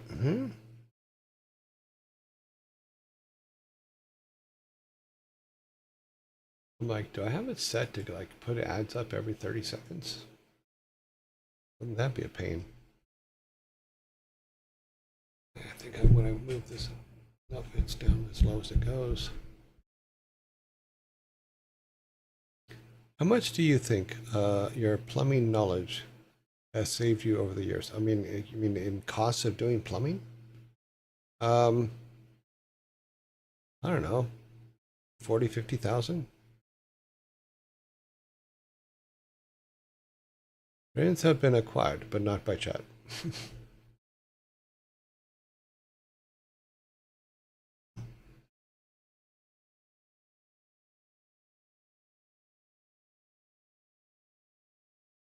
Yeah, the fact that the ability to fix things has saved me a lot of money, without a doubt, over the years. You know, it also has put me in a position where knowing what causes certain problems and avoiding them has helped as well.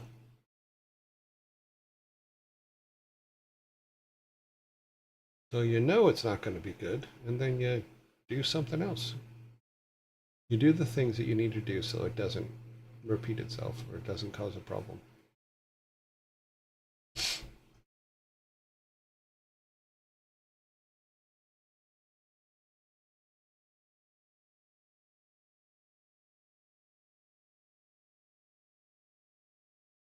Hmm.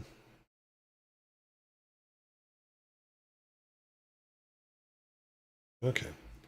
Uh, it's in the share a link.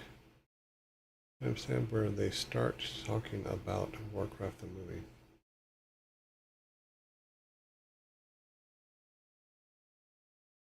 How much do you think your plumbing knowledge is?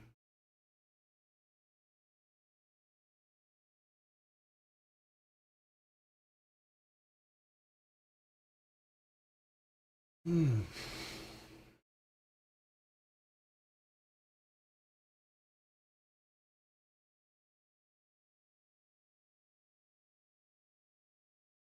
Okay, so we have a basic.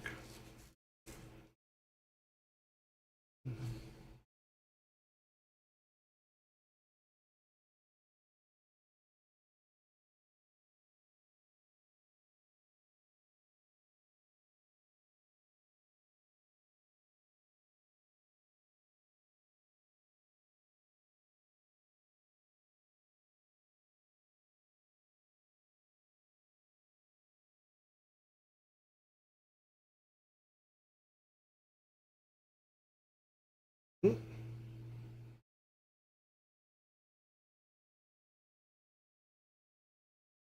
It's saying that I have a traffic ticket in California. I haven't been in California driving in 10 years.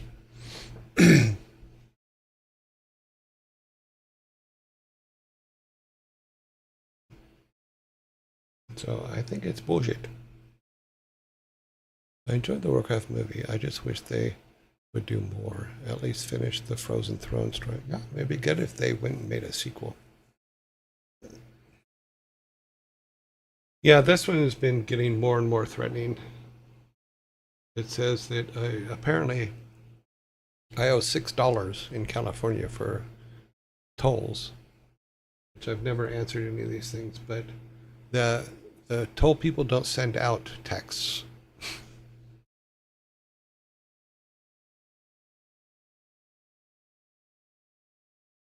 No, because I've only had the license plate for a year. Yep, it would be good if they made a sequel. And I think Duncan at one point had talked about doing the sequel. I just don't know what the final outcome of that was. Because it's not about just him going, "Oh, I'm going to make the sequel." There's got to be a lot of follow up. Maybe now that Microsoft owns Blizzard, maybe they'll do a sequel. Hard to say. My favorite text, and it just came the other day. This one just makes me laugh to no end. Let me see if I can find it here. This one was on. Um, yeah, this one was on the 23rd, so it was 7 days ago.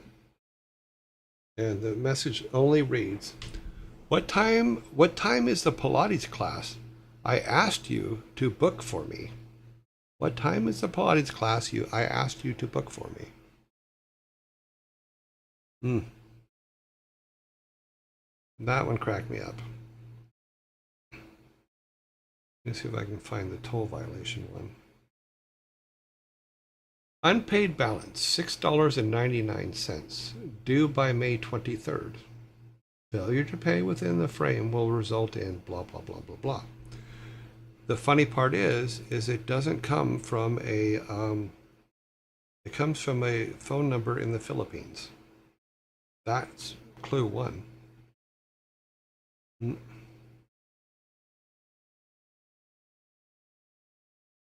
So yeah, so I'm getting a new one just came, but who knows? It's on the watch. They're trying different things now. So I decide if it was a real thing, I would have got a letter. That's the way I look at it.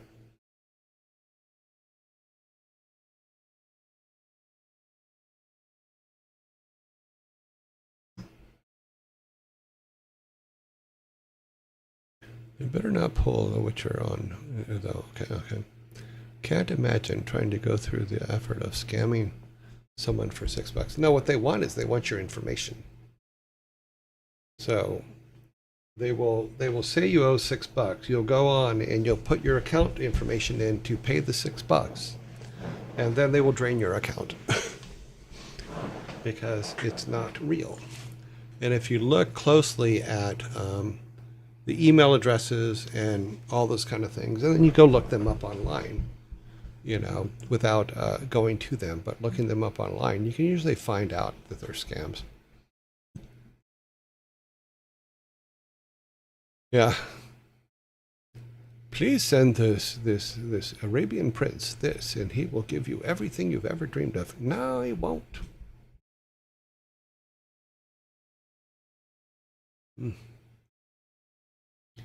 I've met so many Nigerian princes. I'm a billionaire by now. Yeah, so my favorite ones are also the ones that just instantly disappear once you you go to look for them. Like the one that just came that was threatening me with the DMV. It has completely disappeared off my phone already. So they took their shot and left. Like, okay, fine, good luck. It's not there. It's not there.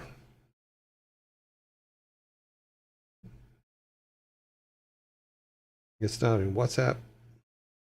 But yeah, my favorite are the toll road ones that come from like the Philippines. That one cracked me up. That's why I don't have a credit card, because they can't charge me anything without having my written approval first. Yeah. Well, I don't usually use credit cards, so which they have to send to my bank for checking. Yep. I mean, I do have a credit card, but I very seldomly use it.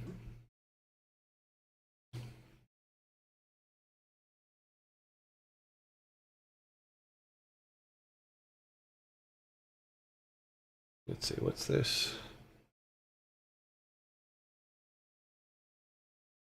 But my favorites are still the ones that the second you go to look at them, they disappear. You just kind of go, oh, okay, well then you weren't really important. So good luck. Sure, you haven't toll roads in the Philippines. As far as I know, I've never been to the Philippines.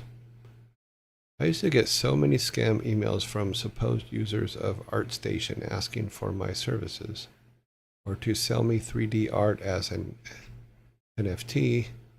Really annoying, especially when I still job hunting last year. I was still job hunting last year. Yeah, I got one recently that says $600,000 has been used from your PayPal account to buy cryptocurrency. I'm like, number one, I don't have $600,000 in a PayPal account for them to actually buy anything with. So good luck with that. And number two, it's like, what? So I went to PayPal, not from their link, but from the proper PayPal link, and it said exactly what I assumed it would say.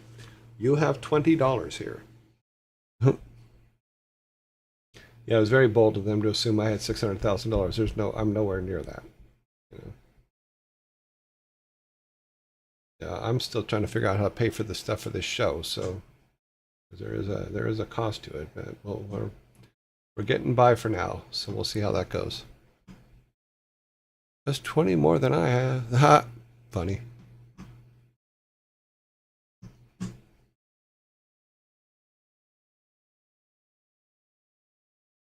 Okay, where are we at? So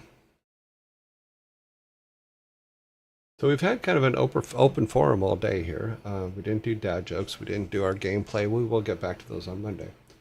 You know, I'm hoping that as we do these in the future, number one, I will put an event up for them so that everybody knows that when we're doing them, because I did forget about the automated system putting up the reminder. So we will work that out, and then schedule events. Schedule as an event that people can go to, and then announce it properly. So sorry about that, guys.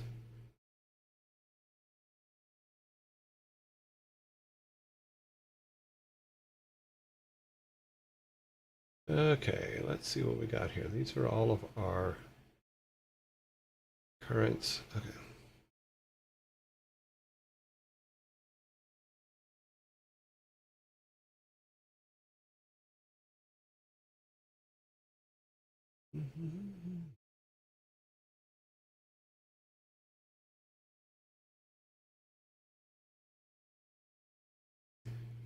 It's all right. It was the first. We are just testing the waters. Yeah.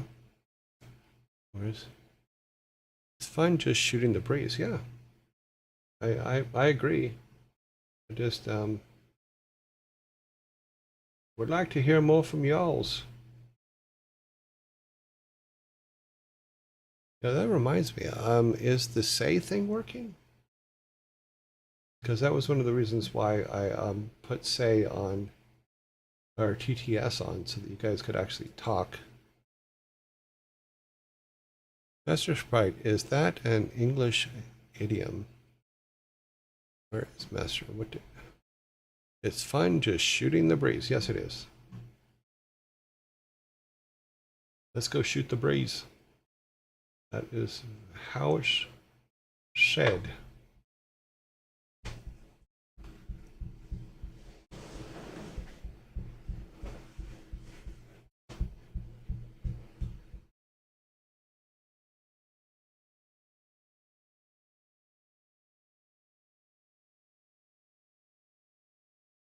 I have a drop.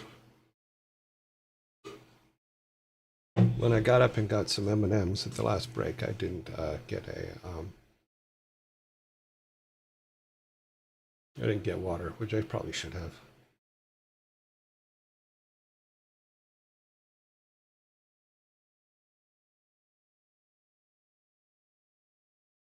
Yeah, I know. It does say names rather funnily. Any num num.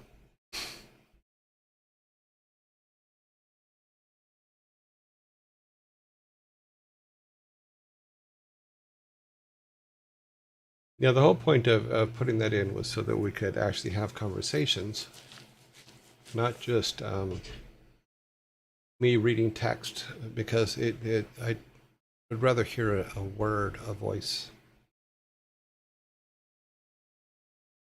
It's just better for me. He needs no noms. Sounds about right to me. Yeah, no nom noms. Are you nom? No, I'm nom. How about nom? Nom, nom. Hey, gotta go, gotta get, gotta go, gonna be, gonna leave, gonna go, gotta leave, gotta nom, nom, nom. Or words to that effect. Did we mention nom noms?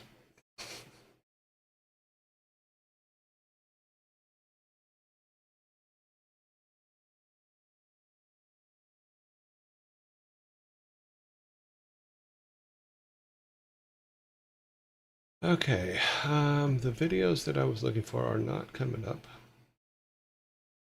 but we will. Those were some nominal noms.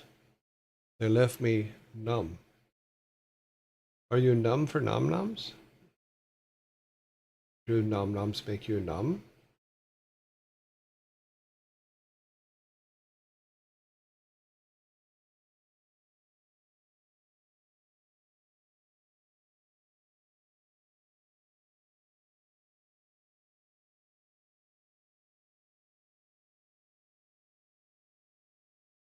Okay, well, that looked like it worked, but didn't give us what we were looking for. But that's okay. Apparently, I did save all the other 8 trips to.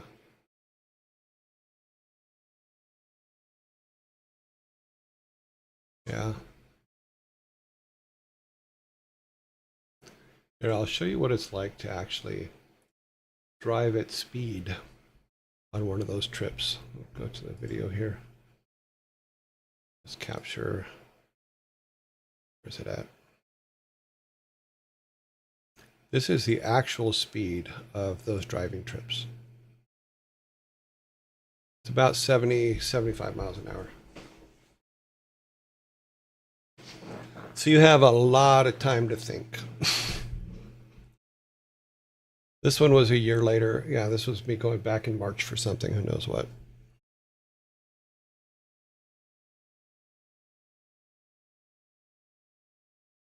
But yeah, you're just cruising across the big empty space.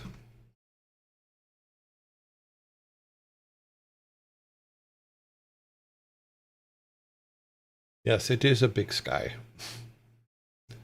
This is about almost 2 o'clock in the afternoon. And it looks like March.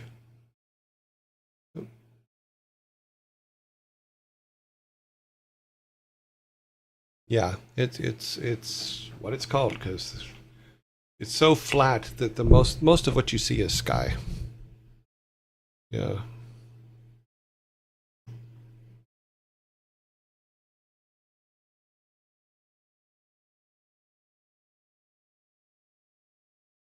Yeah, there's quite a few places where it's so flat that all you see is sky, but it's so yeah, so big sky.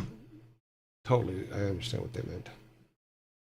But yeah, that's the actual speed. Like I said, those were all time lapse sped up. Looks like I had them all in there. So even, and I think this was Carl's Jr. stop. If we go back, this means stopped at Carl's Jr. This is actually the Carl's Jr. in Houston.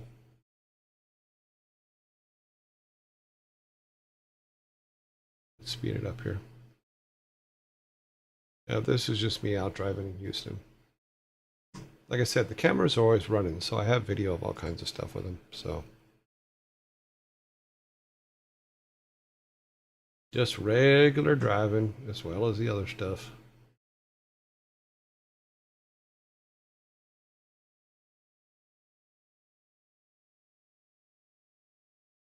I think this was my office in Houston, wasn't it?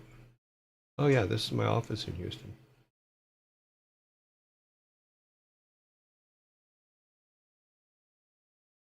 There's the constable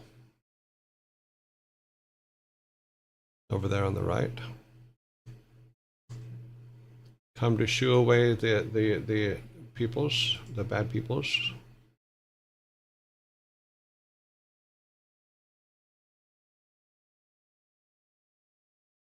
I don't know where I am there.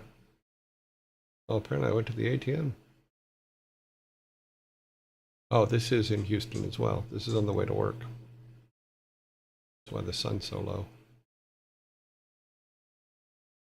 I remember being in far west Ohio where it's really flat, and I saw the town I was going to, but felt like I was stranded still while driving to it. Yeah, because time slows down. And you would think, okay, well, it's gonna You're like, oh, I can see it. It's just right there. And then no. And then you're half hour later and you're like, why am I not closer to what I'm driving towards? And it's just because that's how your brain works. Your brain goes, no, we're not done here.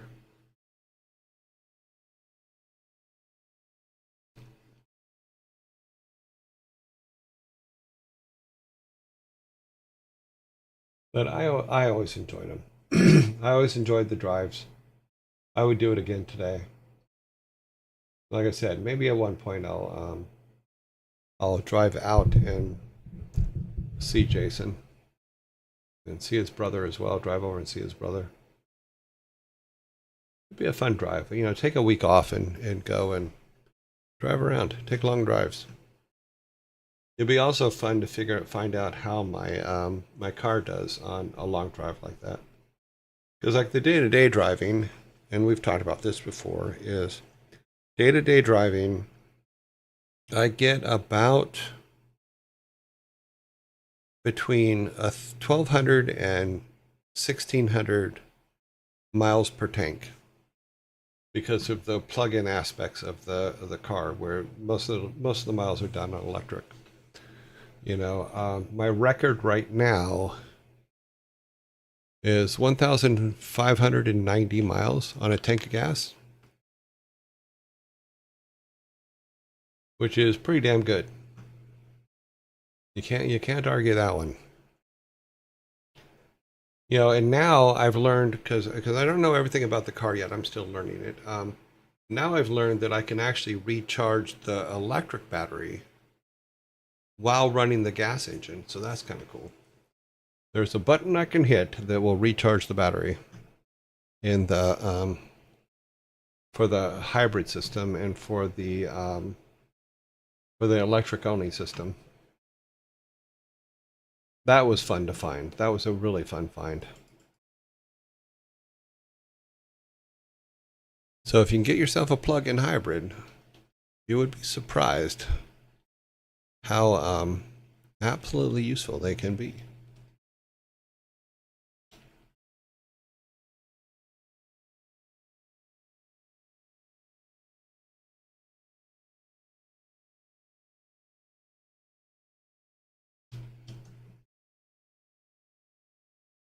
Yeah, I don't know if you guys remember, but we were talking on the show about it at the time, is because my concern wasn't about whether I needed gas. My concern was about whether the gas in the tank was still good. Because it had been like 4 months since I had put gas in the car. And I could have done more than 1,600 miles on that tank of gas, but I didn't think that I thought the gas would separate or do something else. I didn't know. I don't know if gas gets old. Yeah, that's a good problem to have without a doubt. But it is a problem that you have to think about, is does gas get old, and does it lose its freshness? I don't know. Everything I could find is that you should not let it go for more than, you shouldn't let it sit in a tank for more than 3 to 6 months. So, and that's what we were talking about a while back here, because I'd reached like, I think it was 1,400 miles on the tank, and I'm just like, is this still good? Should I? So then I just went ahead and burned all the gas off, took the hybrid system, turned it off, and burned all the gas off, just so that I could empty the tank and start over.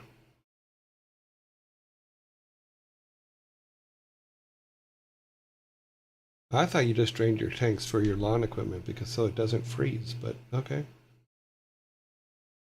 You say so. All mine are electric, so my lawnmower is electric.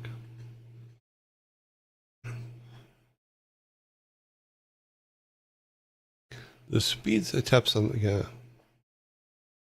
Yeah, it's in the car, so who knows.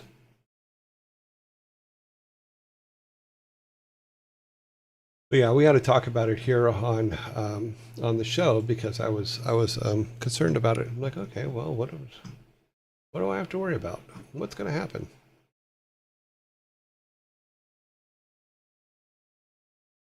Let's change this real quick to.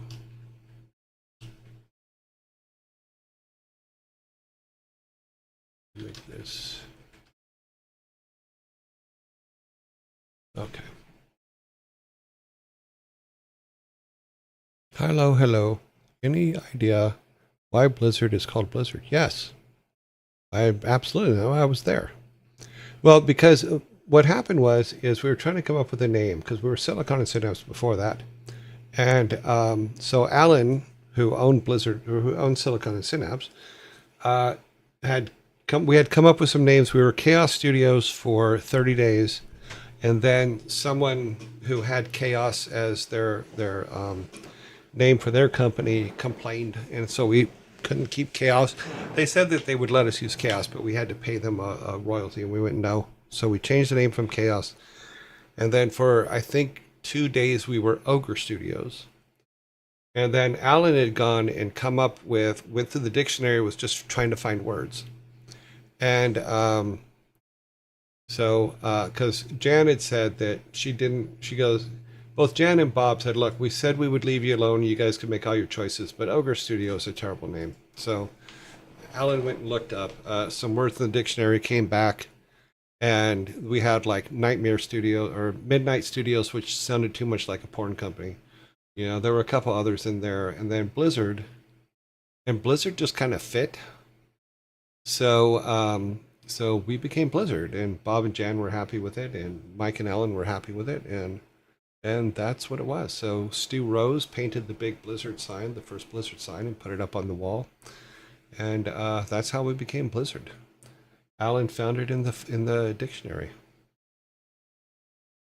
Midnight Studios does sound like a porn thing, and if you look on the 20-year video, Mike actually mentions it, that it was originally they had one of the ones was Midnight Studios, but it sounded too much like a porn studio.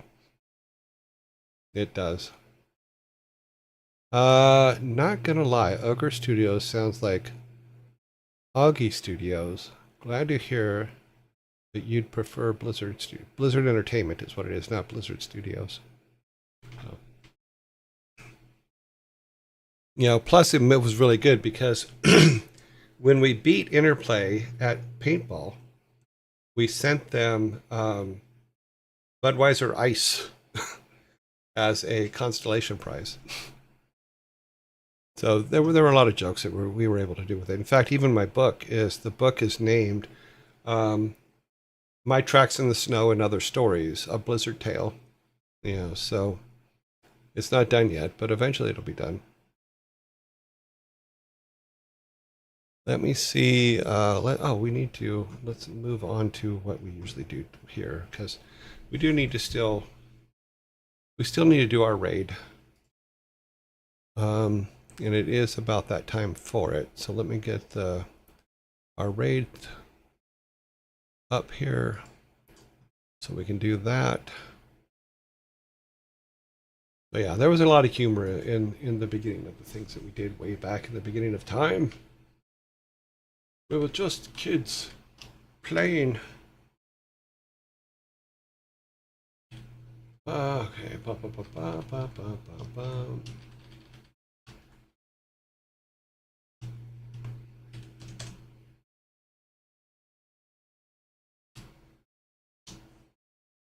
Okay.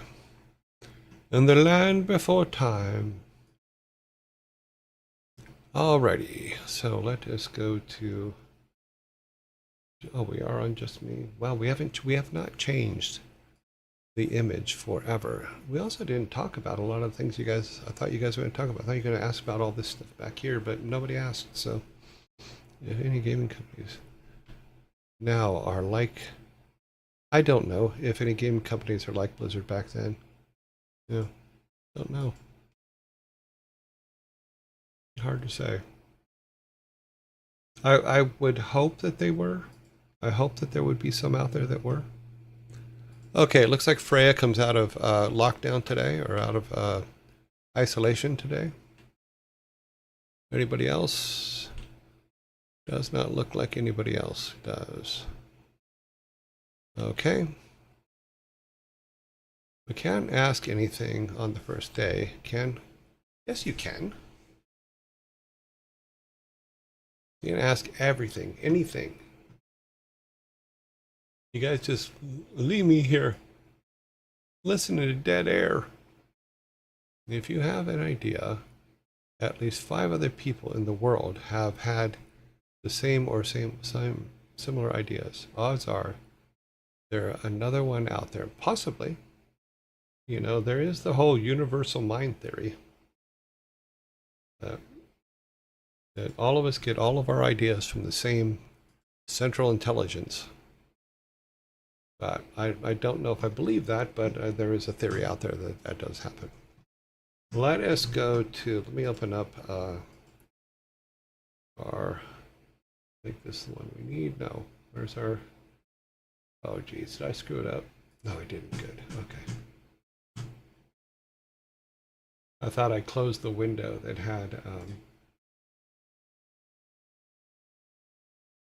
YouTube in it and all that. Oh wow, there's a lot of people online today. Let's see how many of them are in isolation and how many are not. We got a full screen of them over here, so let's get our list together. See who we have to vote on.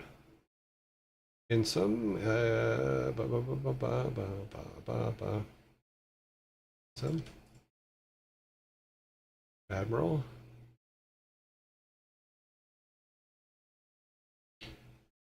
Code Miko is in isolation. Ray, I believe, is open.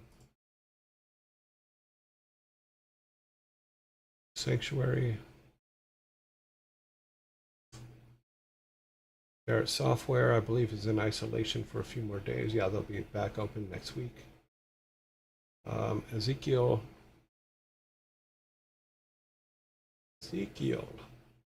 Bob Ross.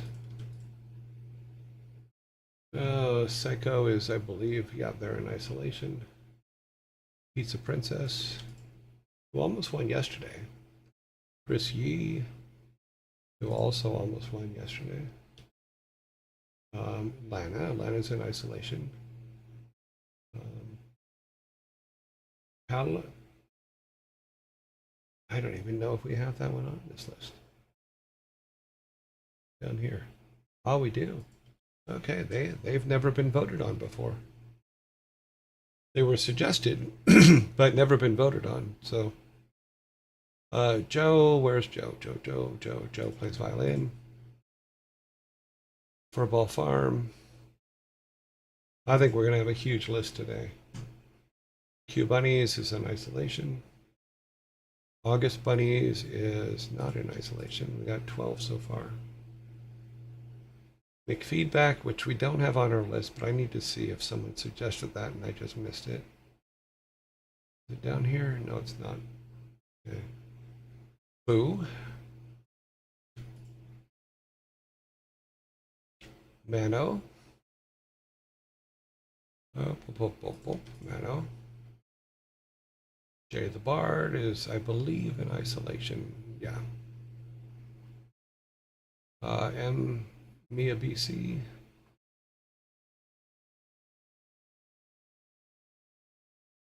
Chipmunks.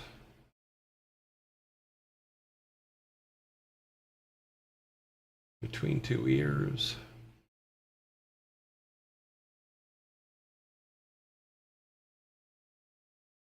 Cleesmod. 16. That's not, it's not a new high, but it's up there. Okay, we have 16 people to vote on. So we're gonna do 4, 4, and 4. Yeah, that makes sense. 4, 4, and 4. But Wigglers should never be in isolation. Now they're in isolation. If they were not in isolation, we would raid them every day. And we don't do that. We want some space between our raids so that people don't get annoyed by us. So I have selfish request or question for chat. Okay, what is that? If anybody moves their cursor to the left of the screen, then back, does your cursor disappear?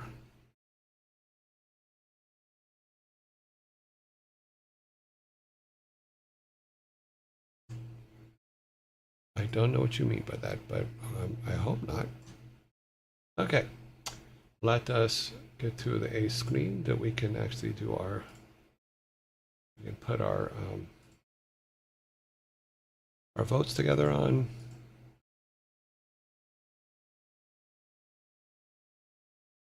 Oh, stream manager, polls, poll 1, new poll, round 1.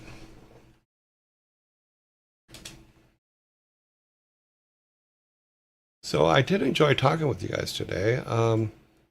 I wish there were, in all honesty, I wish there was more questions. You know, but we will get to stuff, I guess. Maybe next time you guys will be a little bit more forthcoming with your questions, and we'll try to put a little bit more structure on this. Okay, we got the first 5. Let's see. We got Chipmunks, Bob Ross, August Buns, Sanctuary, and Admiral Bardo. Start poll. Start poll. We're going to start the poll. And I already screwed up because it was supposed to be 4, 4, 4, and 4. There were too many things to ask about, and I'm pretty busy today. No worries. I meant the stream in general is on a monitor to the left. Yeah. Okay, let's see. 1, 2, 0, 2, 2. This now goes to 3.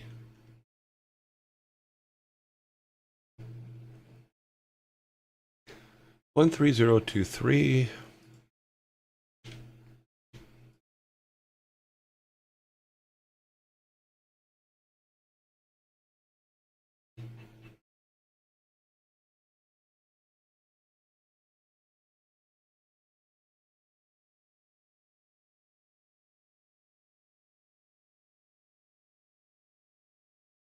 One 13024, and it only disappears behind video player. 3025. Oops.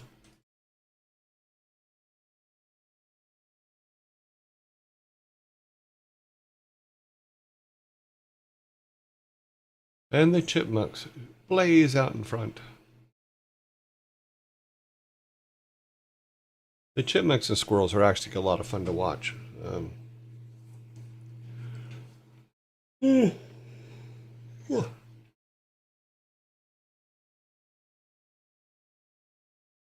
Okay, 5322. 5322. Alrighty. Next set should only be 4s. Round 2, new poll, round 2.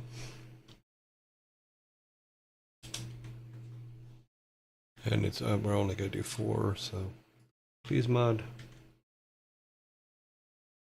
Since I've done screwed it up, please mod Ezekiel, Furball Farms, and then Insum. 1, 2, 3, 4. Oh, and Joe plays violin. Okay, start. View results. Okay, let's get these marked off.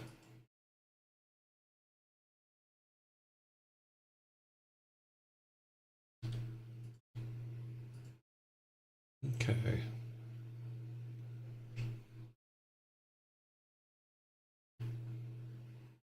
Zero, zero, 2, 2.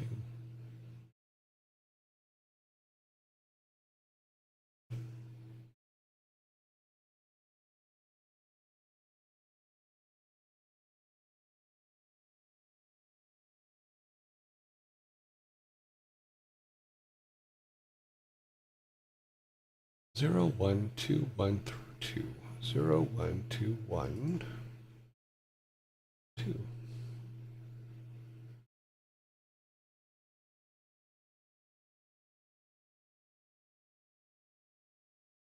Did I do it again? I did it a freaking good, didn't I? I put 5 in that one too.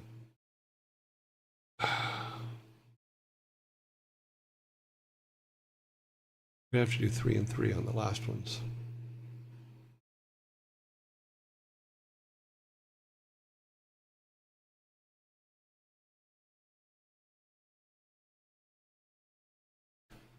Zero, 1, 3, 1, 4.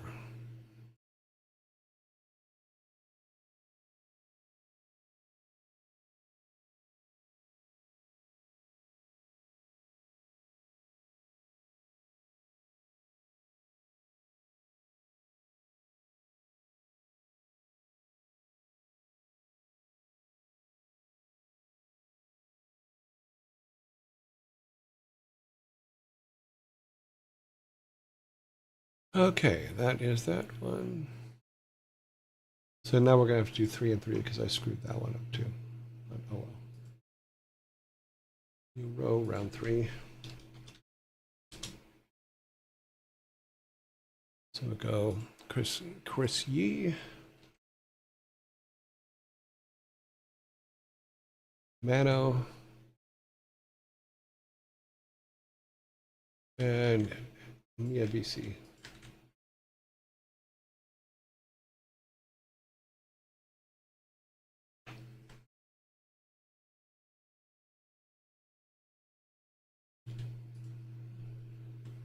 Okay, that leaves 3, right?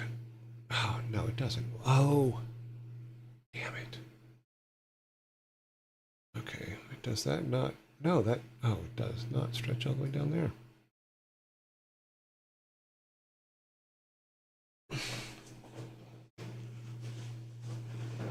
Oh, wait. So yeah, we'll be able to do 5 on the last one. Okay.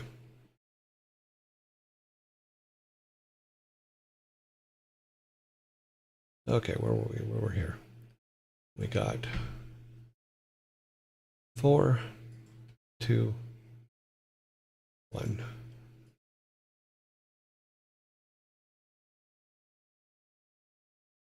4, 2, 1.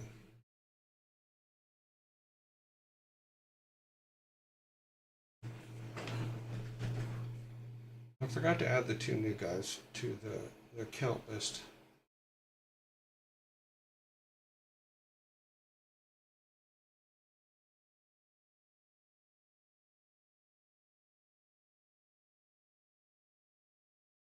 Four, two, one. No, 4, 3, 1.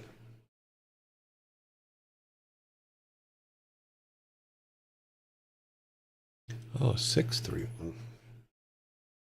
7, 3, 1.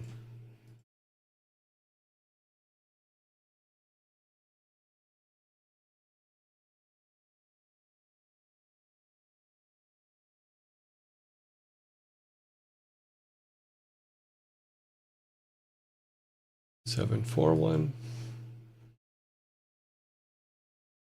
Okay. Now we have 5 left because I miscounted.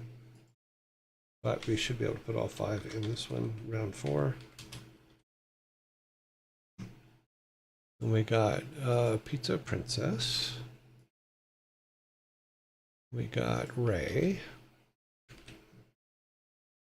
We got,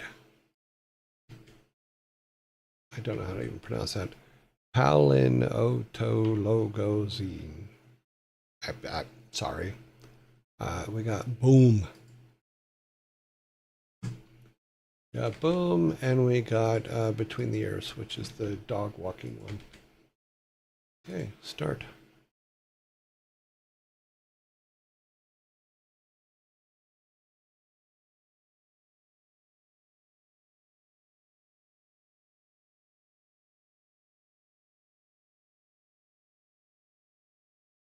Okay, so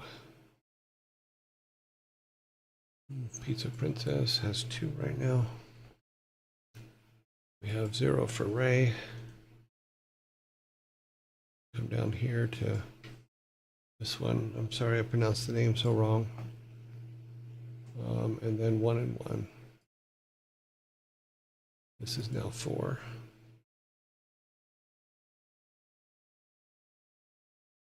4 and 1. 4, 1, 4, 6.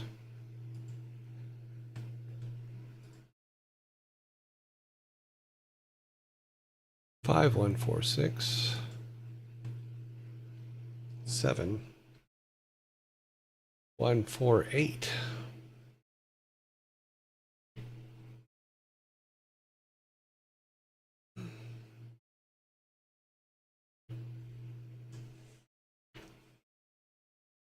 Ten, 9,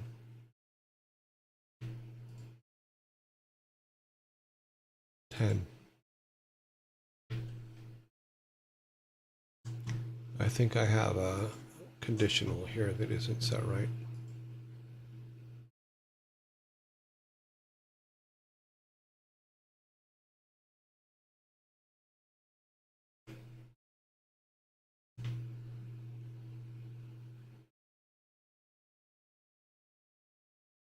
Okay, that should fix that. Yep.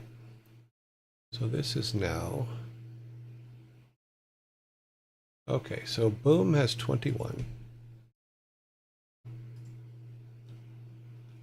Pretty good for the first start. Pizza Princess has 20.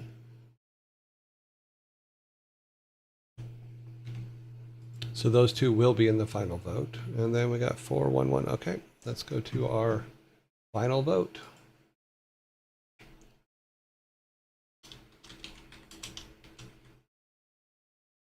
Okay, final raid vote.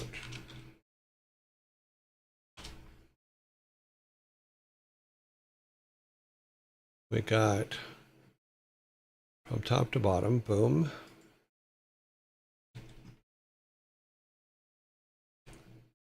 Why did it not copy? Got Boom. Then we got up here, we got a 20, which is Princess. What's after the 20 is the 7, I believe. Yeah, 7. 7 is next. And then 5s. How many 5s do we have? We have 1 5.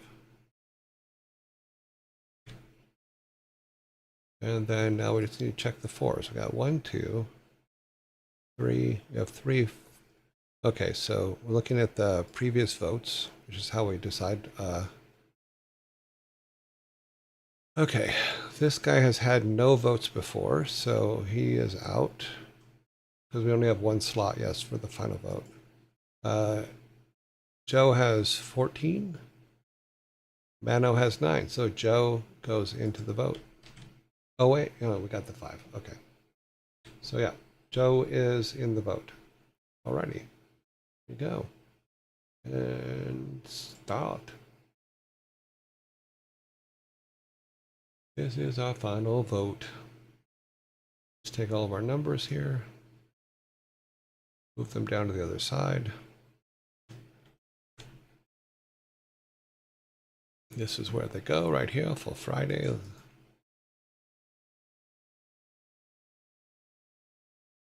There you go. We have 58 votes today. That's quite a few votes.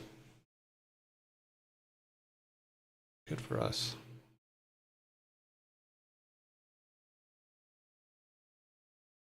All right, close this back up. Who's winning over here? Take a look. Chris Yee is winning right now. Over here. I'm gonna delete all this. We're just waiting for our winner.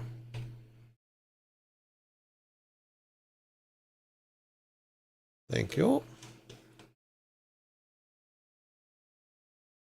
So Christopher Yee is in the, oh, Pizza Princess just jumped up to 10. Chris Yee is now at 11. Here comes Boom on the outside with an 8. Okay, Pizza Princess is taking the lead with 19. 24 now for her, 22 for Boom, 31 for Pizza Princess. Look at these numbers, just like go crazy. Pizza Princess now has 31. And Boom has 24. 33 to 24.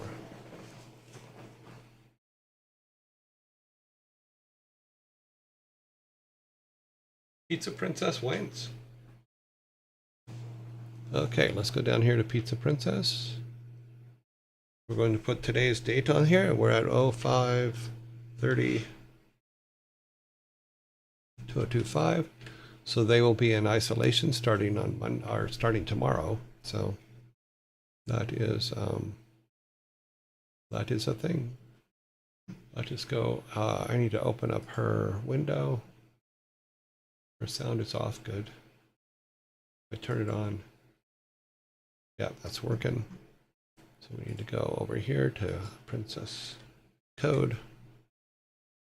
We need to go down here.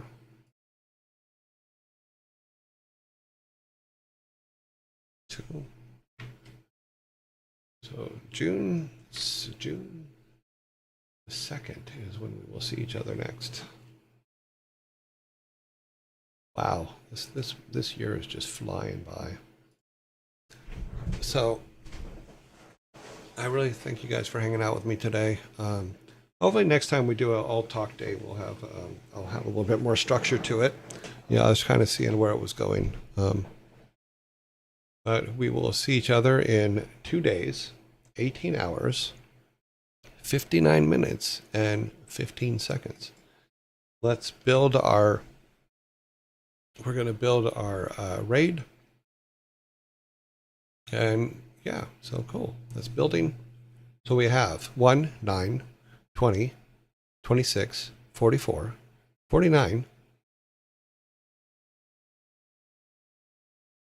We have 49 people going on the raid with us today. So let's send the raid over to her, and I will see you guys in 2 days, 18 hours, 58 minutes, and 45 seconds. Have a great weekend, everybody.